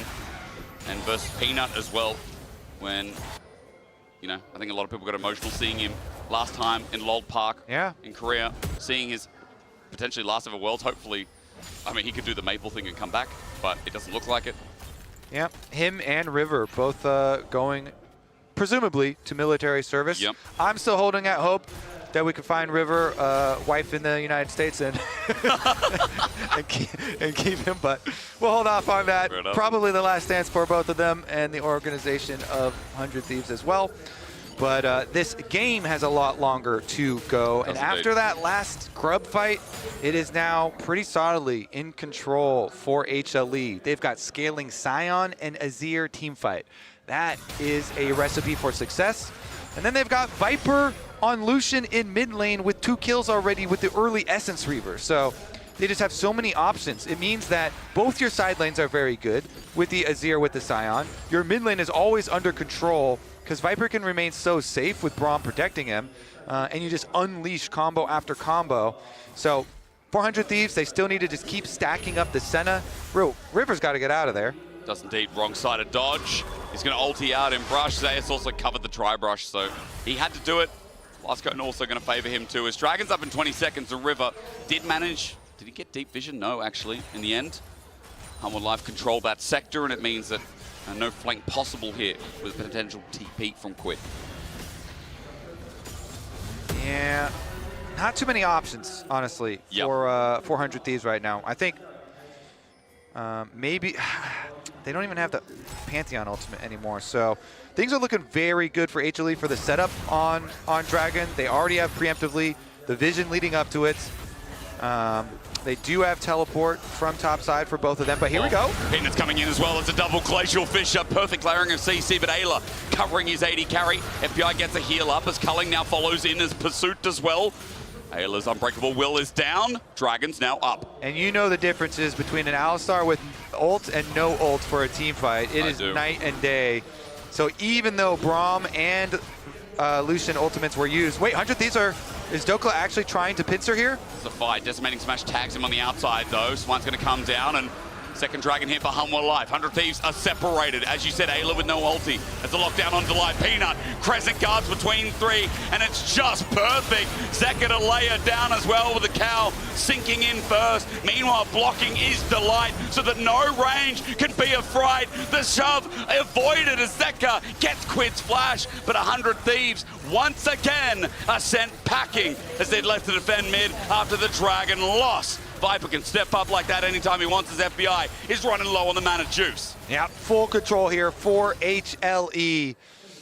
Ayla here with no ultimate, instantly deleted on the front lines. Yet Braum, again, is such a good answer to Alistar, and if you trade ults, can still operate equally as tanky with his Unbreakable since it's a basic ability. Regardless, Zeus also just walks away. So here we go, another look at it. Delight just charges in. Even with missing the Q, it doesn't matter. They force it. Peanut walks up, triple ultimate, even though he does get stunned, and the teleport comes through. The Alistar's already dead. Zeus there just drives the train straight down with the ultimate on Sion, and he had already completed his Sunfire, full item completed. Zeka does get the flash out of Quid, and HLE now with a very clear, easy way here to play out the rest of the game. Very straightforward with this super strong front line and the Azir Lucian carries. Well, highlighting Zeus once again, thanks to the coin-based gold grind. And Sion's just already done so much damage, 1,600 ahead of Dokla. Big Dokes came in hyped up from an external perspective. But I will also say, against BLG, internally, standout player for me as well, especially on his Sion. As now with Iceborne, okay, that's something. The problem is, Zeus almost 2 items himself as Herald now spawns. The item advantage for Humble Life is quite evident. As you can see on your screen, an almost 2 item Lucian and Peanut with Sunder Sky starting off this Herald now. Yeah, and Peanut with his 1,000th international assist as well. Very nice. In possibly the final year. Rift Herald does go down. I have a feeling that Peanut will get some more assists throughout this game as well. HLE not done taking down champions. So currently though, split pushing, keeping the Sion bottom. Zeus just pushing away down there. Minion wave almost up to the tower already, and the Thieves have an eyeball. I mean, the Sion would take a long time to take down. Zeus recognizes the rotation and teleports out. The TP as well. They'll be demolished on a turret. And we'll just chill and wait with what seemingly could be a trade here with the push out in bot as well. I mean, it's trading versus single Talia pushing though. So single Talia pushing does not even... Probably not close. Yeah. Yeah. See what the trade actually looks like. Ayla getting chunked by Viper. Delight pulls out the Glacial Fissure again. Remember, he can block this. The Dawning Shadow flies in, but Humble Life feels so confident they can just send it. Zeus once again chunks with the ulti as Dokla wants something from Zeka, but Shifting Sands gets Zeka out of harm's way. He can outrange us. He can walk out. It doesn't matter because the rest of 100 Thieves in mid lane are getting assaulted. Zeus standing up to the turret. He cares not, taking 4 shots with the Herald getting spawned and Tempo being dropped by Humble Life hard. Oh. That hurt. Zeus just took a mega don't do blast. that. That's mean. He has assassinated with this Sion, this full tank Sion, I think 3 or 4 times now. Yeah, let's get a cinematic review of that one. We'll get a Blast Cone 360 shield pop. Oh yeah. From Zeus. Play of the match. Honestly, though, Sion is just looking like a superhero so far this tournament. Zeus there, definitely doing his part as well. I think there is a small chance that HLE might win this game. I don't know about that, Kobe. I don't know about that. A little bit. Anyways, they go in on Ayla again, Alistar, and he pops the ultimate, but he's already basically dead. So he's out of the fight, no health, no ultimate. River is dead. And so as the teleports come in, you know it's one of those teleports where you're like, well, I'm toast. I'm arriving into a graveyard already. Yeah. Here, thank you, observers. Here we go. Kills the Put the montage music on. Hits the E, flashes for the pop and the Q. Instantly delete. We're fighting again. I feel like 100 Thieves want to contest this as much as they can. Get towards that dragon, but there is no way. Ayla caught out, and Humble Life just open up this 3rd dragon with ease. 5,000 is the gold lead, and a lot more of these montages are flying through as it is gold galore for the Korean 2nd seed, chasing their 2nd win of Worlds 2025. All right, talk to me about Delusion. Because we're only 18 minutes into the game, and HLE already 4.7 thousand gold lead plus the dragons, plus are about to kill another one. Yeah, I'll try for the Delusion. The problem is, this keeps happening. Zeus is trying to set an all-time record for damage done by a Sion in the first 20 minutes of the game. I like that. Let's track this. Well, you know, all-time most kills by a Scion as well. Surely. He could get that. In a competitive game, folks, in a competitive game. How about we start it with the most restrictions? It has to be in a Worlds game on a Saturday at whatever time it is right now. Is it Saturday? I had no idea. Is it actually Saturday? I don't know. I'm still a little lagged. Okay. Yes, it is. Well done. Nice. Nailed it. On a Saturday by anyone in the Swiss stage, in the first stage. Who is named after a Greek god? Yeah. How many of those we got? Yeah. We don't know. Well, We can tell you. he's number one right there. He's definitely one I could name. He's the one. All right, well, 100 Thieves. What do you think? Where's your delusion at? We're racking our brains right now. What do we do? How do you slow the game down for FBI? Well, honestly, I don't think we want to slow down. Maybe let's speed it up. Okay, how do you Just speed it full up? send. Basically what you do, you pick a target. Yep. Usually you want to pick a target that's got an objective bounty, but I don't know if you can ever kill Zeus. Maybe we can. We might get an answer. Seismic They've shove. got objective bounty. You see it. You want to see it. Dawning Shadow as well helps out. Ayla's also sent away Viper.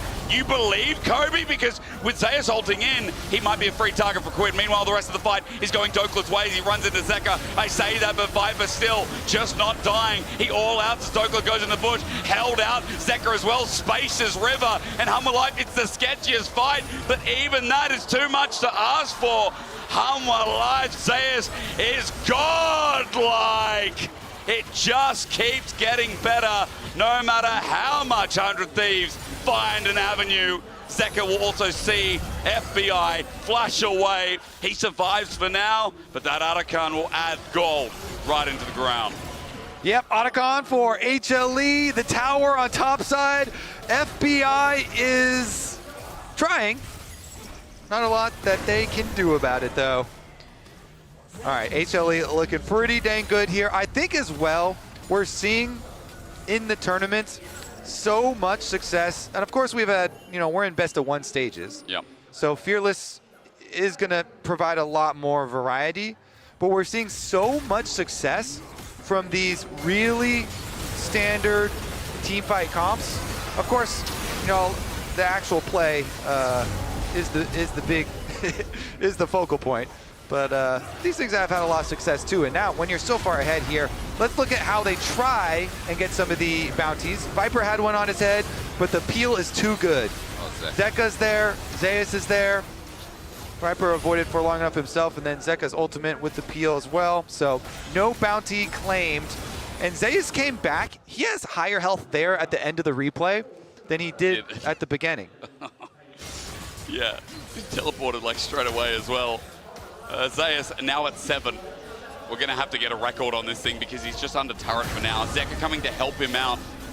Much like he helped out Viper before, he's going to help out his top lane. And Seismic Shove avoided with a good time. Zonya's unstoppable onslaught. Meanwhile, and these shove backs from Zeka are crystal clean. The Dawning Shadow enables the chase from Doklet, but way too deep. With a Winter's Bite over the wall, sets up for Viper to just take on the rest of the team. 100 Thieves will not feel safe under their own inhibitor turret. Hummer Life are putting on a display in Beijing. Okay, but can they get Quid one more time, though? Huh? Maybe not.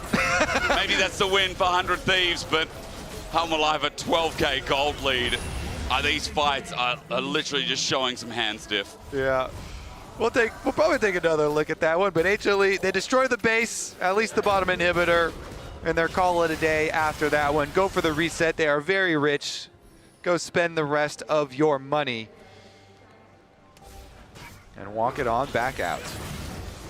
Well, it'd be a big day. I mean, considering that for LCK, they did have an internal rivalry between Gen G and T1. But if Hummer Life can finish this game off, then what have we got? 7 is the most kills an international Scion has gotten in a single game. Holy! I see 8 right there. I see 8. I see 8 right there. He's got the record. Zeus is legendary, 8-0 Scion. He's got the record now, the new record for most kills in an international game by a Scion. How many more can he get? I mean, I'm just also curious about the damage. There's got to be some of the most damage we've ever seen as well.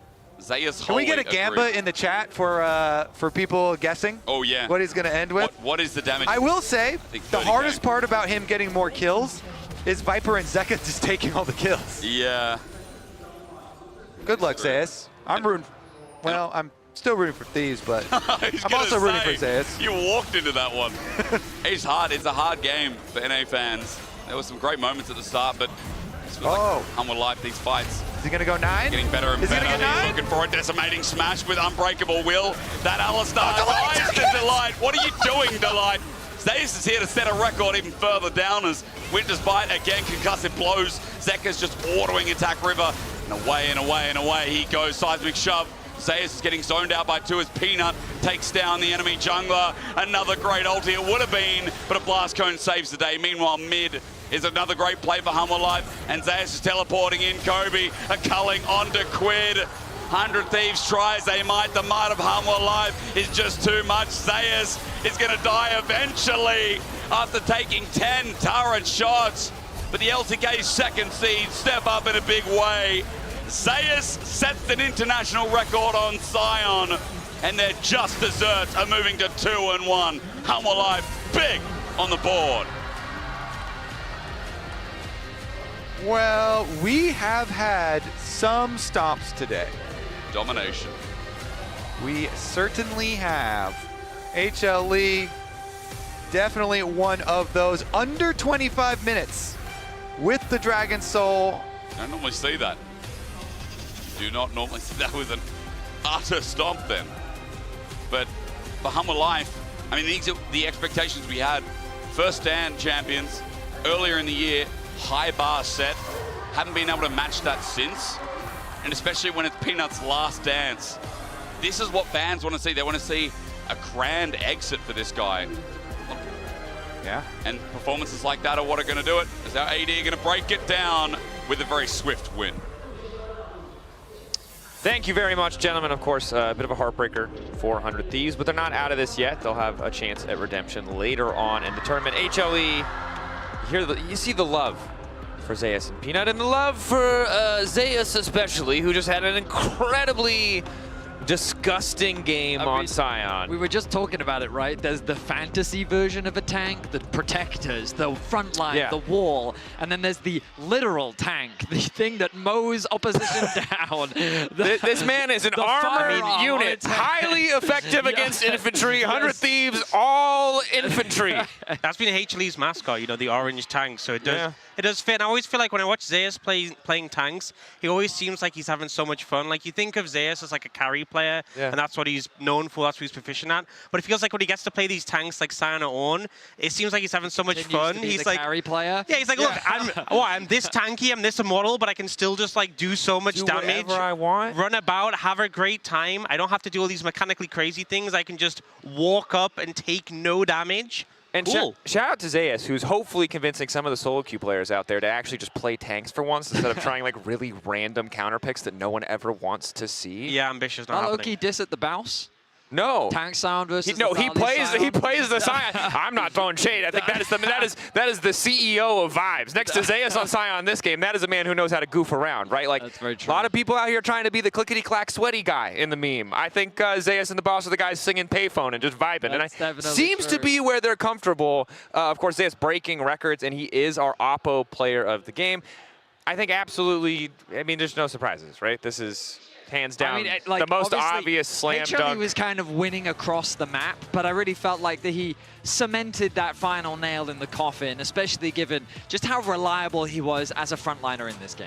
It just felt like so often he was just leading. He was the person first foot forward, finding these engages. And for a lot of the game, had 100% kill participation, was close to finished with 92.3. But it felt like in these fights, 100 Thieves really struggling to find any headway. The game was chaotic, and it felt like 100 Thieves came so close so many times, but HLE just kept getting away with it. By the thinnest of margins, they were able to outplay their opposition. And, I mean, this was one of the most dominant performances of this year's World Championship. Also, 758 damage per minute on a Sion? That's crazy. I also think Sion's one of those champions, like one of the most frustrating champions to fall behind against, because he just gets so tanky so quickly. He's obviously stacking that HP, and he just runs at you, and FBI was just not doing damage to him. Yeah. All I'm going to say is that, like, Trundle stocks about to go way up. okay? Because I feel like Sion is getting way too much space and freedom to pretty much do whatever it is that he wants to do. Look, I completely agree. I will say, though, for 100 Thieves, they had some good looks at the start of the game. They got some of those early kills, but it really was that moment around Grubs where it fell apart, where the hope started to fade away, because you could see the look with the Senna if she had more time. But the second the Sion got ahead, the second they weren't able to play these fights out the way they wanted, it really came crashing down so quickly. Yeah, I feel like a lot of the focus here went initially onto Peanut, and then FBI just kind of gets deleted from the fight so quickly. And it feels like in the ensuing fight, especially the value of the Braum passive in these sort of skirmishes just is so strong. Like Braum Lucian, I feel like in these early skirmishes, is one of these bot duos that just offers so much.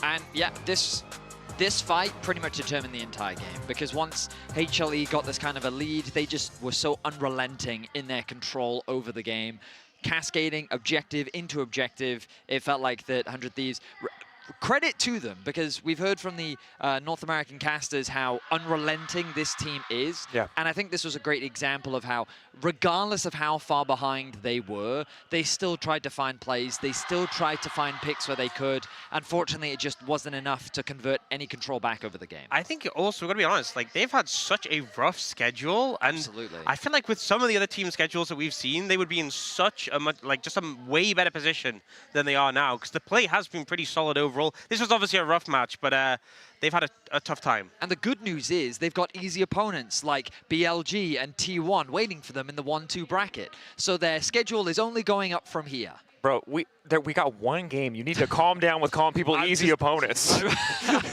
There's a level of delusion. Sarcasm, Oh, Daniel. I can't tell. After the BLG thing, I think you're flying a little too high. We need to come a little bit.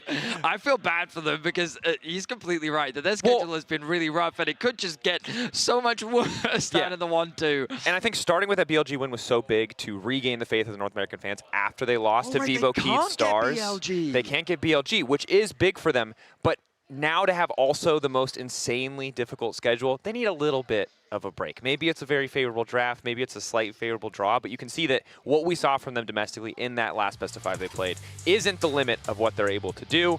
But no matter how high that limit was, it's not enough against this team today. Just casual Sion out-damaging the Azir and Xin. Nothing to see here, folks. And HLE will now join that 2-1 pool, which is CFO, Top Esports, Gen.G, FlyQuest, G2, and HLE. Yeah. Which is quite the stacked pool. But HLE definitely looking confident going into that pool. That they are, and G-Sun is standing by with Zayas to hear more about that matchup. Welcome back to Verizon post-game interview. Joining me is Zeus, the two-time world champion, for the interview. Congratulations on the win. 승리 축하드립니다. 감사합니다. Hana Life is also now joining the 2-1 pool. How do you feel about the win? 오늘 이제 승리와 함께 2승 1패 조에 합류하게 되셨는데요. 소감이 어떠신가요? 확실히 이 1패까지는 괜찮은데 2패까지 갔을 때 좀 많이 무서울 것 같아가지고 일단은 좀 다행인 것 같습니다. For sure, I was like, after losing one game, we were mostly like, we can take one loss. And then imagining having 2 losses, it was so scary. So I'm very, very relieved with the win today. So you broke the record for the most kills in Sion on an international game, which was originally 7. Now you hit 8 kill mark. How do you feel about the record? And you had so much damage on this champion. 오늘 경기로 국제대회 단일 경기에서 사이언 최다 킬 기록을 달성하셨습니다. 기존에는 7킬이 최다였는데 오늘 8킬까지 내셨거든요. 어떠신가요? 새로운 기록을 수립하셨는데. 사이언 일단 너무 사기챔이어가지고 좀 더 낼 수 있었을 것 같은데 좀 아쉽네요. Sion is just too OP right now. I think like I could have gotten more kills actually. It's a bummer that I stopped at 8. What makes Sion so OP? 사이언이 왜 이렇게 지금 사기인 거예요? 일단 사이언 이 친구가 이 간접 상향을 너무 많이 받아가지고 그것도 있고 실제로 챔피언도 상향을 해줘가지고 뭐 너무 강한 것 같습니다. First, he got indirect buff, and then the champion itself also got an actual buff, so I think this is just too overpowered at the moment. Well, your lane opponent today, Dokla, said you are his idol. He said he wanted to play scrims against you, he wanted to do a jersey swap, maybe at least a handshake. So are you down for a jersey swap for Dokla? And how was the matchup up against him in general? 도클라 선수를 오늘 탑에서 만나셨는데 이제 인터뷰에서 제우스 선수가 나의 우상이다. 꼭 스크림도 같이 해보고 싶고 유니폼도 교환해보고 싶고 안 되면 악수라도 해보고 싶다라고 했는데 오늘 만나보니 어땠는지 그리고 유니폼 교환 혹시 해주실 생각 있나요? 일단은 너무 감사한 것 같고 그렇게 얘기해 주시는 게 도클라 선수 하면 제가 재작년에 월즈 했을 때 되게 스크림을 많이 했었던 기억이 있어가지고 또 반가운 얼굴인 것 같고요. 또 오늘 경기하기 전에 또 악수까지는 했거든요. 그래서 악수까지는 했는데 유니폼도 뭐 얼마든지 가능한. 네. Well, I actually had a lot of scrims with Dokla 2 years ago at Worlds, so it was so nice to see him again here at Worlds 2025. And we did have a handshake before the game today, and I am down for a jersey swap as well. Thank you very much, Zeus. And that will be the end of the post-match interview with Zeus, and I'm going to pass it back to the desk. Thank you. Thank you. Thank you so much, Ji-sun and Zeus, and I like that because I was nervous Zeus was going to say no.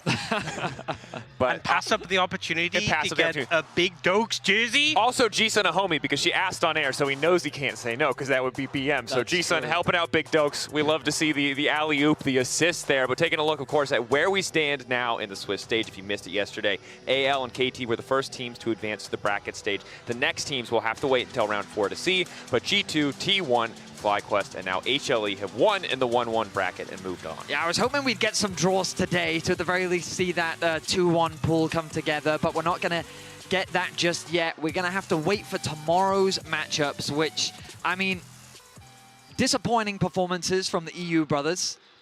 For PSG and for VKS, I think both are looking at that matchup as a great opportunity to showcase what they're capable of at the international competition. And we'll see if Fnatic has some life left in them, given that right now they're not the favorites going into that matchup. Yeah, based on the matchups that we've had for PSG, I think they've had hard opponents. I think they've still shown some life despite that. I think they're kind of favorites coming into that, but we'll see if VKS can come in strong and upset. And at least we know the EU's getting another win that day. And we've kind of continued the theme of EU winning against EU because, you know, G2 won against Shadow today, so it's just been, yeah, EU beats EU. Okay, bro. I mean, I can't lie. Shadow did get super caught. I did scream Brother Shadow when that moment happened, which is super BM. Sorry, Shadow. But we'll take him where we can get him. Wow. And speaking of that game, it was a pretty massive upset. And so G2 conquering their demons. So we're going to feature Caps in our HyperX Reflex replay as he found the perfect distraction at Otacon. And it was in my poor judgment that I questioned this play initially, but thanks to Hans-sama enlightening me and dubbing Caps the MVP thanks to this performance.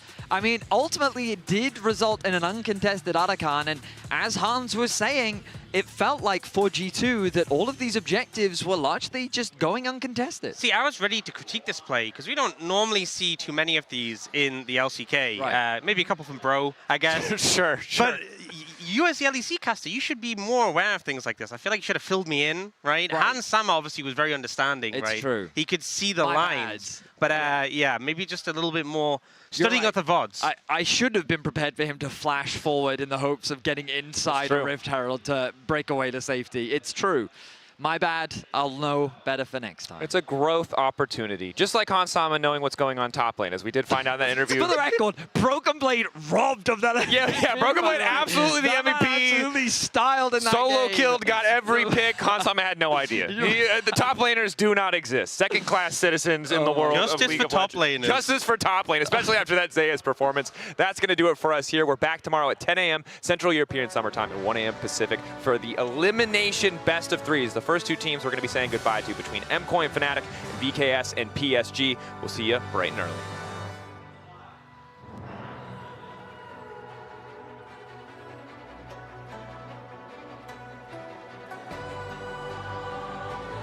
Yeah, we don't do it.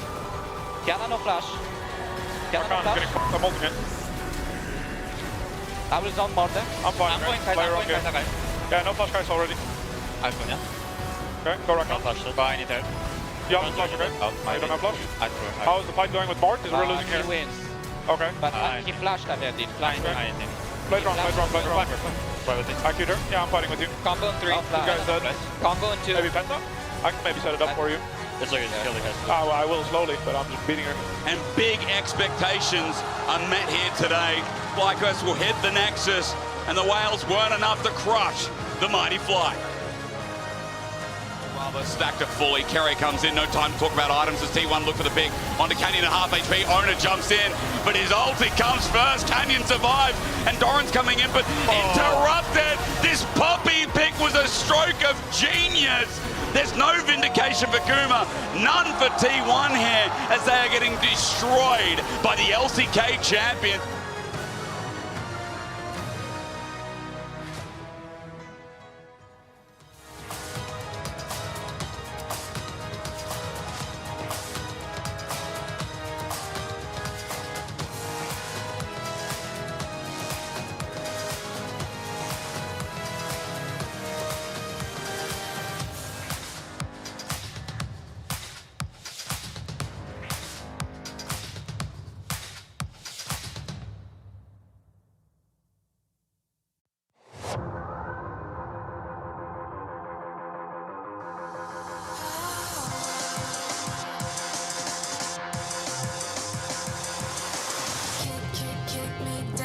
Watch me sink into the ground. I am buried, but I'm still